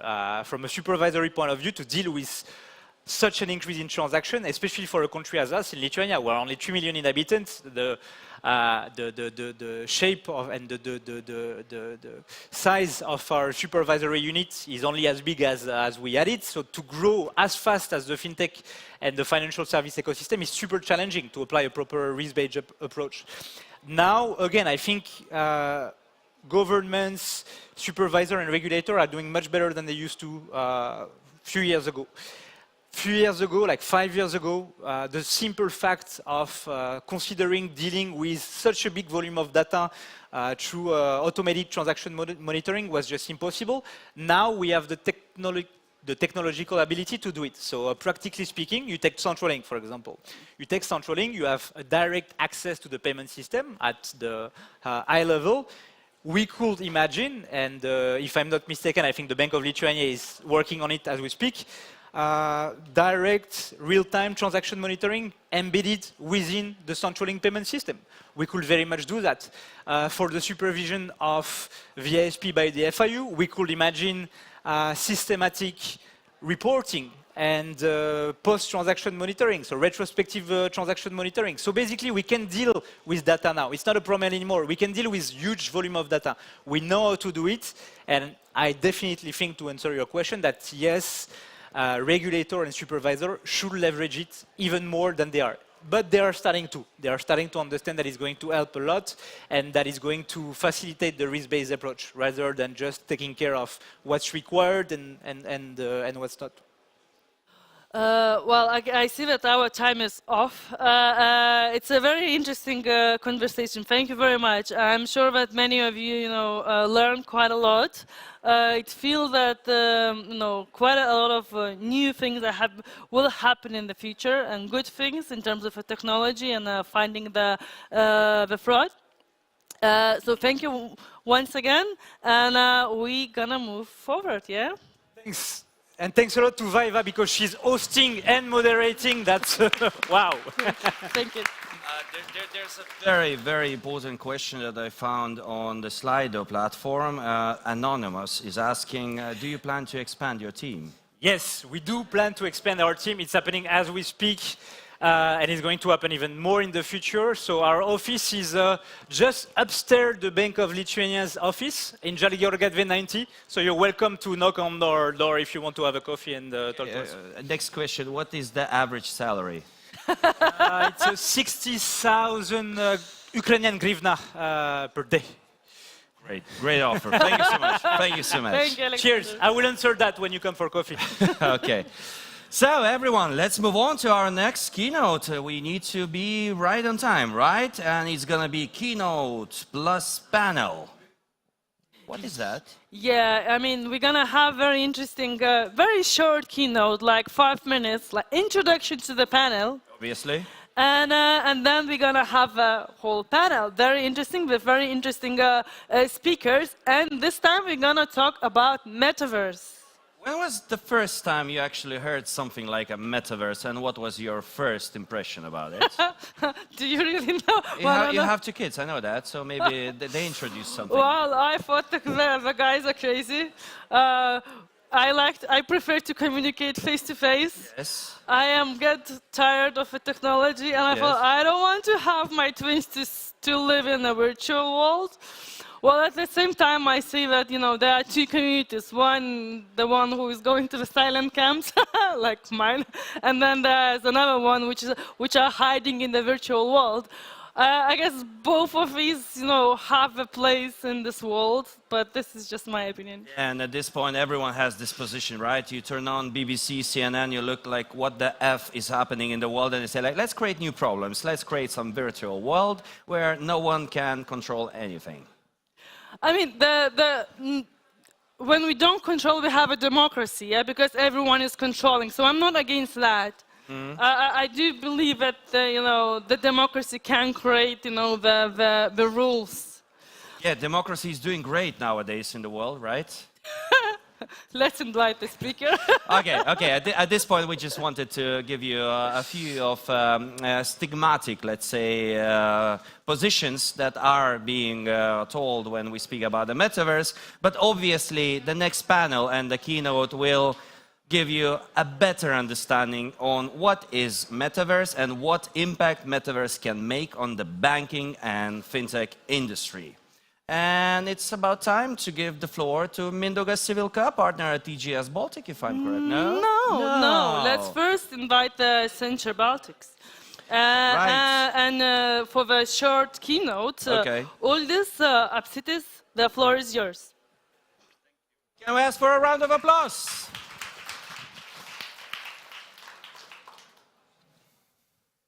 Hello, thank you everybody for having me.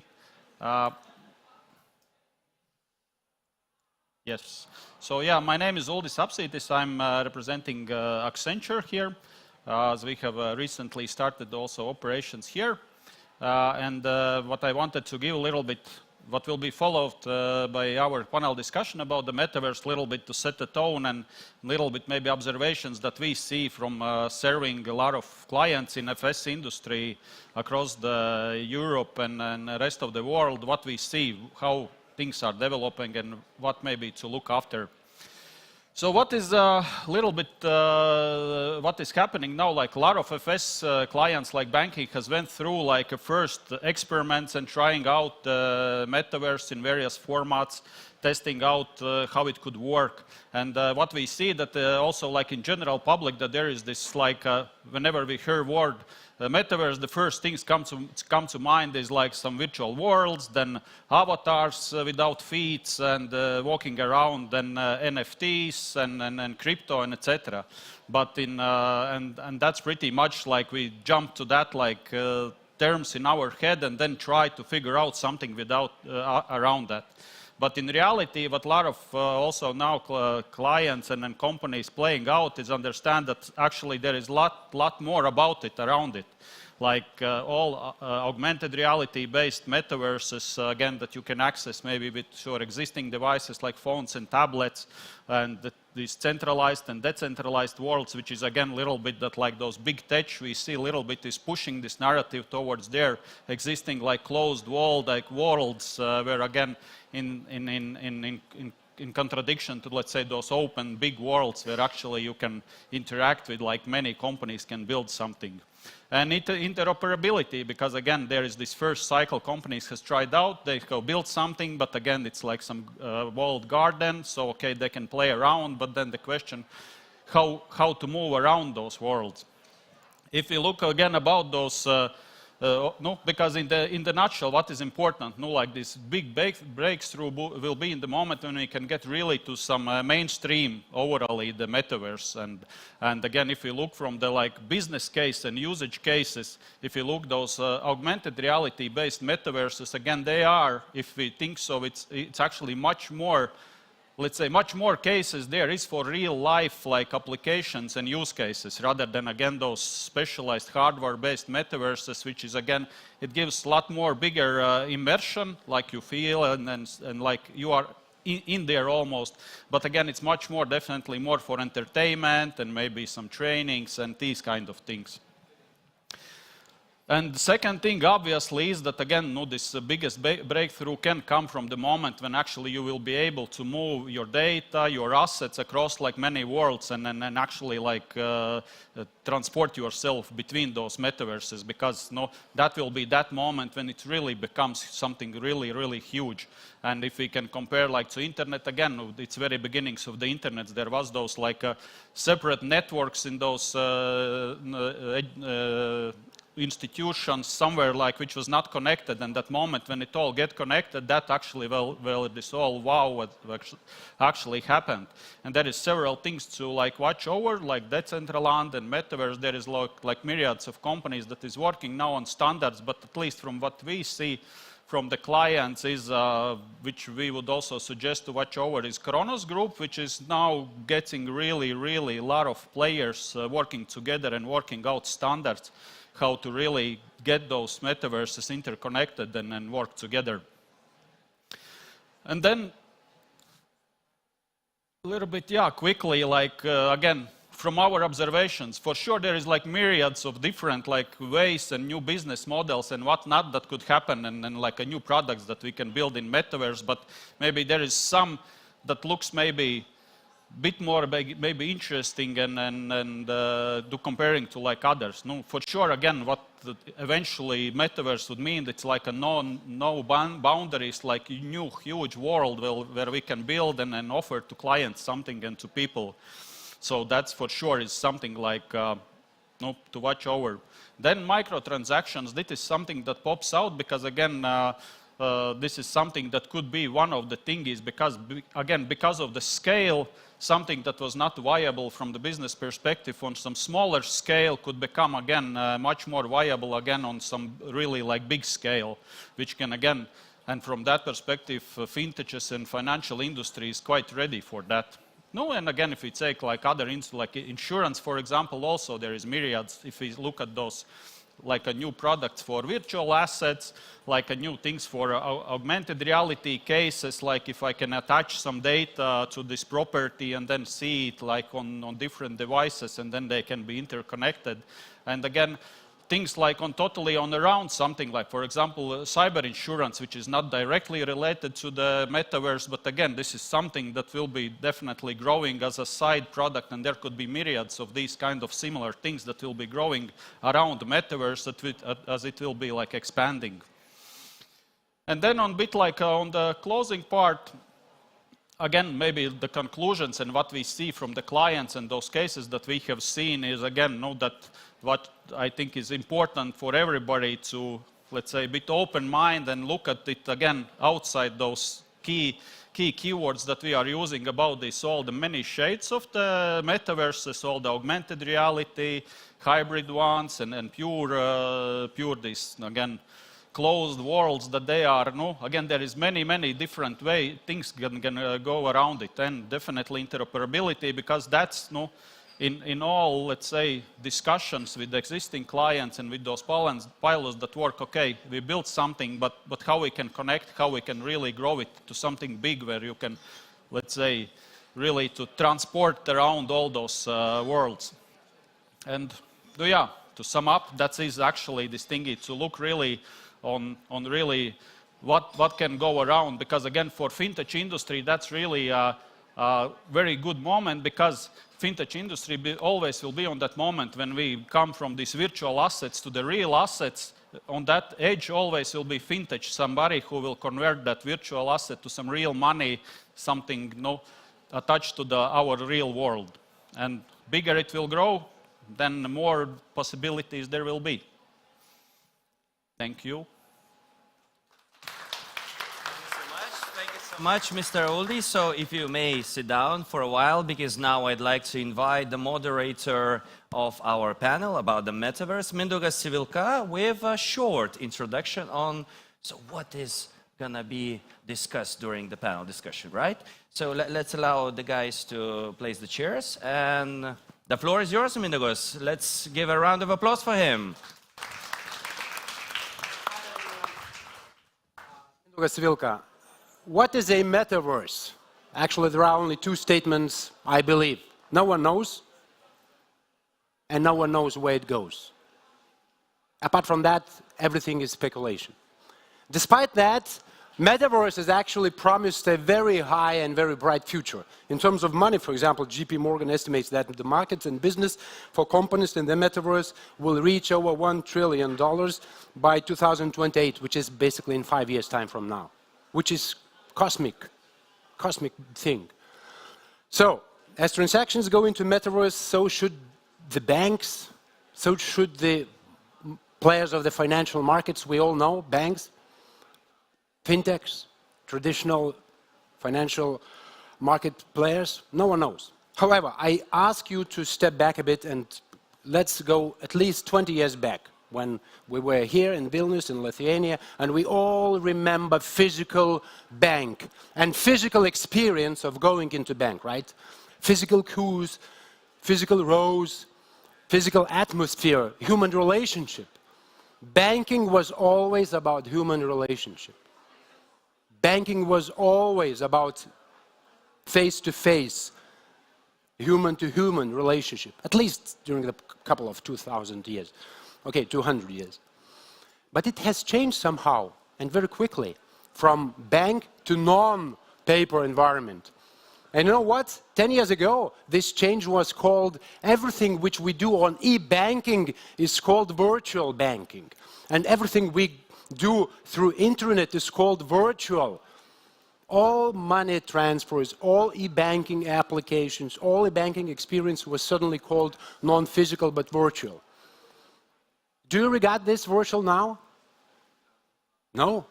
E-banking is no less real than it was paper-based banking 20 years ago. So one way to look into the Metaverse is as incremental evolution. Right? Metaverse is next phase of internet, next phase of technological sweep. And in 10 years' time, nobody will talk about Metaverse as virtual because it will be not less real than we are right now, standing here and talk about the e-bank. However, there is different perspective. You can also look into the Metaverse as the world beyond the wall, right? How this world and how this land is called. We all know this word, right? Always Winterland, right? And there is no way actually you can go through this wall. There is no way you can go into Metaverse apart or away from crossing the wall. You can only go into the Metaverse through that wall. Therefore, and I mean, there are of course communities there. There are small villages, walled gardens. There are 200 more of them. They are called small Metaverse platforms. They are in rudimental forms, but you know what? People are living there, they're making transactions, they're exchanging digital assets. Of course, they are in rudimental format, and this is know that we have one kingdom, which is called Metaverse. And banks, as well as other financial market players, they start to go through this wall and they start to open some kind of branches in one village, like outlet in the other village. But you know what? It's very difficult actually to do this because, I mean, those villages do not talk to each other very well. And if you buy land in sandbox, it's very hard actually. It's impossible to sell it in the central land. It's impossible actually to buy the land in sandbox without being a sandbox resident. So, there are a number of items you can look into Metaverse like, but today we will talk about 3 basic dimensions of Metaverse. One is the bridges between traditional financial system and the world beyond the wall. The bridges. This who controls the bridge controls the wall. The second dimension is what kind of products we will have in these villages, which are 200 plus platforms now, and who will actually produce these products, and is it that the banks will somehow enter that and will conquer the whole kingdom, killing all the native service providers, decentralized service providers which are there right now, peer-to-peer lending, right, digital assets trading, which is going on there, right? And the item or dimension number 3 is whether the banks will at all go there. Maybe it's not a market they will be looking for. So today, my pleasure to welcome and to summon here on stage 3 brilliant Metaverse speakers. Once again, Uldis, Vytautas Kašėta from Superhau, This is super, but how we will do that? And Saulius from Binance, Lithuania. Once again, sorry for this long introduction, but Uldis made introduction, myself I made introduction into introduction, but let's make this discussion, well, improvising, and let's make fun of it, right? Because it's all about the things we don't know. It's all about the things we only speculate. Saulius, let's start from you. Maybe you know or you can think of some tectonic shifts which are already happening right now in the financial markets, which may either accelerate or, on vice versa, inhibit the rise of Metaverse financing, world? Okay, that's a very good... Hello, do you hear me? Yeah?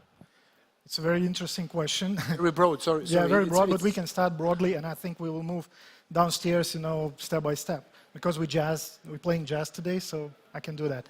In essence, what we can see, what's happening in the financial world is a very interesting situation. We know that United States, the dollar is the main dominant currency.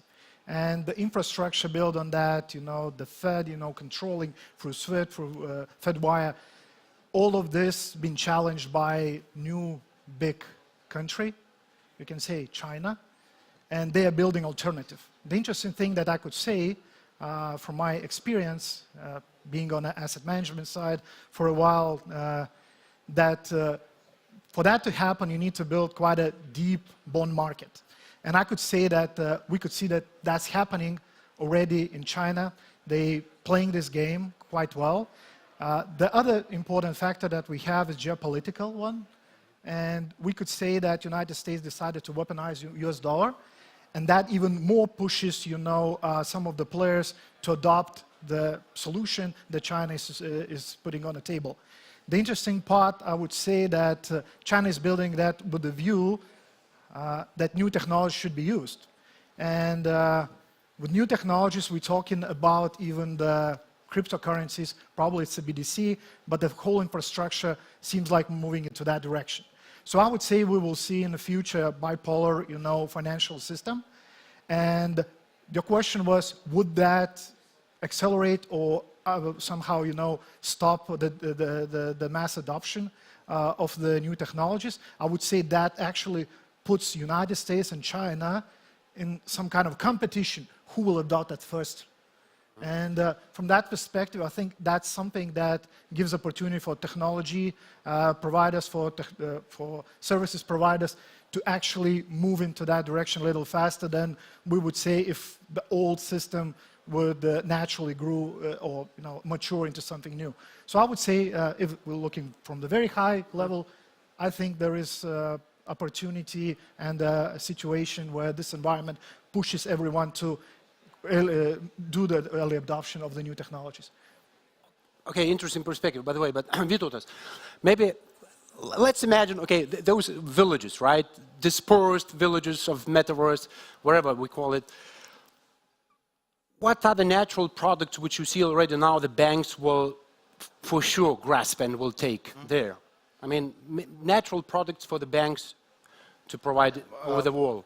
Like those villages, what we used to call those villages virtual worlds, because in general, we see the metaverse as an abstraction layer of this open, public social world, social meta world, where people are present there, they are living there through avatars, through soulbound tokens, through all other things. And there is one of the features needed to be implemented in these virtual worlds is digital economy. Interconnected digital economy that is being run throughout all those villages, all those virtual worlds in general. And we are moving toward achieving this goal using cryptography-based, token-based economy, Web3 interfaces to this economy. And because economical relations, they are very very needed in the social world, because we always need to deal something, we need to represent our values somehow. And this digital economy is being created naturally by creators, by users of Metaverse, by users of virtual worlds. And there is a very nice niche for financial sector, for institutional finances.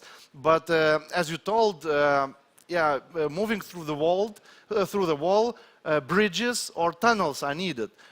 We either can bring those services through layer 0 protocols, it's like tunnels, or layer 3, 2, 3, 4 protocols.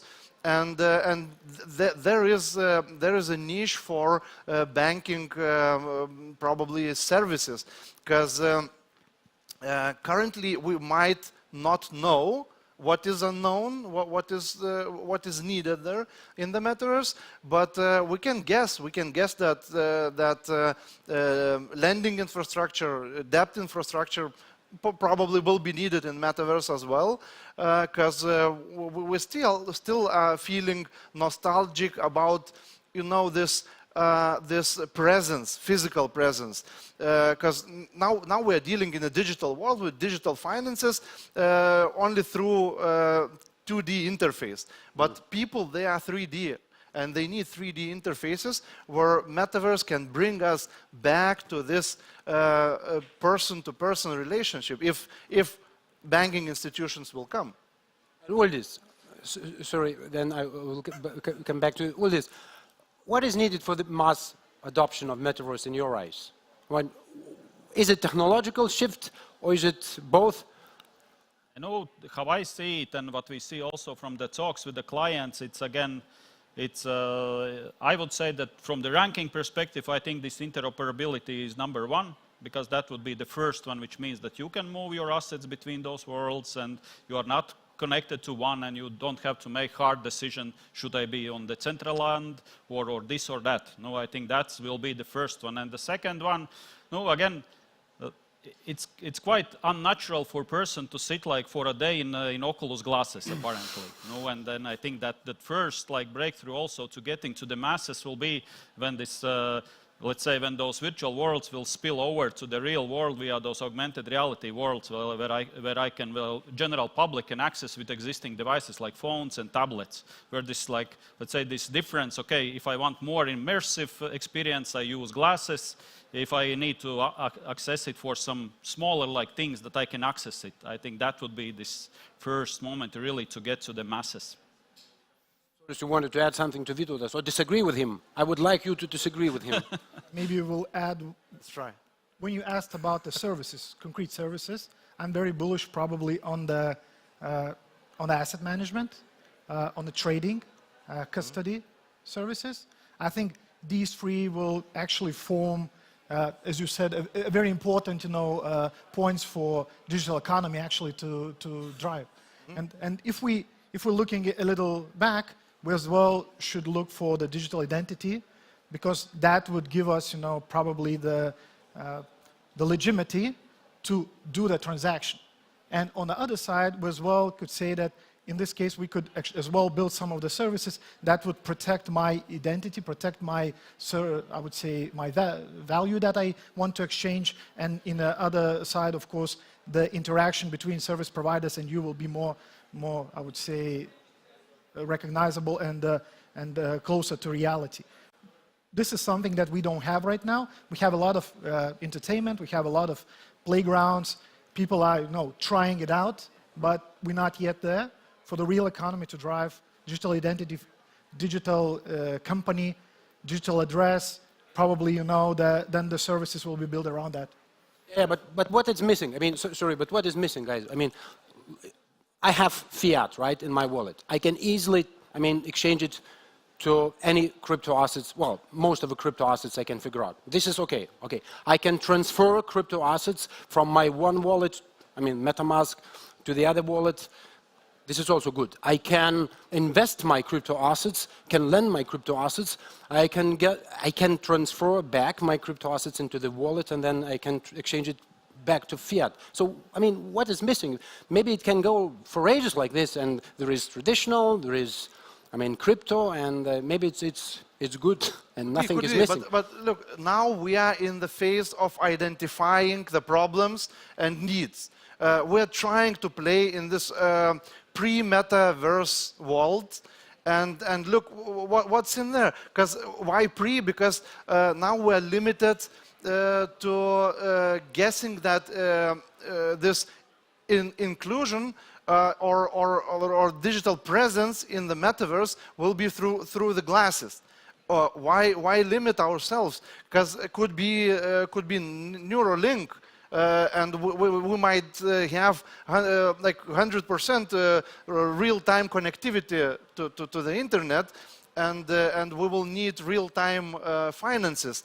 But while we are identifying things what are needed, as you say, fiat money. Okay, that's the probably the only central bank digital currency that retail customers have right now is this cash, fiat money. So we need to bridge those into probably, I don't know for sure, but we can try to guess that if people like feeling something real, so we need to port somehow, bridge somehow central bank digital currency to the meta world. But exactly, but this is what central banks are about to do, right? This CBCD, I mean, central bank digital coin, right, will exactly perform this function of bridging. And it may destroy, at the end of the day, the whole idea behind the central bank. Well, from these experiments, current experiments, we might guess only what will be, because could be that these digital currencies will be centralized and would very limited. Could be, but still. Solus, maybe you want to add something? I would say your question was what is needed for the mass adoption. And I would say it's too complicated right now. You have to be at a certain level of, I would say maturity with, or familiarity with the technologies. And for my mom, it may be too complicated. Maybe my mom is not the best standard, but anyway, what I would say, if you want really to see a mass adoption, so probably some kind of digital currency is needed. I'm not sure it should be, CBDC, it should be the alternative, but in essence, you need something. And people should be very familiar how to use it, one thing. The technologies that help us to bridge the wall, as you mentioned previously, they need to be, I would say, more or easier, how to say, accessible. On the other side, people should be quite familiar with that.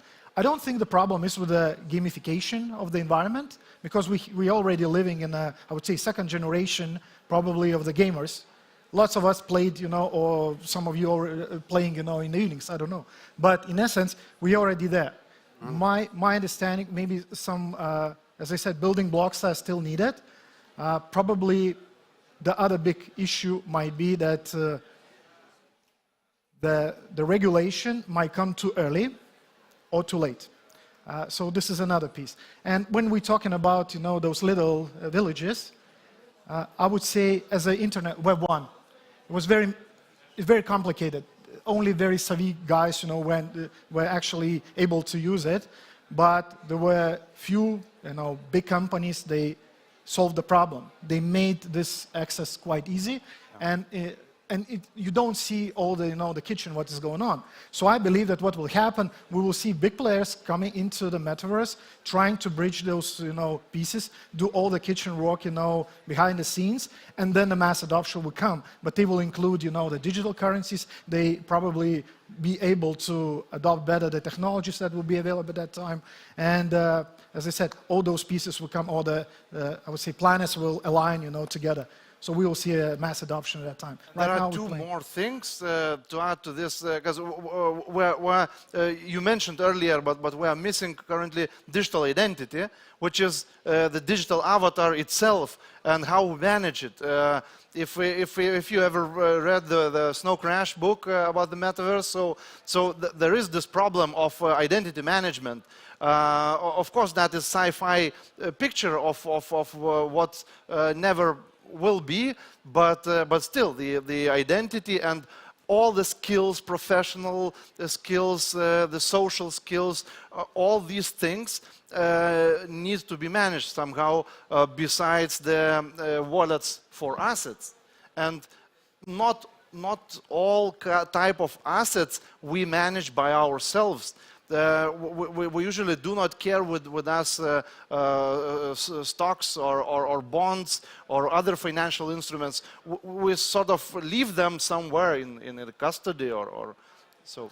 Yeah, Liudas, I know that you have, studied how, traditional banks and fintechs are doing in Metaverse and what kind of things are they doing there.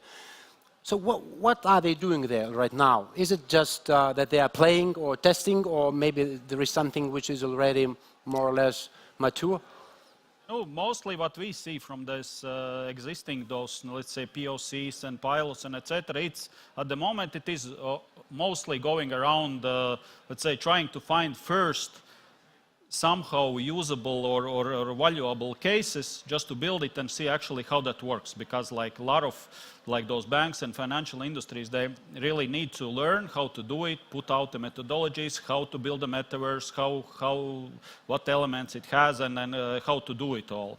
And so far, and because of that, most of those first cases goes around either it's education, employee onboardings, some like those virtual branches in a couple of trainings, as also like Visa, for example, and a couple of other big players. They have set out these like training facilities for crypto and financial knowledge and these kind of things, because this is like these first obvious things that can be done. There is which goes together with the marketing and again also playing around and testing. So far we see that it's in most of the cases it's really about like testing out, build the first like this metaverse, put out some methodology how to do it overally.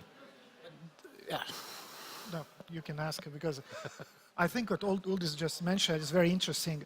They're trying. There is a gamification point, I would say, interesting point.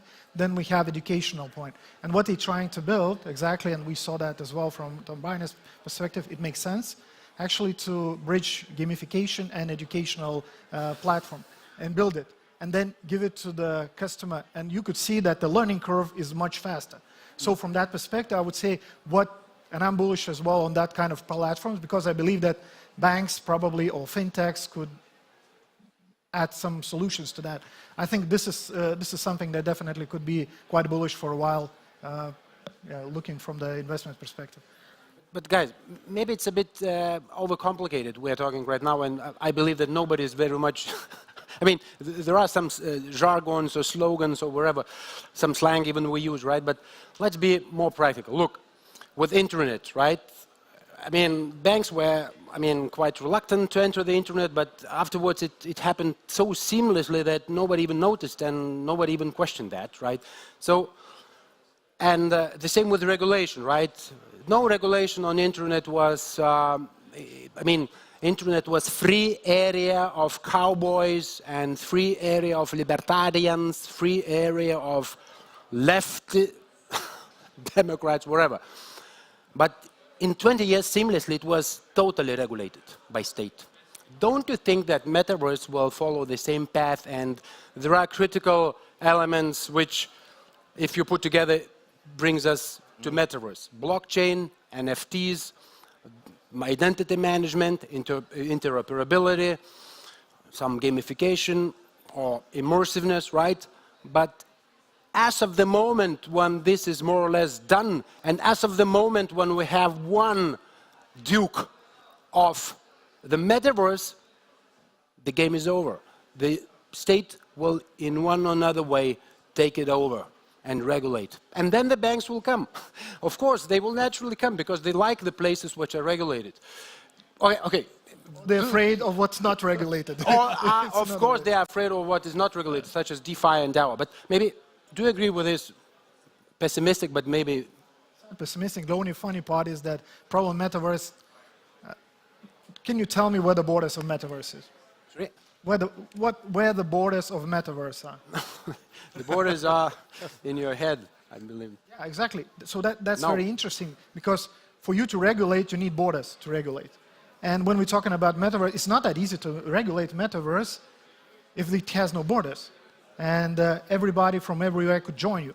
The only bridge that you could regulate then is actually that technology, how you jump into the Metaverse. For example, your headset or whatever. The bridge or tunnel. So if really you want to regulate, then you have to regulate the technology that helps you to get it in. And that's where probably government might want to put the fingers in. But I'm not one to go there. Now regarding the banking services and probably fintechs, I believe that banks don't want to expose themselves too much in something that is unregulated, because they can get very, hand slap or something even bigger, or a fine from regulators because they're entering into something that is not under their license. So probably what we will see, they will have some exposure through investments into fintechs or probably some technology companies or some players over there, and that's how they will, I would say, expose through investments. They will enter through investments. Yeah, I believe that that's the case, and I'm not really bullish. See banks, entering outright, into the Metaverse and doing business in there if it's not regulated. I don't believe in that. I think this is wishful thinking. I want to disagree on the regulator's point, because the boundaries. What are the boundaries? There are always libertarians in whatever system until somebody like enforcers come and put them to jail, but there are no borders. In our case, there are no borders. We need to start thinking about cloud regulations. Like, we are living in the third era of computing. Metaverse will be fourth. And we need to move with cloud regulations now. You cannot regulate in states or in some geographical locations. We need to give up on nation states. The network proximity is quite enough for us to have common interests and establish these network states or network communities, virtual worlds. And the regulation has to become more like in internet world. There is no such very strict regulation like in finance world, but rather there are requests for comments, there are standards, there are proposals how to deal with this, and basically Web3 is going the same way. We have protocol improvement proposals, protocol standards, the same with the tokens, ERC, 20 tokens, NFT tokens. All these things move towards standardization, not to strict regulations where somebody can regulate decentralized financial world for banking institutions to be comfortable to come there. They need to get out of the comfort zone and come with the solutions or some services.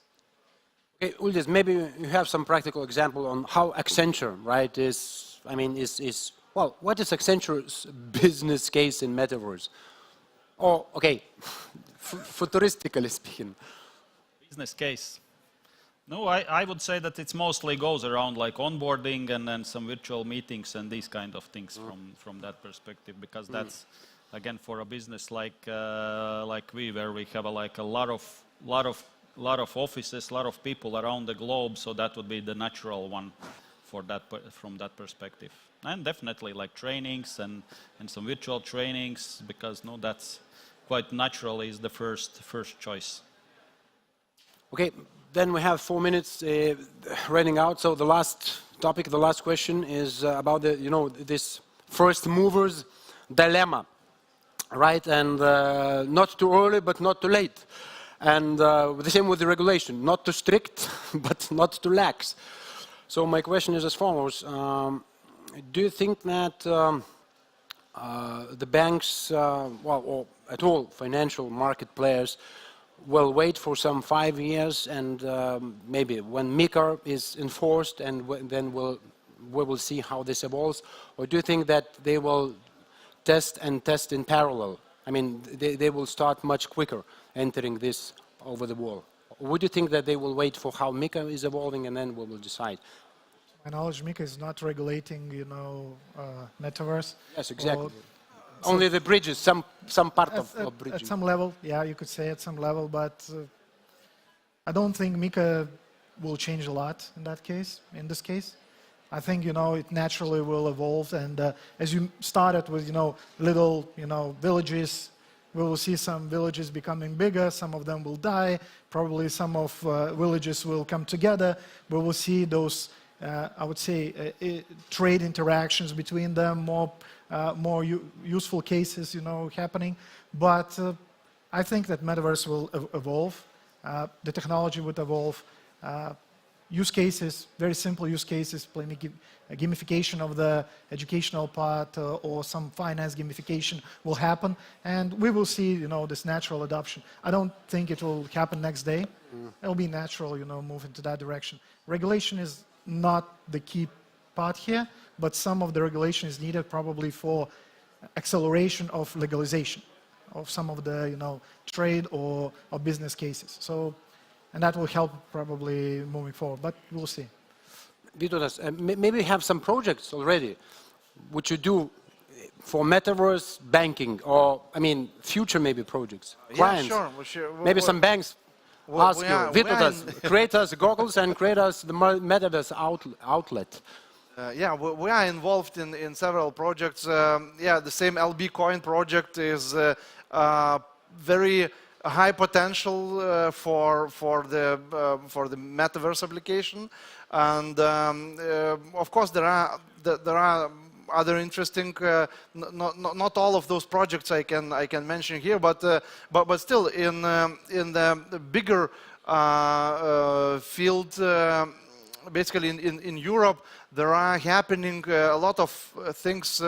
With central bank initiatives, the Bank of International Settlement, they already are working on a lot of things like Web3-like APIs for issuing money, central bank or others, as well as a lot of other things like digital wallet. European Commission has EBSI, this European Blockchain Infrastructure Services, the infrastructure itself for basically international connectivity and the movement of digital assets. There are a lot of things. The regulation side, if we can come back to the regulation, so MiCA is not the only paper. We already have Digital Services Act, Digital Markets Act, which sort of is talking about the relationships in the Metaverse, TDLR, DORA, a lot of paperwork is being done besides the projects, and the thing is, the banking sector can just take a look of what's happening in decentralized finances and try to find the services that fit them, and that's it. That's a straight way here. Okay, thank you. I think that's it. 0000. Well, I think we've done it on and in time, and I think our discussion was interesting, but at least to me it seemed a bit too early, at least a couple of years. But still, nevertheless, I think dreaming and speculation about what the future will look like is very important. So once again, thank you, Saulius, Vytautas, and Uldis. Yep. Thank you for your attention. See you in Metaverse. Thank you so much, Mindaugas, for a great panel. Thank you so much for all the panelists and everyone. We finally reached the musical break, right? Well, I mean, there were so many. Someone lost the voice. I did. Okay. So many interesting thoughts, a bit dreaming, and I guess it is time for the break to sleep on the ideas we heard today. Well. Am I correct? Yes. Okay. At this point, everyone is invited to have the precious, the most expensive, and the most valuable coffee break. We are coming back in just 20 minutes. Stay tuned for more.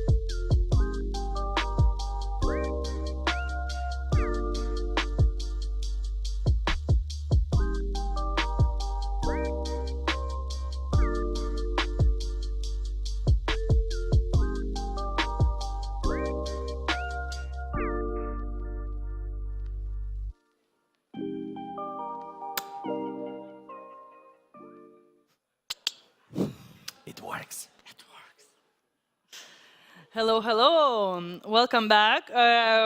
We hope you enjoyed the coffee and are awake now. It's the last part, well, kind of last. Only 3 sessions left. You should start from the good part. Only 3 sessions till we start the networking break. And we're so happy to have so many of you looking at us during the live broadcast, because you will not have the chance to participate in the networking party, right? See. Only the people that are participating live will be invited there. And I'm very glad to see that we are so crowded. So many people from all around the world, so many familiar faces. It's very nice to see, you know, the networking, the mingling, all the new ideas. I already have many emails with ideas, which is wonderful. That's what we want, because that's the forum. Yes, exactly. As we were mentioning in the very beginning, FinTech Day 2023 is a platform for your negotiation, for your talks, for your discussion, and for your arguments. Because, as we were mentioning, FinTech does have some challenges to solve. Am I right? Oh, yes. And now we're going to learn what challenges the UK is facing. Yes, it's much better to learn from someone else's mistakes than from your own. Am I correct? Oh, yes. Oh, yes. At this point, let's invite our next presenter with the keynote presentation, Navigating the Challenges of FinTech Integration, Identifying and Overcoming Breakdowns in the UK Ecosystem. And with a huge round of your applause, we will invite Stefan Hase, Director at Whitecap Consulting Limited. Please, welcome. The stage is yours. Thank you very much. Greetings, my fellow Europeans. Great to be here. I'm a big fan of the Baltic innovation ecosystem, so it's great to be here. You guys got no idea how far ahead you are of most of the European economies. You grow up with innovation, you grow up with thinking about exporting, you know, that's different from a UK business, different from a German business. You guys are living the dream, which is always great to be here. I want to talk a little bit about the UK FinTech ecosystem, which is well established, and we are quite well immersed in it. Obviously, a lot of people think because of Brexit, everything has changed. Some things have changed, absolutely, in certain sectors, manufacturing, engineering, but in regards to financial services, I'd say a lot has remained the same. You know, the UK remains closely aligned to EU law, despite what you hear from certain politicians. What happens behind the scenes, they realise, you know, for the UK, for London to be part of the global and EU-wide financial services and fintech ecosystem, we need to be aligned to it.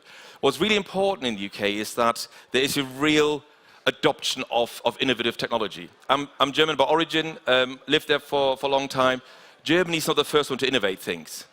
The UK is different. We had internet banking for 25 years. We've had mobile banking for over 10 years. It's what we do. It's done on a regular basis. So fintech is really, really important. What's also quite important is that the growing link into clean tech and sustainability becomes more and more important in the UK. Open finance, all the kind of things that we should really sort of care about. The UK leads 2 tech races globally, only 2. One is Formula 1, the other is fintech. Formula 1 most people don't even know about, but most of the most successful Formula 1 teams other than Ferrari are based in the UK, because engineering, the high-end automotive side, the UK has been traditionally very, very strong. And fintech is very, very similar. Despite the size of the country, the UK fintech ecosystem remains a very, very strong investment pool. However, back in the day, UK equals London. Fintech is in London, nowhere else, right? That's where the capital is, it still remains, but that's what all the fintechs were, right? So back in 2015, when you talked about fintech, you had to be in London. It didn't really happen anywhere else. You fast forward to a UK government report in 2019 that kind of looked at the size of the UK fintech ecosystem. It is quite substantial, as you can see. Not going to read out the figures. What started to happen, though, was that more and more activity happened outside of London in the UK regions. There was a fintech national network being established. A number of different organizations sprung up in the various parts of the UK because they realized financial services is a major part of the UK economy. We know technology is needed to map the two together. The regions found it easy to get behind it. One of these organizations, actually a subsidiary of our company, is Fintech North, which is the largest fintech community outside of London. We've been running that for the past few years, over 100 events, and we've drawn a number of international speakers and attendees to these events. And a lot of them came from the Baltic regions, but also from elsewhere. There's a real community building outside of London, and fintech is something that everybody can get behind. Fintech West is another one. We run it in Bristol. So at various parts of the UK, there's more and more of these kind of events springing up, organizations springing up, where the tech community, the investors, the financial services, the fintechs, the universities, which are quite important, all come together, the advisory community, to actually see what can we do in terms of innovation in our region. It's something that is a real incentive for success here. So in early 2021, Ron Cleaver, who was the CEO of WorldPay, one of the first and biggest fintechs, as you know, out there, was tasked by the government to say, like, what is the state of the nation of fintech in the UK right now? What needs to be done?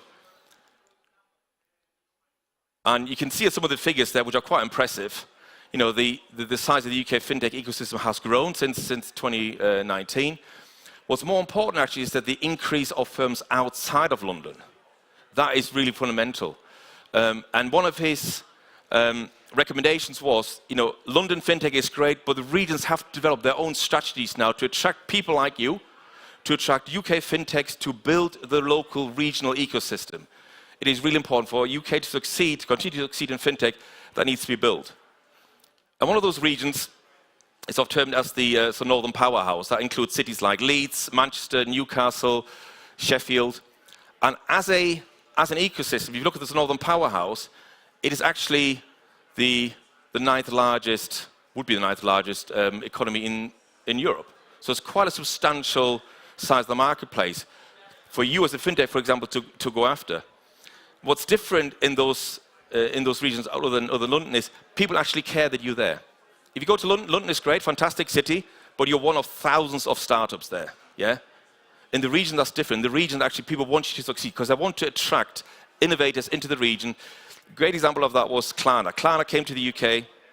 As you know, big Swedish buy now, pay later organization. The UK headquarters is in London. Biggest office is in Manchester because access to talent is easier. It's actually more affordable because in London you pay over rate. And importantly, to attract young people, they want a good work-life balance. You're not going to get that in London. London is an exciting city, but there's no work-life balance. It's work. In Manchester, that's different. So they realize for us to attract the right kind of caliber of people, that's where we need to be. So there's a real development on that front. Scotland, Northern Ireland actually has a state-funded fintech organizations and programs. So they've now all come up with the individual strategy. How do we drive fintech in those areas? Yeah. So there's a huge amount of investment and incentives to attract fintechs because you get access to large financial service organizations in those places. So Fintech Scotland is one of those. Fintech Northern Ireland is another one.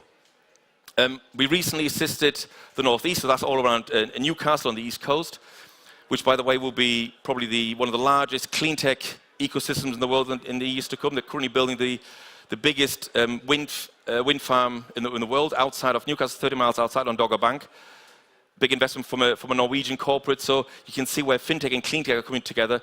And the Northeast has realized that we need to make sure that there's a nice transition from skills, talent, innovation, and financial service and fintech into the new growing sectors. And the build between fintech and sustainability is ever increasing and ever important. And we've done a wide range of regional reports in terms of the importance of fintech in the various regions around the UK and what's missing. And what's missing, as always, of course, is more fintechs. Yeah, we've got large financial service organizations, but we need more fintechs. We need people like you.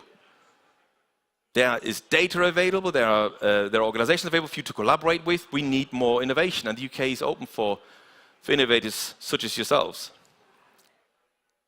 So where does the UK fintech market go next? We know the banks are not the fastest to move in regards to innovation, but they will slowly but surely progress into the more digital space. We know the convergence between established financial service organization and fintech is ever growing. The regional expansion, as I mentioned, is really, really important. And the whole area around open finance, open data, sustainability is an increasingly important topic that needs to be addressed. Okay? So if you were now considering, okay, I think the UK could be a place for me to be, right? And as I said before, the UK is open for innovators such as yourself. They don't care where you're from as long as you've done your homework. And homework means I understand the marketplace. Just because I understand Lithuania, Estonia, Sweden, doesn't mean I actually understand the UK. Do the analysis. Because your product, your service may resonate very well, but it may not. Yeah, you need to do the analysis. What are the problems that these guys are facing? They're typically 3 or 4 years behind your thinking. So do you understand their specific problems? Yeah? Test your proposition. Consult your target markets. If it's a regulated market, again, what do you need to do in order to bridge the gap? We've seen so many fintechs who come to the UK, start the work, and haven't engaged with the Financial Conduct Authority, which is the regulator in the UK. And then find out a year later, we haven't actually done what we needed to do. Engage with them early. They're here. They've got sandboxes and everything. Engage with us. Come and talk to us. We tell you what you need. Yeah? There's an open road. So talk to the regulator. Think about system integration. You know, you're never going to come across a greenfield site unless you're talking to a neobank, right? There are established businesses, established processes.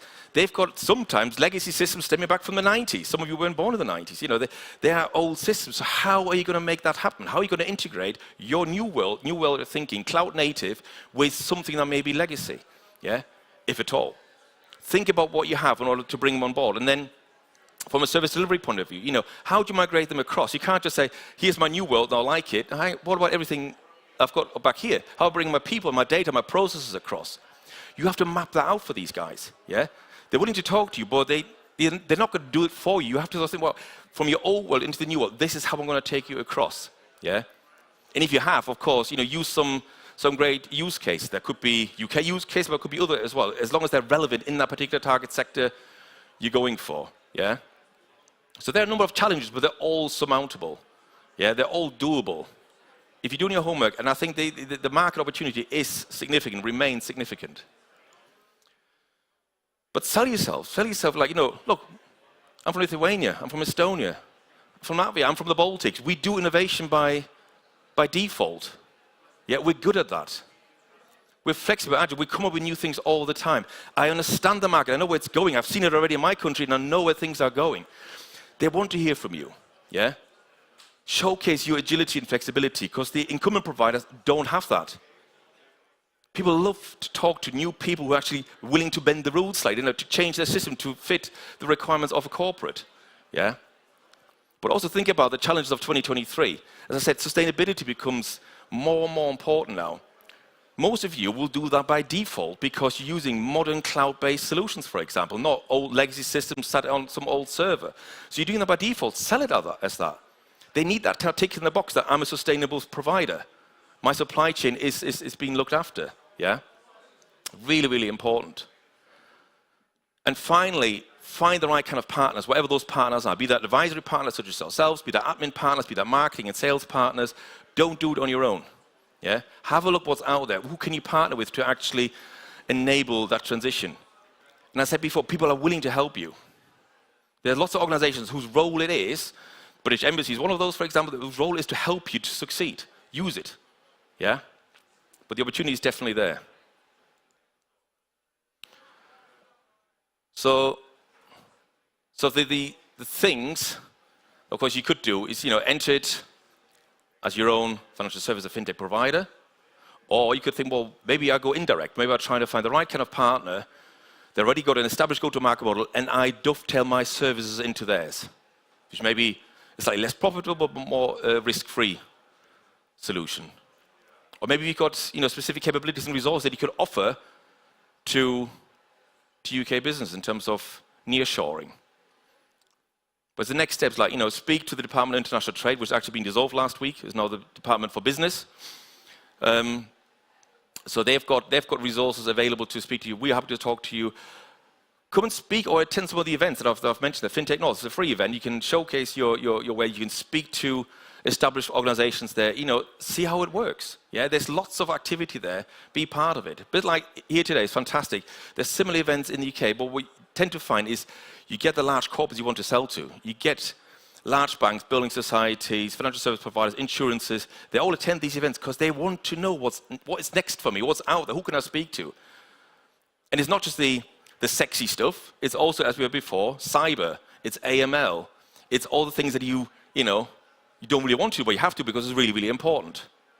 Yeah? So all these things are absolutely of relevance. So I think there's a great opportunity there. I'm more than happy to speak to any of you afterwards. All I'd say is, like, if you do consider it, do your homework. Yeah? Find out about the market, find out about your target market, find out how your services resonate with the target market you want to sell into. Because you do that work early on, it will pay dividend later on. Yeah? I've seen so many people coming in, trying the things, but they've never done the analysis. Yeah? Do the analysis first before you actually then enter. But the opportunity is there, and remain there for the foreseeable future. Okay? Thank you very much. Thank you. It's a very interesting presentation. And my question would be, I mean, the UK had Brexit, yeah? It had quite a lot of impact on the whole market, and especially I would say on the licensed fintechs because of different regulations, and you're not part of the EU anymore. You need to have another license. So those who are been operating in UK are coming to Europe and vice versa. What would be your 5 tips? If a company wants to enter the market in UK, and we have quite many examples here, Ondato and many others, and when I speak with those, they're saying, well, it's a challenge. Like, you have a quite huge competition. What would be your 3 top tips for these companies? First of all, if you are in a regulated space, not everybody in fintech is regulated, but if you're in a unregulated space, as I said before, talk to the Financial Conduct Authority. First of all, RegTech in EU has been led by the UK for many, many years, and the FCA is actually one of those thought leaders out there and will remain that for the time being. Yes, they might call the legislator something different in the UK, but when you look below the bonnet, you will find the information below is exactly the same. The types of regulation is exactly the same. It may be a different name because they realize if it's too different, then people wouldn't come to the UK anymore. So that's one. Talk to the FCA if possible. As I said, do the analysis. If there is a huge amount of competition in your particular space, let's say you're a payments provider. Yes, there are dozens of payments providers in the UK and dozens of newcomers all the time. That doesn't mean you can't be successful, but you may have to sell into a specific niche market where the coverage hasn't been that good. Yeah, to establish something new where there's been lots of competition, I totally agree. It's difficult, but that's true for every market. Understand what does that market actually look like. But all I can see is working with large banks, for example, and building societies, they rely on legacy technology that's quite often 20 or 30 years old, literally 20 or 30 years old. Updated versions, but the technology is not cloud native. They know there's a better world out there, but they're not quite there. And that's one example. There's so much legacy technology out there. If you're new and you're different, the opportunity is there. Yes, there may be competition, but if you're better than the competition, if you're more agile, brilliant.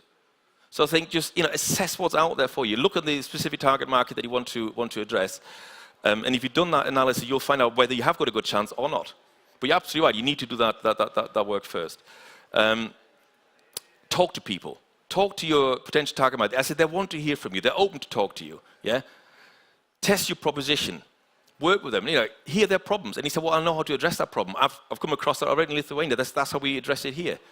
Engage with them. They want to hear from you. That's all I'm saying. The amount of times the events that we're running are so successful because the corporates want the information. They want to talk to the young guys. They want to talk to the innovators because they realize they can't do it in-house. They need that advice from somebody who thinks differently, who's seen kind of what the future can hold. So if you do those kind of things, you will succeed. Absolutely. There is a challenge when you jump into the room of, let's say, people representing the legacy companies or systems. Absolutely. And then they feel that you become smartest person in the room, and that's not something they like. What would be your advice? Very good question. And you're right, the legacy providers will try to say you're risky, you're difficult, you shouldn't do that. As I said before, you have to tell the client, the buyer, how they're going to migrate from their old world into your world. You can't just say, here's my new world, come and use it. They need to be moved across. You need to help them to move them across. They're not going to do that on their own because they don't know how to. But the moment you do that, you already show that the legacy provider can't do anything about it. You can help them to move across, and that is so important. But yeah, you're right, that needs to be articulated to the client how risk-free and easy it can be to actually migrate across. Well, I guess it's like we say, you know, don't sell the products, solve the problem. Correct. And then you have, you know, absolutely the easy way through. It is. Well, thank you very much for No, I have last on the serious note, Stefan. My last question: when do you honestly think that checkbooks will disappear? That's a very, very good question. So I was just talking to. I heard when the people open bank accounts, they cannot refuse. They still send them. The same is true with savings account. You still get the old passport book, kind of like. Yeah. It's 2023, you know. It's having used checks myself for God knows how many years, I've not used one in the last 5 or so. So checks are already sort of dying out. Passbooks will die out as well. There's always some legacy around, but legacy will phase out. I mean, there were people who didn't have internet access 10 years ago, but people still said, well, the only way to access that application form is via the internet. Well, I don't have internet. They didn't stop that. I said, well, sorry, but you need to find somewhere to get access to the internet. So legacy technology, it will just die out, quite simply. And the UK is not as far as Scandinavia and the Baltics, but it's already more cashless and digital than it is the cash-based society. And that will die out as well as checks and things. Amen. Thank you for that. Thank you. Ladies and gentlemen, Stefan Hase, Director at Whitecap Consulting Limited. And now we're gonna move to one of the interesting panel, at least for me. We're gonna have ex-regulator, we have a regulator, we're gonna have a market participants, and they're gonna talk about exploring the new generation financial models. What does it mean? It means what type of changes we're gonna see in the future, what type of new financial models will appear, how it will help us as the clients. And how will it be regulated, right? There's always regulation around the corner. Well, when you have in the panel the regulator, I am sure it's going to be an exciting panel, right? Please give it up for the moderator of our next panel, Ekaterina Govina, partner at Response Legal, head of partnerships at Amlice. Ekaterina, the floor is yours.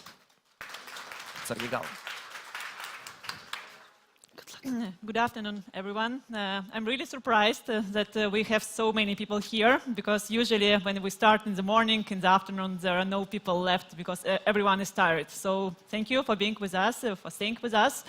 Yeah, and actually I wanted to start with just remembering the first FinTech conference that actually took place in this venue. So it was back in 2015, so 7 or even more years ago. So this was a really, really small conference with 100 people participating. And today we have 650 people registered, and organizers needed to stop registration because too many people just wanted to come here. So thank you very much for these new faces, for building this community, FinTech community, and for us being proud of having the name of Lithuania FinTech Hub. So without any ado, I want to ask my panelists to come on the stage and introduce themselves.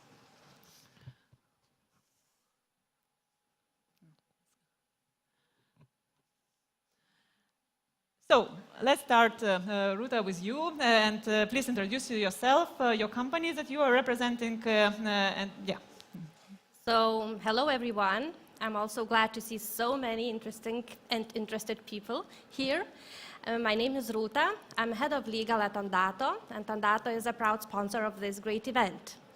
I also work very closely with partnerships in regulated industries in our company, since this is how it is in startup. You not only have one role. Our company started as a remote identification provider for fintechs and for other companies. And today, we are offering over 40 products to fintechs, to banks, to other customers, which are a final puzzle to their AML compliance field. So if you haven't heard about us, let's chat after the event. I can tell you more because, as you understand, with 40 products, there's a lot to tell. Yeah, and actually, I'm representing MLI's company, so we are a proud partner of Ondato. So in case you are looking for an ML solution, in one place, so you can either approach Ruta or me, so we can offer you some interesting things. So thank you, Ruta. Let's move to Frank. So hi, very happy not just to see you, but to be on a panel which represents the variety of the landscape here in Lithuania. My name is Frank. I'm in the payment fintech industry for 20 years now, and 3 years ago I had the possibility to be co-founder and CEO of a fintech based and licensed here in Lithuania. The name is Nikulipay. What we do is we are focusing on local payment methods primarily for fast-growing and emerging markets. What does that mean? We're connecting consumers that want to pay, if they don't want to pay with a card, with their preferred payment methods with international merchants. And we also work with Fintechs and other PSPs to service their portfolio. So one small example, we have a product called BankLink that is also covering the Baltics. So if you are an international merchant who want to reach consumers here but you don't want to have 5-6 bank logos in your checkout, but at the same time you also don't want to create your own payment methods from a provider that offers you access to open banking, but you need one product that actually covers all the customers. BankLink is one of the products, so that's what we're doing, creating products, connecting products, and enable consumers to pay at international merchants. Thank you, Frank. And let's move to Dennis Jonas. Dennis, you can promote your organization you are representing. So, hi everyone. So I'm really glad to be here. It's my first time at ROCKIT, even though I'm Lithuanian. I actually work in Bank of Lithuania, so I'm a regulator. I'm a prudential supervisor of electronic money and payment institutions, so I'm constantly monitoring the risks and business model trends in our sector. So all these dear CEO letters are being written by Dennis Jonas. Okay, and Airidas. Hello everyone. My name is Airidas, and I'm personally being in the banking and fintech industry for more than 18 years now. Currently representing Solaris Group, which holds banking and electronic money institution licenses in Europe, and we are currently leading European embedded finance platform. And basically, we leverage our platforms, our technologies, and our know-how to enable our customers to offer financial services to their own customers, and we do it in a banking as a service concept. Well, thank you very much for your introductions, and let's move to our discussion. So we are discussing about next generation business models, and when thinking about next generation in business models, I couldn't think about artificial intelligence. Because I think that artificial intelligence is the most disruptive technology for not only financial sector, but for any business, and especially with recent developments in AI field. So I'm really interesting to hear from a business perspective, first of all, and then from regulatory and supervisor perspective, how artificial intelligence will affect your business models, or maybe internal processes or services that you are offering your customers. So let's start with Frank this time. I mean, I agree, AI is a big topic. I believe that AI will or should not replace people, but it should support businesses and people. And for us in fintech, for example, one of the things we all have to deal with is how to prevent money laundering, how to do risk scoring, all these kind of things. And I think artificial intelligence is a good way for supporting us, making decisions better, be ahead of the curve for detecting things, and just help our teams to kind of be better and to be able to not just deliver our products compliant, but also be able to add additional services that we couldn't do without. Can you think of any specific example, for example, in your company, in payments industry, how you can use AI for improvement of your services or changing business model that you are currently operated with? So any specific example for our audience, just not to, to talk about, it will change everything, but nobody knows how exactly. I, by the way, don't believe that it changes everything. I think that there are a lot of things that have an impact, and AI will have an impact. I think as for our business model, it's payments. It's not directly impacting like our core product, what people are buying, but in the background to be able to service our clients, for example, AML and compliance is very important. Customer service might be one where AI can play a role, so it's more supporting functions for our product, not the product itself. Mm-hmm. Yeah, so Ruta, Frank mentioned it, AML, KYC. Again, for me personally, I think that the main disruption will be happening in the AML area, and in MLIs we're starting to explore how we can embed AI in our proposition. So from Ondato perspective, do you already maybe use some machine learning or artificial intelligence technology in your services? And if not, are you planning to do that? First of all, I agree with you that AI won't and probably, won't take away the human force out of everything, but I'm a big believer that this is a future, and we do indeed use machine learning technology and artificial intelligence technology, and to say even more, our machine learning, which we use, it gives us a big competitive advantage, which we see now in the market. Can you elaborate on that? How specifically you use machine learning? Actually, I can't because this is a commercial secret. But let's say we found a way in one of our products to use an advanced, we found a way to use machine learning, which our competitors didn't come up with that. I guess when, it's just my guess, that when you provide some documents for your KYC provider so they can spot any fraudulent activity, I guess it might be here. It's very hard to keep commercial secrets with you when you're so smart. It is. But I think that artificial intelligence in the ML field really will, for us as Ondato, it is very important to be ahead because we are the ones who provide, as MLIs, we provide services for Fintechs. So we need to be ahead and we have to have a solution ready once there is a need in the market. But Georg before was telling that they are actually patenting an artificial intelligence solution for ML purposes. So, the future might be closer as we think now.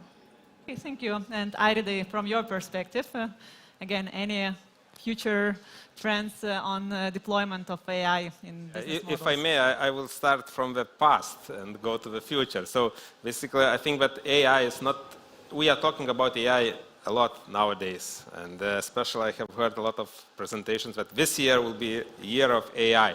But if we look at the history, so this concept is not new. Even in 1950s, Alan Turing published his scientific work, Can Machines Learn? So people start to think about it, and this concept was evolving. However, it's like with all technologies, you always need basics to make it work. And in my opinion, what is needed for AI to work is a lot of customer data, a lot of machine power, and good use cases. So this year, I believe it's exactly we have those three elements to make it work.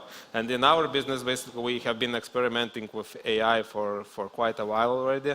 And since we are a financial institution, we hold a lot of transactional data. So we run billions of transactions for our systems. So we can make kind of good use of AI. So currently, we are using it to detect fraud and to stop anti-money laundering.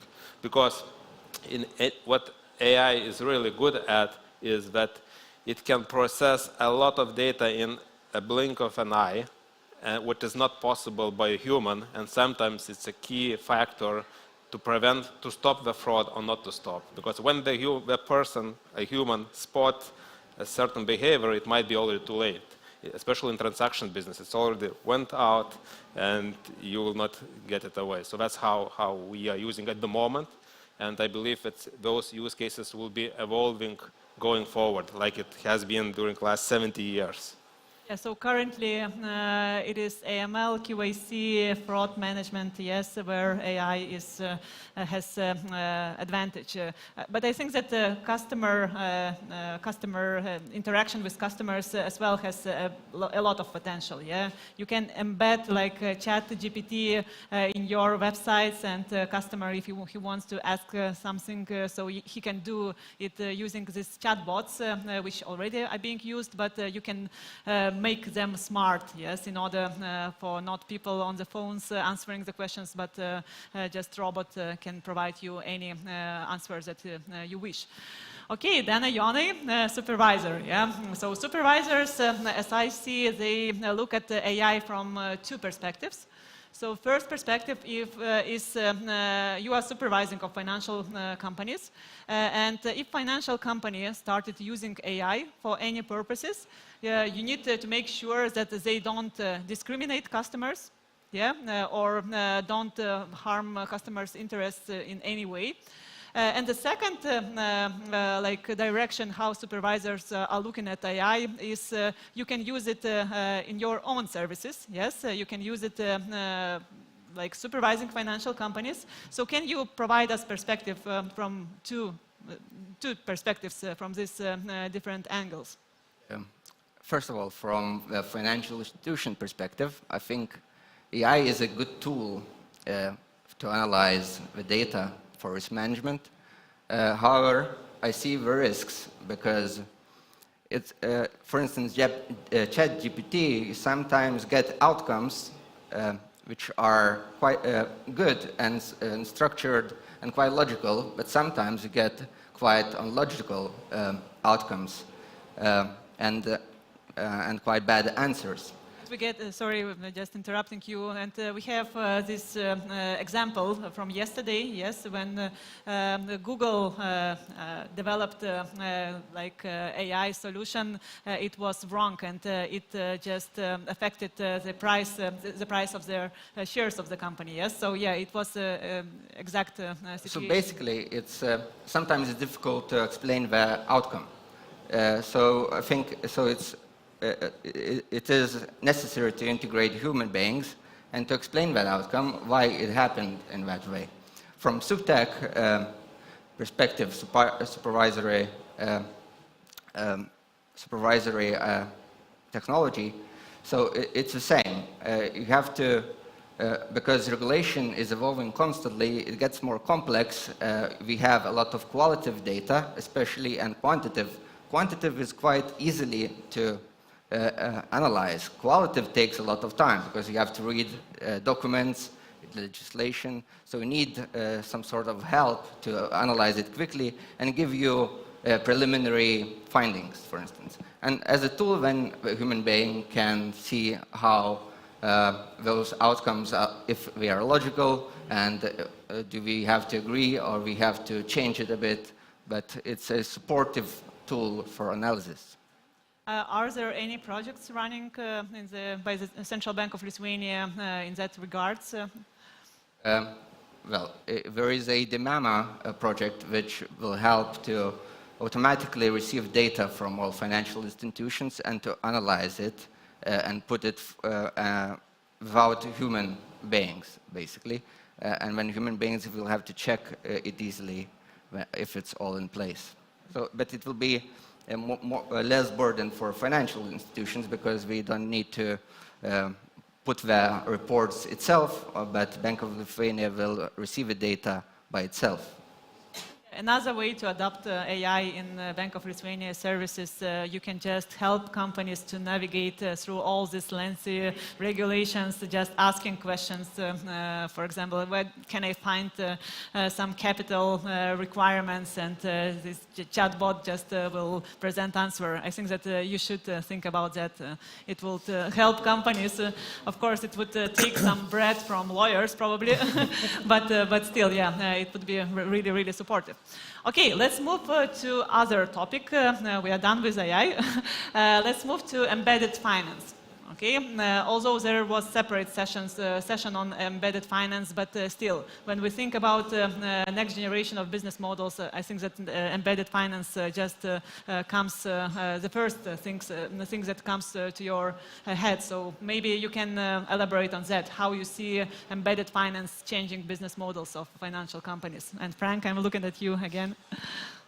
Yeah, I mean, we all know what embedded finance is. Basically, it says that financial services are not only done by banks, but it's opened for other industries to also allow to offer financial services. And actually, Fintechs, we all hear, are actually the drivers that allowed embedded finance. And at the same time, we will still innovate on that. Because if banking services would only be with the classical banks, I think a lot of the services we are using as a consumer would not exist.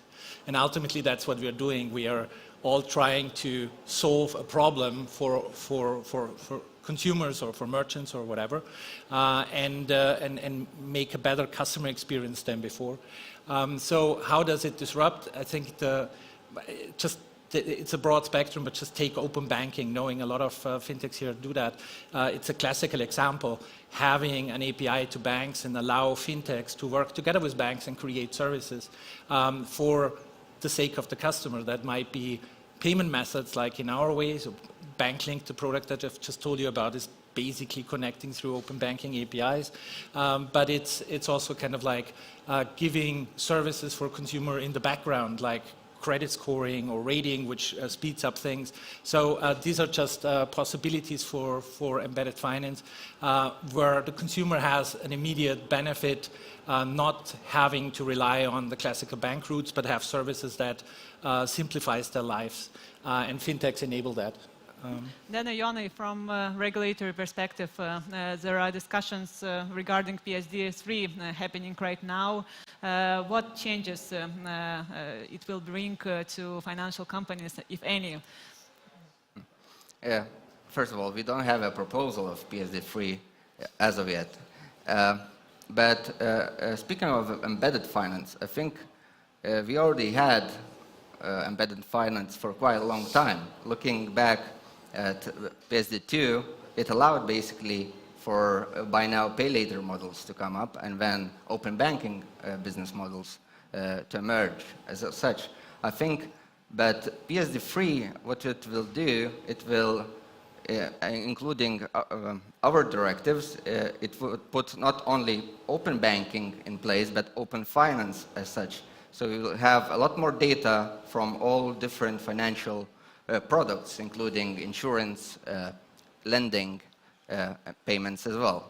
So I think there will be a more broad range of services that will be more innovative and more customer-friendly for customers. Can you provide any specific examples? Because when we are talking to audience which is not experts in the field, so it is really, really hard to understand. Okay, so how it will change my customer experience in getting financial services or getting any other services that are related to financial services? Not necessarily for Dennis, Jonas' question. Yeah, Airida. While sitting here, I just remembered a very good example from today's experience sitting here in the conference. I arrived in the morning, so I was able to listen to different sessions here. And at one time, the host of the event said that thanks to our sponsor, this event is for free. However, if you really enjoy it, we'll issue an invoice afterwards. So here I thought, why, if the finances was embedded here, so the organizers would not need to issue invoice, and all the audience would not even feel that they have paid for the event if they enjoyed it when they left. So that's, I think, from an example how it would enrich both the suppliers and the consumers' world with the finances embedded. Yeah. good example, and I just recently established a company in Lithuania, so I approached one accounting firm, and they said that we can give you the platform. This platform will be connected to your bank, so you will get notifications when payments are being made, when invoices are being issued, and so on. So I think that it's, again, it's an example of this embedded finance where it is not like your separate financial institutions and your separate different services that you are getting, but it is all like connected together. Yeah, and Ruta, your perspective on that area? I would agree. I mean, it's hard to disagree with the guys. So I really think that embedded finance will bring us services and choice which we have no idea about. Like now we are sitting and we are you know, we have some ideas, but in 3 years, I think when everybody's grandmother will be smart in embedded finance, we will see what variety of services it can bring. This is the exciting thing to talk about the future, because we know that there are exciting things there, but how deep and how far they will go, we will see. But I would bet for like really the variety of choice and benefits, but for all the parties, for consumers and for providers, for everybody in the chain.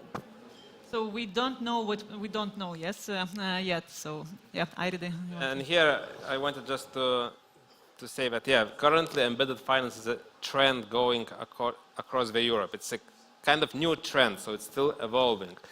And at the same time, I believe that it's not all businesses understand that they don't need to be financial services providers to embed the finance. It's still this old-fashioned thinking that you have to have a financial license when you can offer a financial product. No, that's exactly what embedded finance is. And like the colleague mentioned, insurance, for example, we have huge customer bases, like hundreds of thousands of customers. So we can, without getting their own like financial license, we can embed account or payment card or SEPA transfer into their existing customer base. And I think as soon as the businesses will realize how it is quite straightforward to embed the finance into their offering, then this trend will lift up very rapidly. Yeah, thank you very much for these observations. Okay, let's move to a third topic, and it will be, for me, it's the most interesting topic right now, so it is crypto and blockchain. Again, currently, as what I see, there are two separate worlds. Yeah, we have one world of crypto and separate world of traditional finances. But with MiCA, or markets in crypto assets regulation, I think that these worlds will not like collate, but they will be integrated. So again, Aride, Frank, you are payment services providers. I guess you don't work directly with crypto right now, but what is your guess in 3 or 5 years, what we see in the future, how payment market will be integrated with crypto, any of crypto instruments? I think a lot of people, when they think about crypto or blockchain, they think about Bitcoin and currencies. But I think, especially in payments, yes, there are some merchants who can accept this kind of as a way of payment, but still it is for many way too volatile or a niche. But I think the topic is talking about blockchain and talking about like especially also possibilities in the background that help us.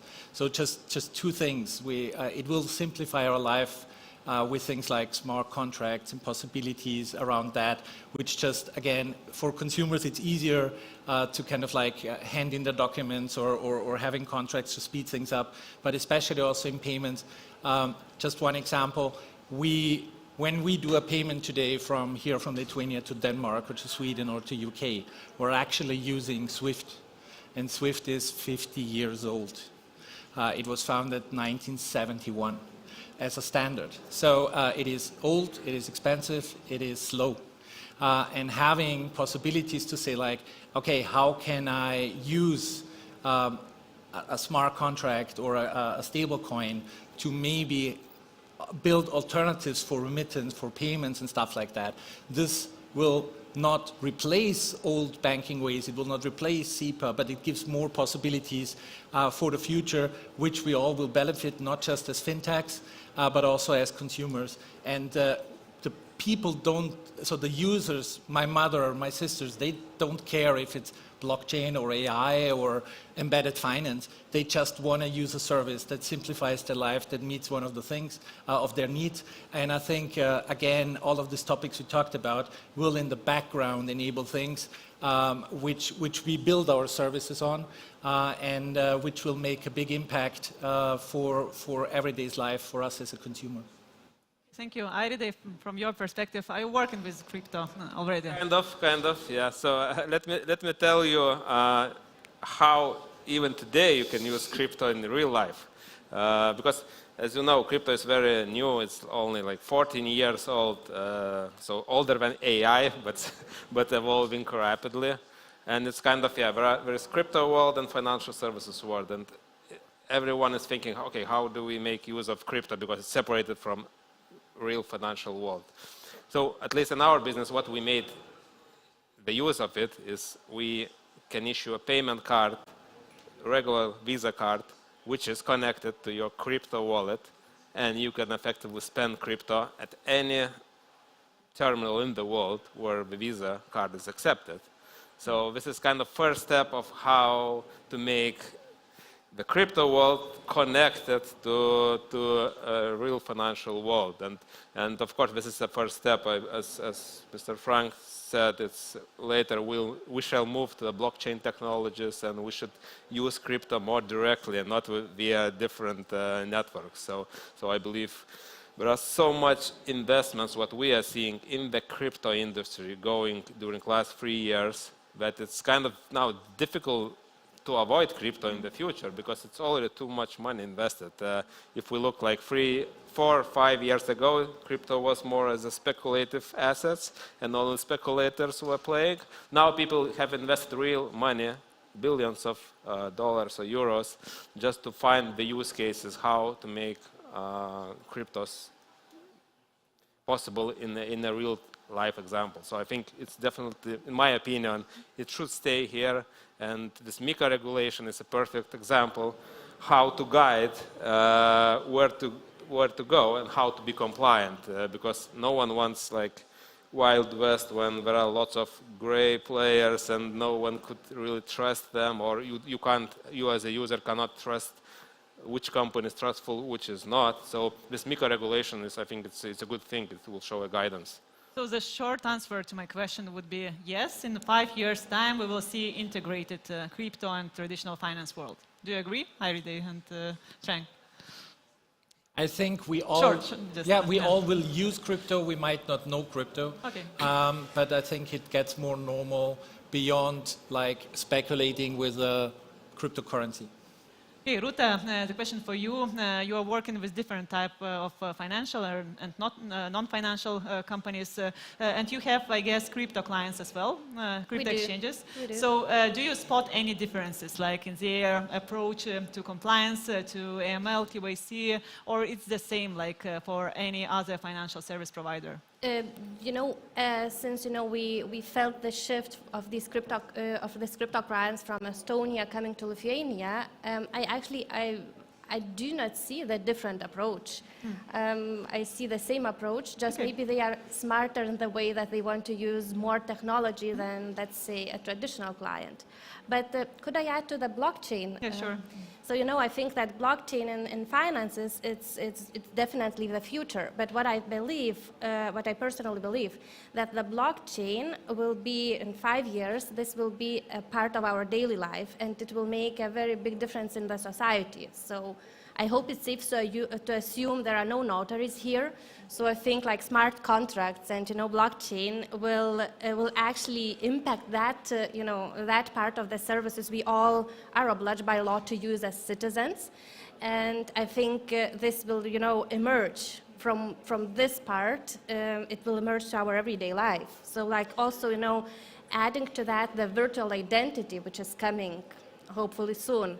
I think we are looking into the, into a very much blockchain and virtual future in that sense. Thank you, Danny.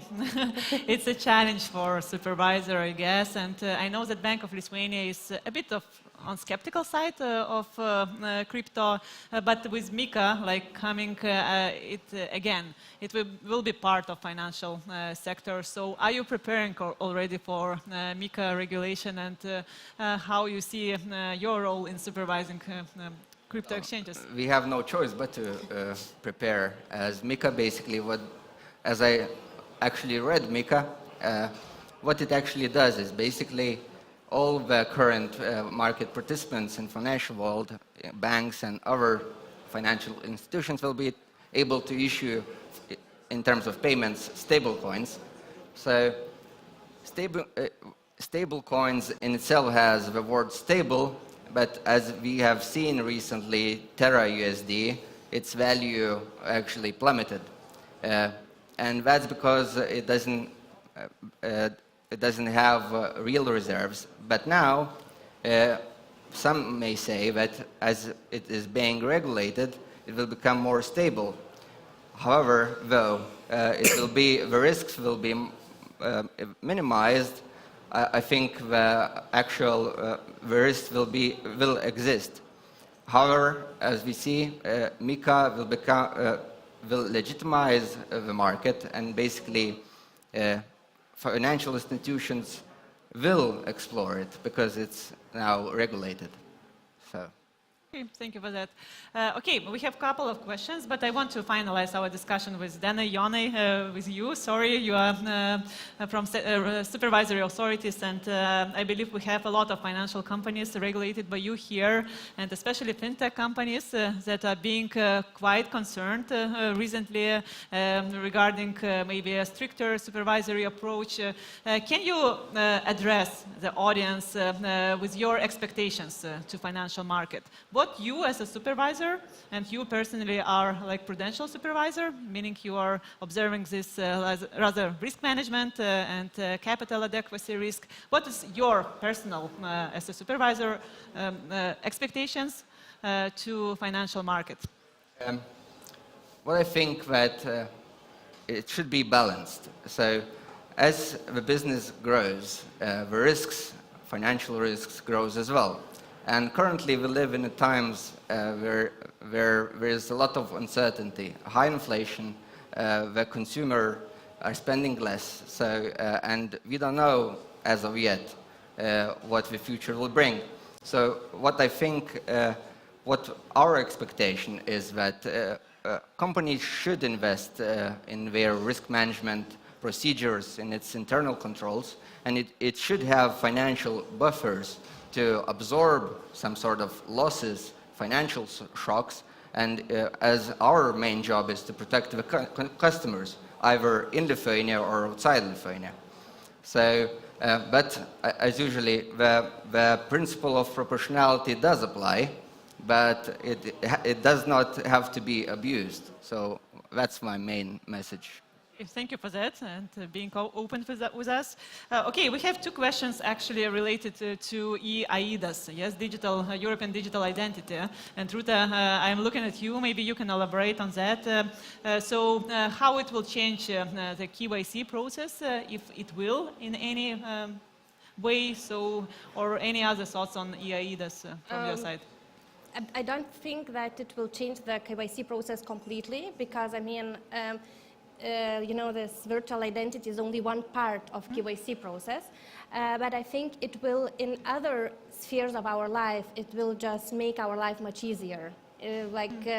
All other spheres, also getting access to financial services, it will just, you know, it will be quicker. And, you know, everybody is like, everybody is asking this, you know, and we are also discussing this, of course, but I mean, it will facilitate that, but it will facilitate all our other spheres of life. Like, you know, getting married in Germany, you won't need, you know, apostille and this and that. You will just need your mobile phone. Well, it is like that.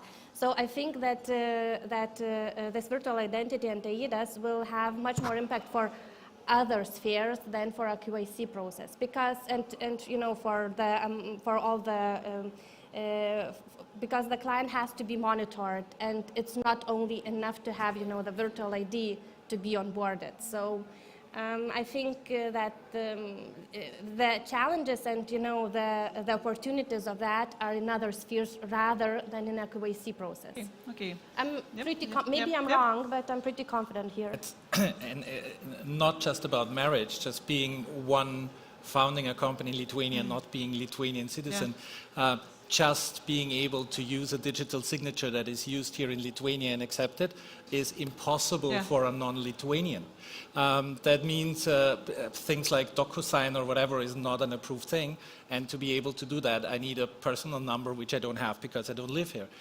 So these kind of things, not just identification of UBOs, directors, apostille, translate, sorry for the notaries again, but it's simple things where I think it will just ease in our life and also kind of allow us to be more responsive, quicker, and at the same time be as secure and compliant as we want to be.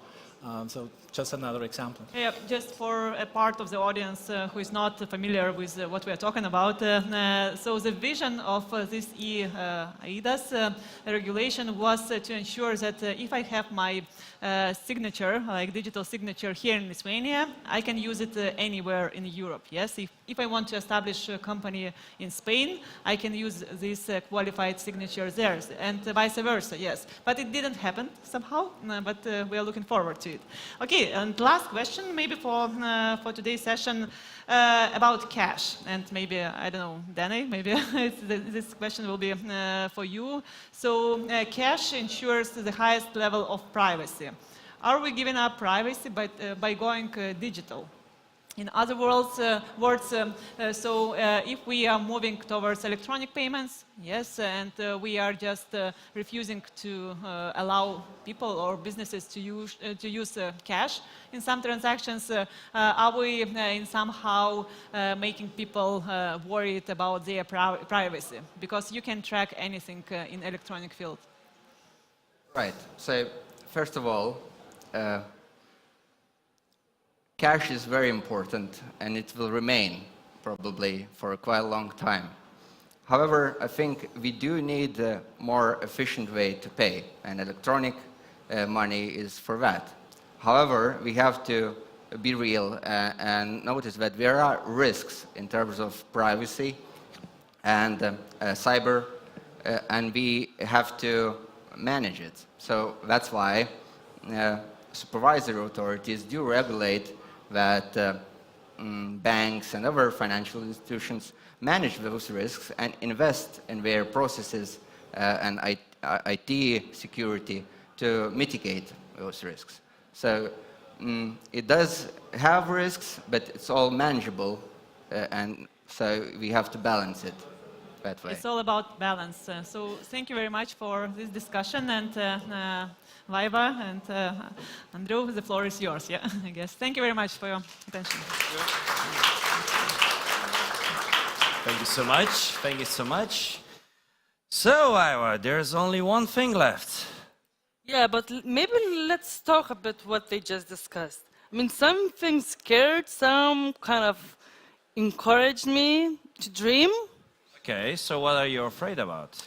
I'm not afraid. I'm just thinking, it feels like after 5 years, I will have a digital fridge and the And it's AI going to be buying the milk without you noticing that. that. Imagine, and identifying that it's me, and then the AI, artificial intelligence, will analyze what I'm buying, and the producers will know how much milk they need to produce, while through the blockchain, we won't need, the accountants. Isn't it exactly what comfort actually means? Well, I'm excited. You're excited? I am. Okay, at this point, I'm actually pretty much curious. Everyone now can touch something like AI, for example, using ChatGPT solution, right? And we still tend to speak about anti-money laundering, we speak about QAC. Just wait a bit. We will ask the system, is this specific dude done something wrong, and the system will flag it. So why do we need to invest in the ML then? I had that situation yesterday. And how I was had it? one question. what type of partnership Lithuania had with Nordics. Yeah. So I thought, well, I don't know. I don't remember. Oh, okay, I'm going to go to ChatGPT and I will ask. And apparently, the ChatGPT says to me, the most successful partnership between Nordic and Lithuania is the partnership between Klarna and Paysera. And I was like, what? I don't know anything about that. So I called the CEO of Paysera and said, like, have you signed anything with Klarna? I never heard about it. And I Googled, and it's not there. And he's like, Vaiva, you're insane. No, we haven't signed anything. That's the reason why we can't trust the AI yet. Yeah, but at this point, you also saw how Google announced some news and they presented some beta version of their AI, and it was asked a question about NASA and their telescope, and it actually impacted their shares. It fell down 9% with one wrong answer. It's actually an exciting time to be alive, right? And also, we were asked by the organizers of this amazing FinTech Day 2023 to remind you that the FinTech Awards is just around the corner. It's going to be organized the third time. The Lithuanian FinTech Awards are now open and will award the companies and the people in 7 different categories, and it is designed to celebrate the industry achievements and successes. Obviously, just to name a few of the awards: Company of the Year, FinTech Enabler of the Year, FinTech Leader of the Year, FinTech Growth Story, FinTech Impact of the Year, FinTech Innovator of the Year, and obviously the most exciting award is Public Vote. You should see, yes, exactly, you already see the QWERTY code. I strongly ask you to scan this QWERTY code. And please, please cast your vote. Tell us about someone we don't know. Tell us about someone we do know. Support the people that actually did a lot for the FinTech ecosystem. And one more thing I think it's important to mention, book that date, because during the FinTech Forward event, which will take place on the 2nd of March, we're going to have the awards. But the most important thing, I mean, you all know the FinTech report we have each year in Lithuania. So on that day, we're going to have a report presented with all the data, with all the analysis of the ecosystem in Lithuania. And when we're going to have awards, which is, I think, very exciting opportunity for all the companies to be seen, for everyone to mingle again. No, just few weeks and we're gonna be more back. Business cards, more talks and more beer. So it's so exciting. And before we present to you the last panel discussion, I'd like to use the chance, while we still have your attention, to remind you that this event would not be possible without our partners and sponsors, obviously. Please give it up for our main sponsor, Ondato. Can I ask for a round of applause? Do we still have someone alive in the hall? We also thank to Hawk.ai, Amlize, Accenture, Sorainen, Superhow, Go Vilnius, and British Embassy in Vilnius. So, Vaiva, what's going to happen next?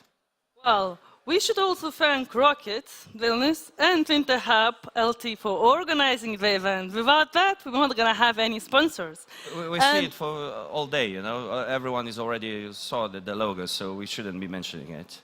Well, the same as the sponsors. Okay. I see. So let's move on. The last panel discussion before our drinks, but at the same time, I would say the most interesting one. We're going to learn about the global turbulences. We're going to talk about the hot topics and challenges. And let us invite the moderator of next panel, Gintarė, Head of Technology Sector Team at Invest Lithuania. I do know you still have some energy left. Let's do the most biggest applause for Gintarė.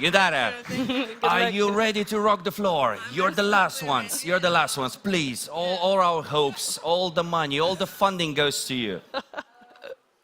it's absolutely amazing to see the audience. You persevered through an amazing, interesting day. It's the last panel discussion. And in my slightly biased opinion, it's going to be one of the most exciting ones. We have a futurist, we have fintech sector leaders, we have ecosystem builders. So really get ready to strap in, and hopefully we'll have an amazing, exciting, interesting discussion.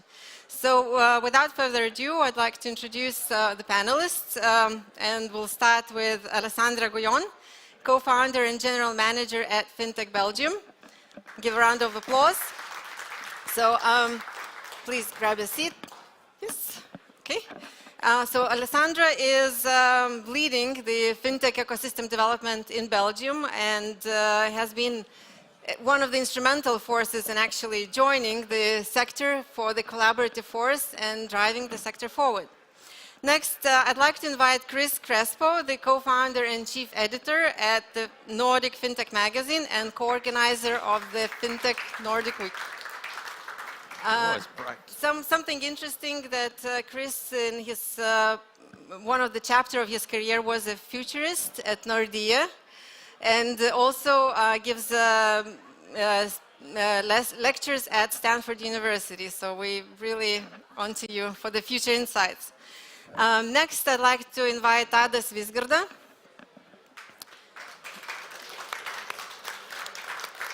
So Tadas was born and raised in California and moved to Lithuania 30 years ago. Hopefully never looked back. And Tadas is currently the managing director at Shift for Payments Lithuania, which has constantly growing operational and technology division in Lithuania. And last but not least, Andrius Bicheika.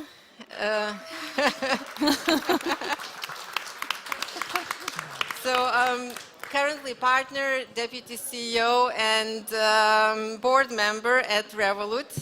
Also, I know that Revolut doesn't need a separate introduction in Lithuania.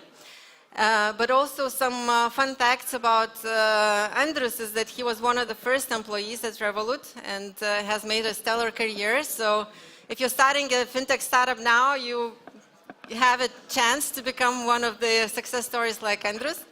And also a fun fact that he's also an aspiring farmer growing tomatoes. So excellent. So I'm very, very happy to have you here.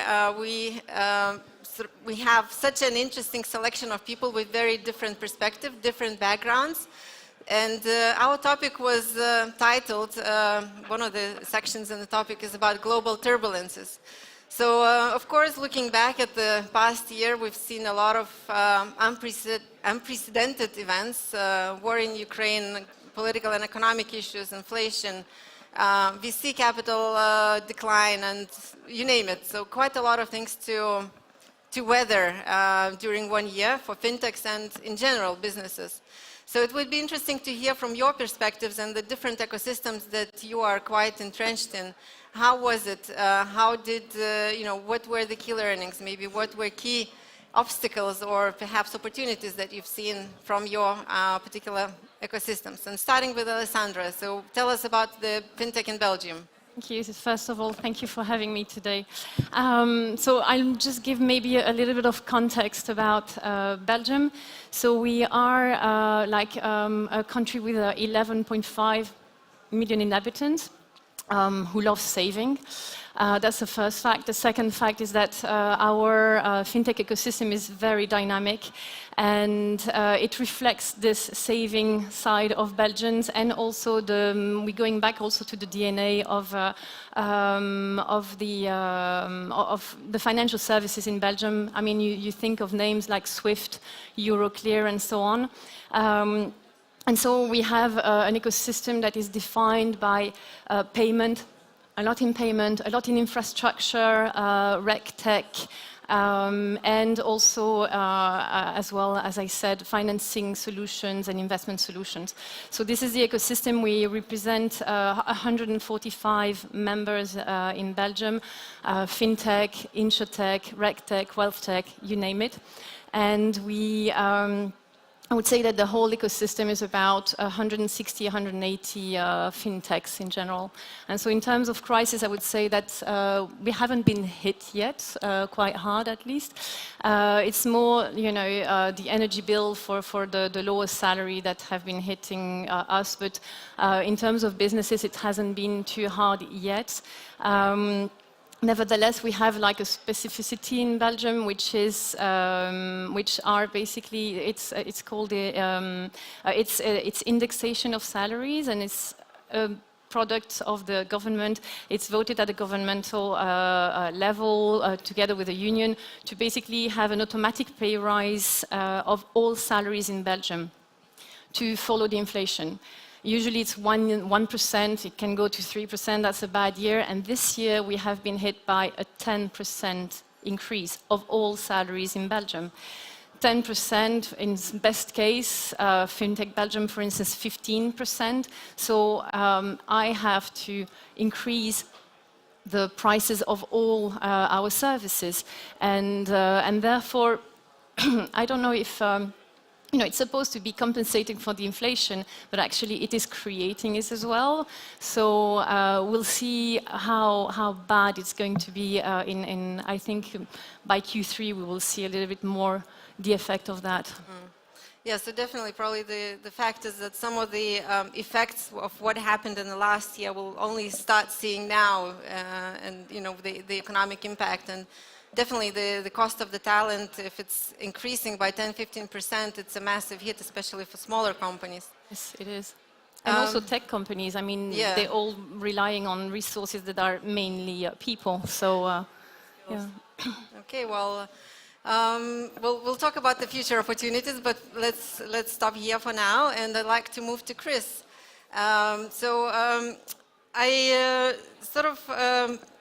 I'll share perception about the Nordics. I know you're quite entrenched in the Nordic fintech ecosystem, Danish, of course, in particular. But we sort of have a perception that the Nordic companies, startups are sort of calmer, calculated. They try and test in their home market before they grow, bang, international and, promoting themselves. How do you see any shifts in the ecosystem? Do you see that's been actually a strategy that paid off, in terms of uncertainty and adversities? Yeah, I would say that basically we cover all the Nordics and the Baltic markets, right? So we generally have a lot of discussions and conversations with founders, with scale-ups, and with incumbents as well to really try to understand how the current situation is affecting the ecosystem. I think that if we go back to the crisis of 2008, the Nordic countries generally fared quite well. And that's precisely because of this sort of level-headed approach to the way in which they do business. I think that's a cultural thing. I would say that that's very much still the case. However, if the crisis of 2008 is anything to go by, and we're going in a similar direction, there's always a lot of mergers and acquisition activity in the market. And of course, that brings opportunities, but that causes also a lot of disruption. So I think it remains to be seen whether some of the fears actually materialize, and then what impact that has in the market, which will be great for some players, perhaps not so great for others. But I think in general, the Nordics they're slow to respond in a good sense. They don't.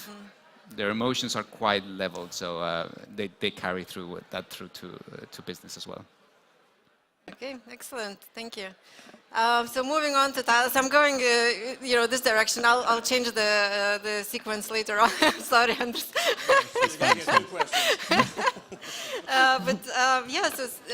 Tadas, of course, Shift4 is, listed on New York Stock Exchange. You're very well entrenched in the U.S. market.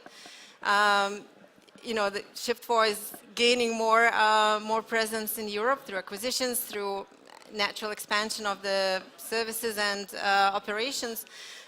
What is your view, how the past year, has been perhaps in our region compared to the US, and, your sort of takeaways from the turbulences that we had to weather through? Yeah, well, there have been a lot of turbulences, obviously, over the last, let's say, how many years? 4 years now, going on 4 years. But the pandemic Our main verticals in the U.S., we're a payment processing provider in the U.S. That we don't just do the payment processing, we also innovate through hardware in the way that we do processing.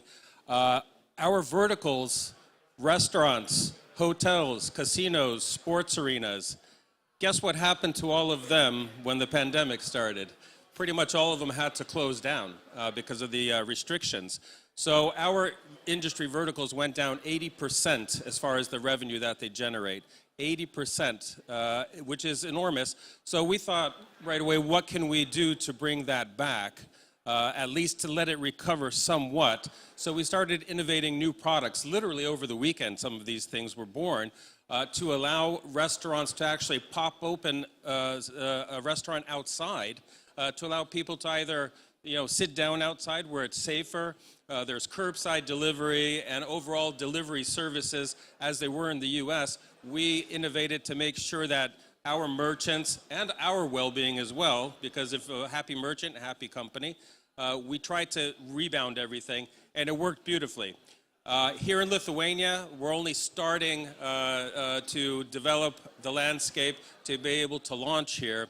But, a financial crisis, as a lot of people call it, or let's just say a negative economic outlook, the one that's happening in the US is a lot more severe than what we hear out here. And I don't want to blame the media on the global outlook, economic outlook, but I think we're still going to be safe for a while. But we are preparing. We're not like Amazon, who's laying off 18,000, or Meta, who 11,000, and Google 5%, Alphabet that is, IBM, etc. Here, we're looking at how we can go running once that gate opens. Once that economic outlook changes, we're going to be prepared because we're going out, we're studying the market even more. We're actually going out and making partnerships, new integrations, and that's going to better prepare us for the future after the economic slowdown, if it does occur. Excellent, thank you. Very optimistic outlook. Thank you for that. And we'll move on to Andrus. So the past year has been quite exciting for Revolut. You acquired a banking license in Lithuania. You launched quite a few new products, some of them just in the UK or Ireland. So I'll ask some questions, why certain markets, not others. But really, sort of from your company's perspective, have you seen any sort of major differences in the UK versus EU or regional ecosystem developments? Yes, so first of all, we'll try to be quick so you guys can go for the wine. I think the main reason you came for this conference, at least for myself. And so looking at the UK, I think it was last year, when the interest rate started to hike, that neobanks, especially neobanks, started to make profit. And that's an encouraging thing, because those players will continue to invest, like ourselves. We just announced this week that we're going to not lay a single person from the redundancy perspective, but even employ up to 2,000 more people this year, just in the UK alone. So it's essentially reversing that, how to say, trend in other tech, let's say, areas, right? And especially in the US, right? And you're right. I think, as you said before in the room, we're going to feel the US effect later. How long it will take to feel the US effect, whether it's going to be half a year, hopefully never this time, we will see. In Lithuania, I didn't see the common thing, though, with regards to fintech, it's still slightly decreasing funding. That's essentially everywhere, we can say, in Lithuania and UK, especially being the fintech capital of Europe. Yes, some layoffs in some other companies, other fintechs that have improved their business model. That's one thing. What else? Regulation. So I wouldn't surprise anyone, right? So in Lithuania, especially, we have a bit of a tightening area on the regulatory side, and how to say, not the easiness, but the process of getting licenses as it used to be, right? That's probably normal for the level of maturity we are in the market on the regulatory side. So I don't think we really noticed any kind of very significant developments in Lithuania on fintech area. Yes, we have still our major stars, Transfego, Kevin, and others in the field. But it was like a okay-ish year, not the most exciting, not the worst. So that is my perspective to start. Great. So my take is that, one company's loss, talent, letting go of talent is definitely other companies' gain, because that talent will not disappear. They will be hired, and I'm sure some of the companies are quite happy that they are able to tap into that potential. Well, the important thing is those who do lose their jobs don't leave Lithuania. Stay there so we can find you. Please. No, so I don't know if you've seen, there was this guerrilla marketing campaign by Go Vilnius with posters in London and also online that if you got fired by Meta, come to Vilnius and we'll definitely find a job for you. So I think I still feel like our ecosystem is definitely holding on quite well, and there's still appetite for more talent to come in and being absorbed in the growing companies. So I would like to sort of move a bit into sort of the globalization versus localization. So, already touched upon some of the tightening regulation, perhaps some market trends which are similar or different across the board, but really sort of see if we see more with the European Union's convergence and regulation, is it actually creating a better playing field? Because there's one thing that we hear from policymakers, but does it work on practice? Is it easier for companies to scale across the EU and operate in the European legislation framework? Perhaps starting with Andrus, because I know that you have some experience. So the quick answer is no. It's not easier. And we can talk from our experience. And it's not rocket science, so it's not like a secret, right? When you want to be, let's say, establish a branch, and we have plans to establish up to 10 branches, let's say, this year in 10 European countries. It's not enough just to passport the license, right, as you normally do when you get the license in Lithuania or in another country, right? You passport it across EEA.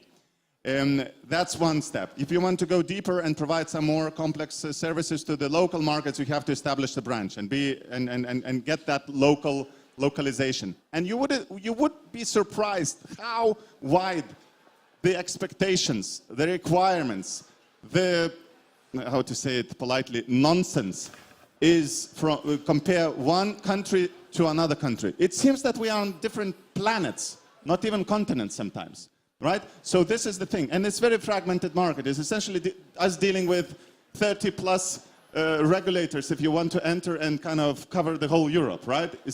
That's how it is. And that makes Europe to some extent unique from some good angle and bad angle, right? The bad angle is you have to deal with all these 30 regulators and kind of adjust to the 30 cultures, etc. From another angle, you have to innovate. So your services are needed in all of those 30 markets. So it's very interesting, but it's still a way to go for the EU, let's say, to be on this level, to be very kind of unified and kind of consensus achieved the market. Yeah, but I think that, the problem that you have is the problem of the big fintech company.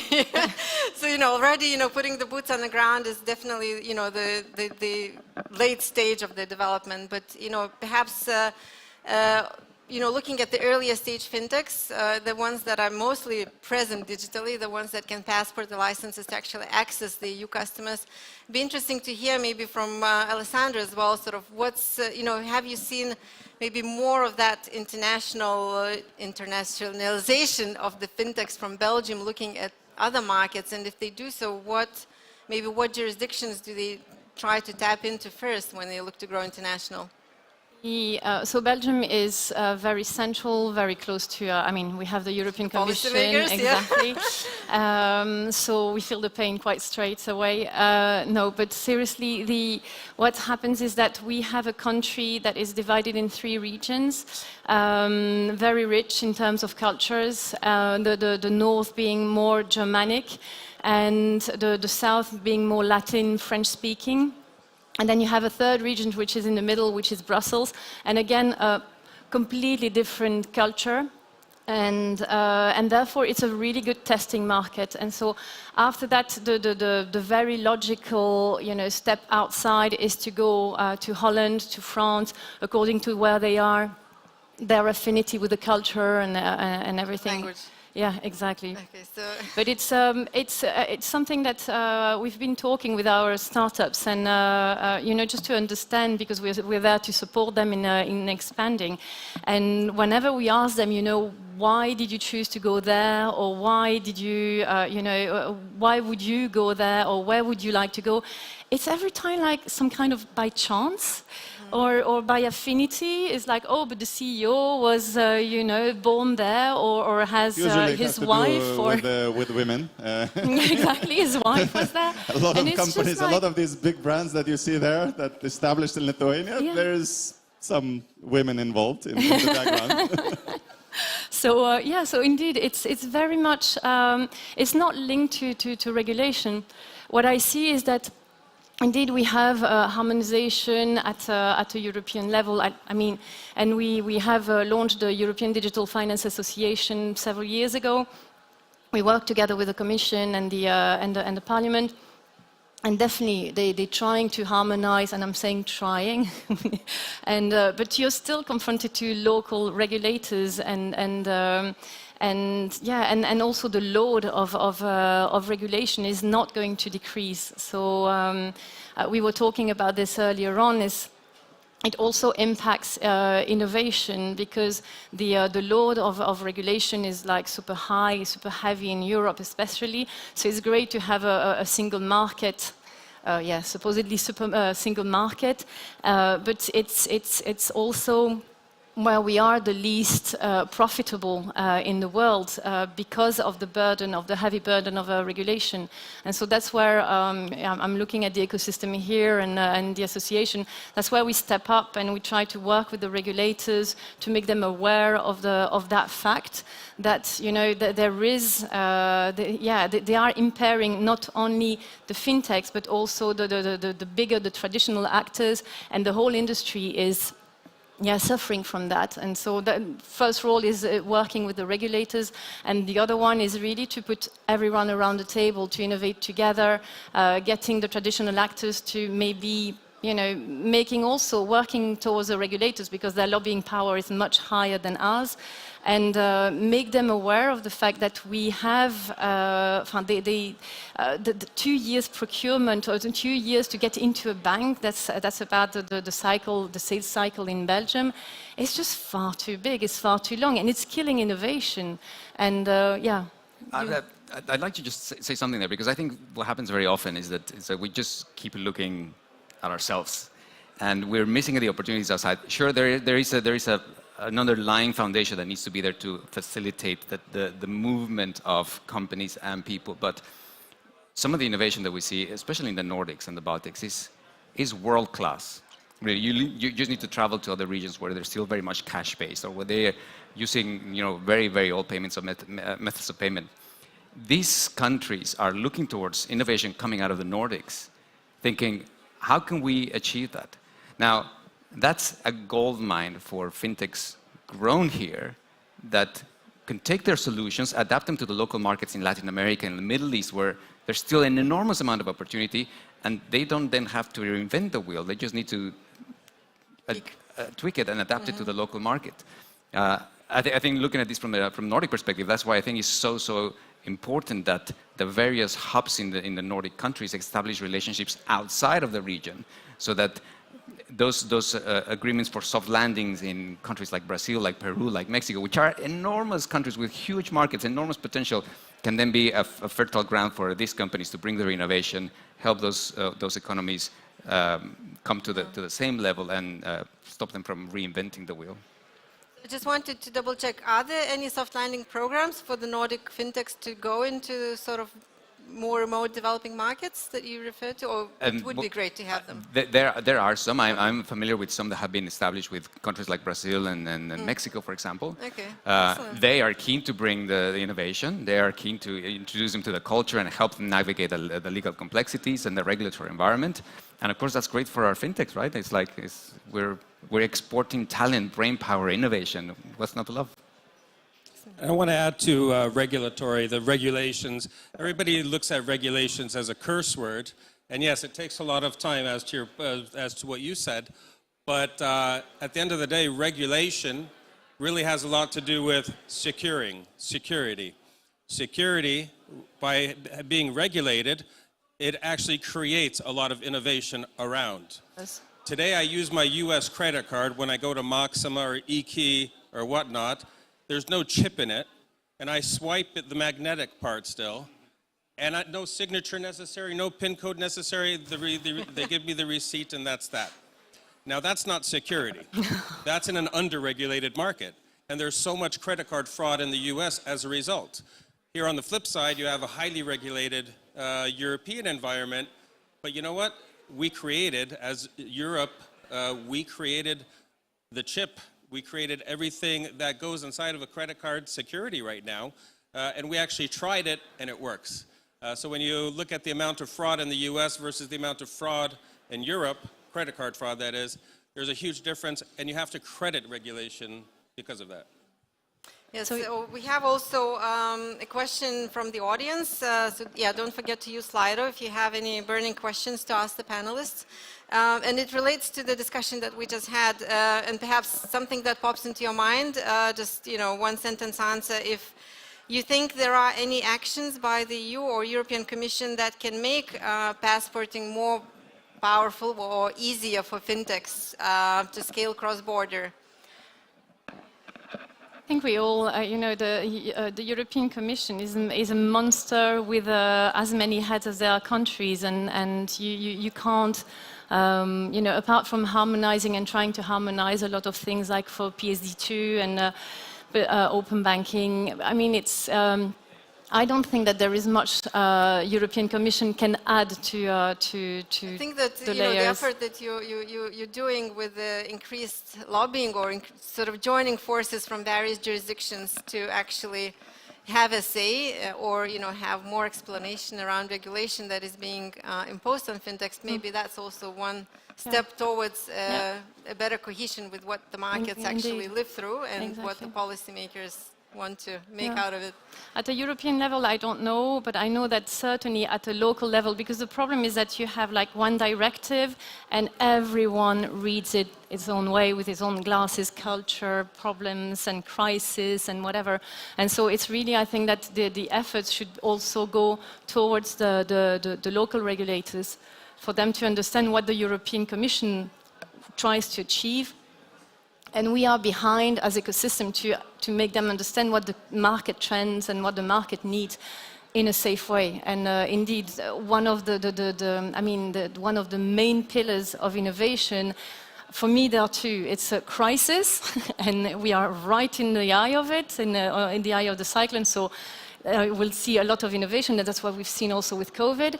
And the second one is regulation, keeping, because we are innovating, we are creating risk, and therefore there is more regulation. And then you have RegTech coming in and innovating and trying to decrease this load on the financial services.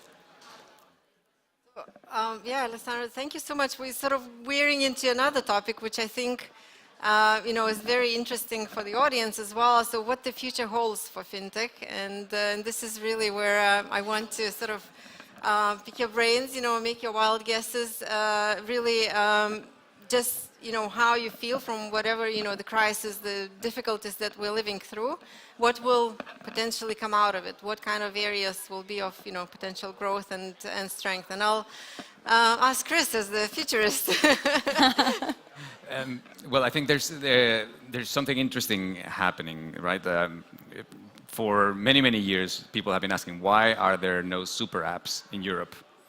Like Rappi, like Grab, like some of like Revolut is trying to get there, right? But like WeChat, these platforms and economies that have popped up in other markets that have basically just taken over all commercial activities, right?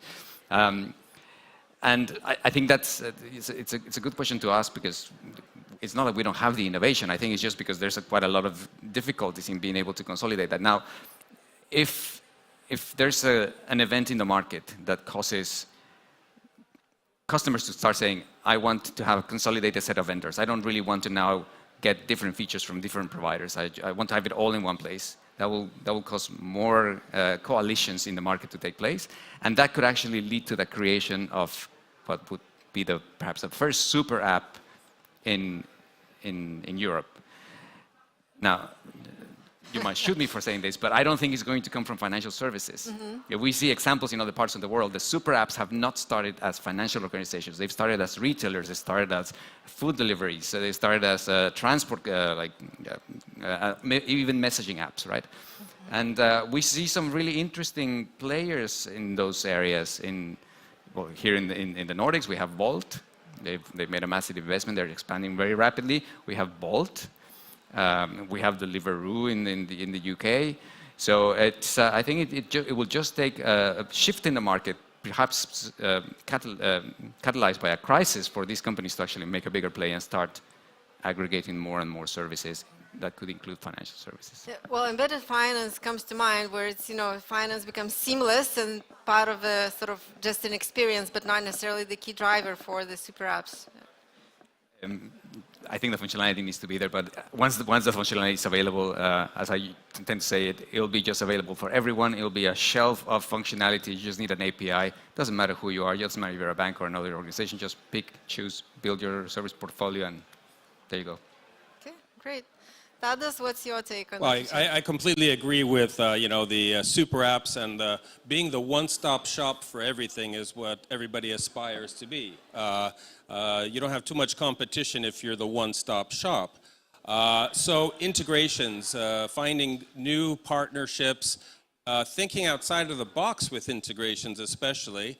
Don't limit yourself. If you're looking for a food delivery app, don't say, okay, well, we don't need grocery delivery right now. We want just restaurants or something. You've got to start looking at what they're going to be in the future. Those current apps today, where are they going to evolve?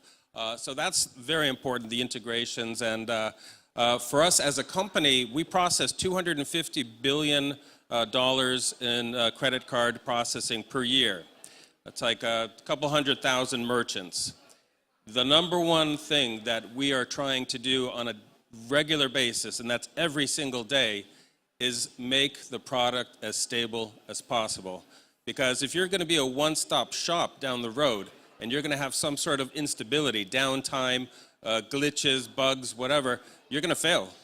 So this is a perfect opportunity to, if there's an economic slowdown, don't lay anybody off. Make your product as stable as it can be, because that's something that's going to be very important, and people may migrate from one service to another due to that very irritating instability factor. Talking about the super app, I don't think 2023 will be the breakthrough year for that, because to get to the super app, you have to have users, right? You have to have many million of users, and to get that, you need money.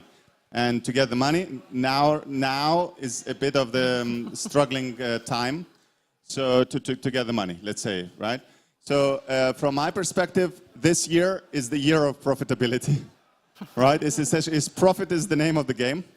And I think every single startup, whether early is still fine, still can, not make profit, etc. But let's say from Series C, definitely, going up, definitely everyone will demand profitability from you.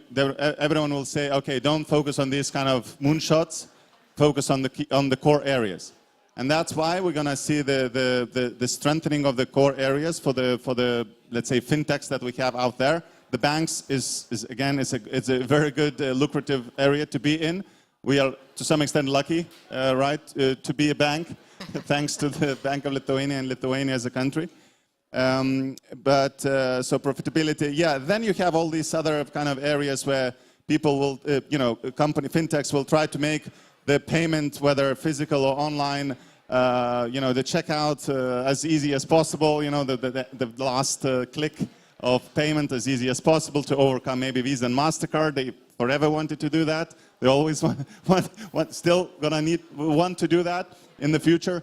Buy now, pay later, as you see with Klarna and those guys. I don't think, with the high interest rates, I don't think it's gonna be, the golden age anymore for them. It's gonna take time for them. Embedded finance, that's another name of the game, right? Everyone is talking about embedded finance, embedded insurance. This is the area. A part of that, and blockchain and Web3 and all the NFT, that, what's the polite word? It's, let's say, we'll see. ChatGPT for sure is going to be in good trend. I'd like to add just... That's the wrap. There's an example I'd like to bring to the table, and I don't know if perhaps it's not so well known here in the Baltics, but it's a company called Rappi, out of Colombia. Rappi, it's short for Rápido, means fast. Rappi started selling sandwiches on corners, and very soon after they said, oh, let's get some bikes and let's get them delivered. And what they realized is that people couldn't pay with cards because they they were unbanked. So they thought, okay, well, why don't we build in some payment mechanism into our delivery system so that people can pay for our sandwiches? They started gathering an enormous amount of data, and then soon sandwiches became donuts, became sushi, became other sort of things. And then through that data, they realized that the customers that would buy a specifically high-quality type of ceviche, which is a Peruvian dish, would also be like, I think it was like 83% likelihood that they would buy tickets to go to Peru. So they made that connection and they thought, well, let's build a travel agency. So now they've expanded into travel, and that's because they were able to make those connections, and effectively they become the de facto super app in Latin America, right? So I think that we seem to be blindsided by these fictitious boundaries that we create, we call industries, and that's now been blurred because of functionality, because of embedded finance, because of all these flowing features that exist that now are not really exclusive to financial services. So I think it might come from small. And that really goes according to the law, data is king. Because without data, you won't be able to make those type of conclusions. So keep on collecting your data and make sure they're stable as well. It's actually great because we also have a question from the audience, and I think it's really relating to what you've just touched upon. It's around merge of technologies that fintech could utilize. The question asks for evolution. I would actually pose it for revolution. And you already mentioned data. ChatGPT. No, I'm almost not kidding. I'm almost not kidding. We have a team of AI and ML specialists, like up to 20 people, let's say, working in the background how to enable, how to employ ChatGPT's technology at the moment to maybe sort out some of the easier customer support questions, maybe do something else, maybe try to kind of help us to navigate some of the internal kind of processes and so on. And I was almost joking when I asked that to the guys in London. I said, yeah, we've been working on that. Oh, really? And they all say this year is the year of AI. It's finally the year of AI. So you never know what it will bring. It could actually get into fintech somehow from God knows which angle, which we never thought is going to be possible. And the one thing we know next year, we stand here, it's like, we are controlled by AI. Oh, there's no panel, people panel? Is going to be chatbot panel? Exactly. Look, sorry, I'm taking too much time. I was in the conference last month, and the moderator, you would ask the question to the panelists, and they would also ask the question to ChatGPT, the same question. And maybe it would happen the same for us here. We'll be replaced. But ChatGPT was more funny, more direct, more informative, more kind of nuanced, and they put it in the reading, in the the audio. So I think our hours are over. You know. Well, enjoy. Hope you had a good last This fun. positive note. But I tested that too because you send the questions and I actually put your questions into ChatGPT. Oh, okay. And yeah, just to see what would come out of it. And basically it was on point, but we're talking about trends. They don't have the data yet. And it was pretty generic, actually, and certainly not as funny as us, I have to say. Yeah, but you can now pass, I think, Princeton University's law, you can get a law degree past the bar using ChatGPT, right? So next year we're all going to be lawyers in this room, I think, right? And it's learning as well. So each conversation we make with ChatGPT, it actually is learning and growing. It's until it feeds itself with its own results, and that's where it's going to get interesting. There's your black swan. Exactly. Yeah. Excellent. So we are actually up to our time. It's actually a shame because I really enjoyed this conversation. And I really want to thank you for your time, for your insights, for jokes, and I really hope that we'll have the opportunity to meet here again in person, not through chatbots, but really share the journeys and experiences of what's for us to come in the next 12 years. Thank you. Thank you. Thank you very much. Thank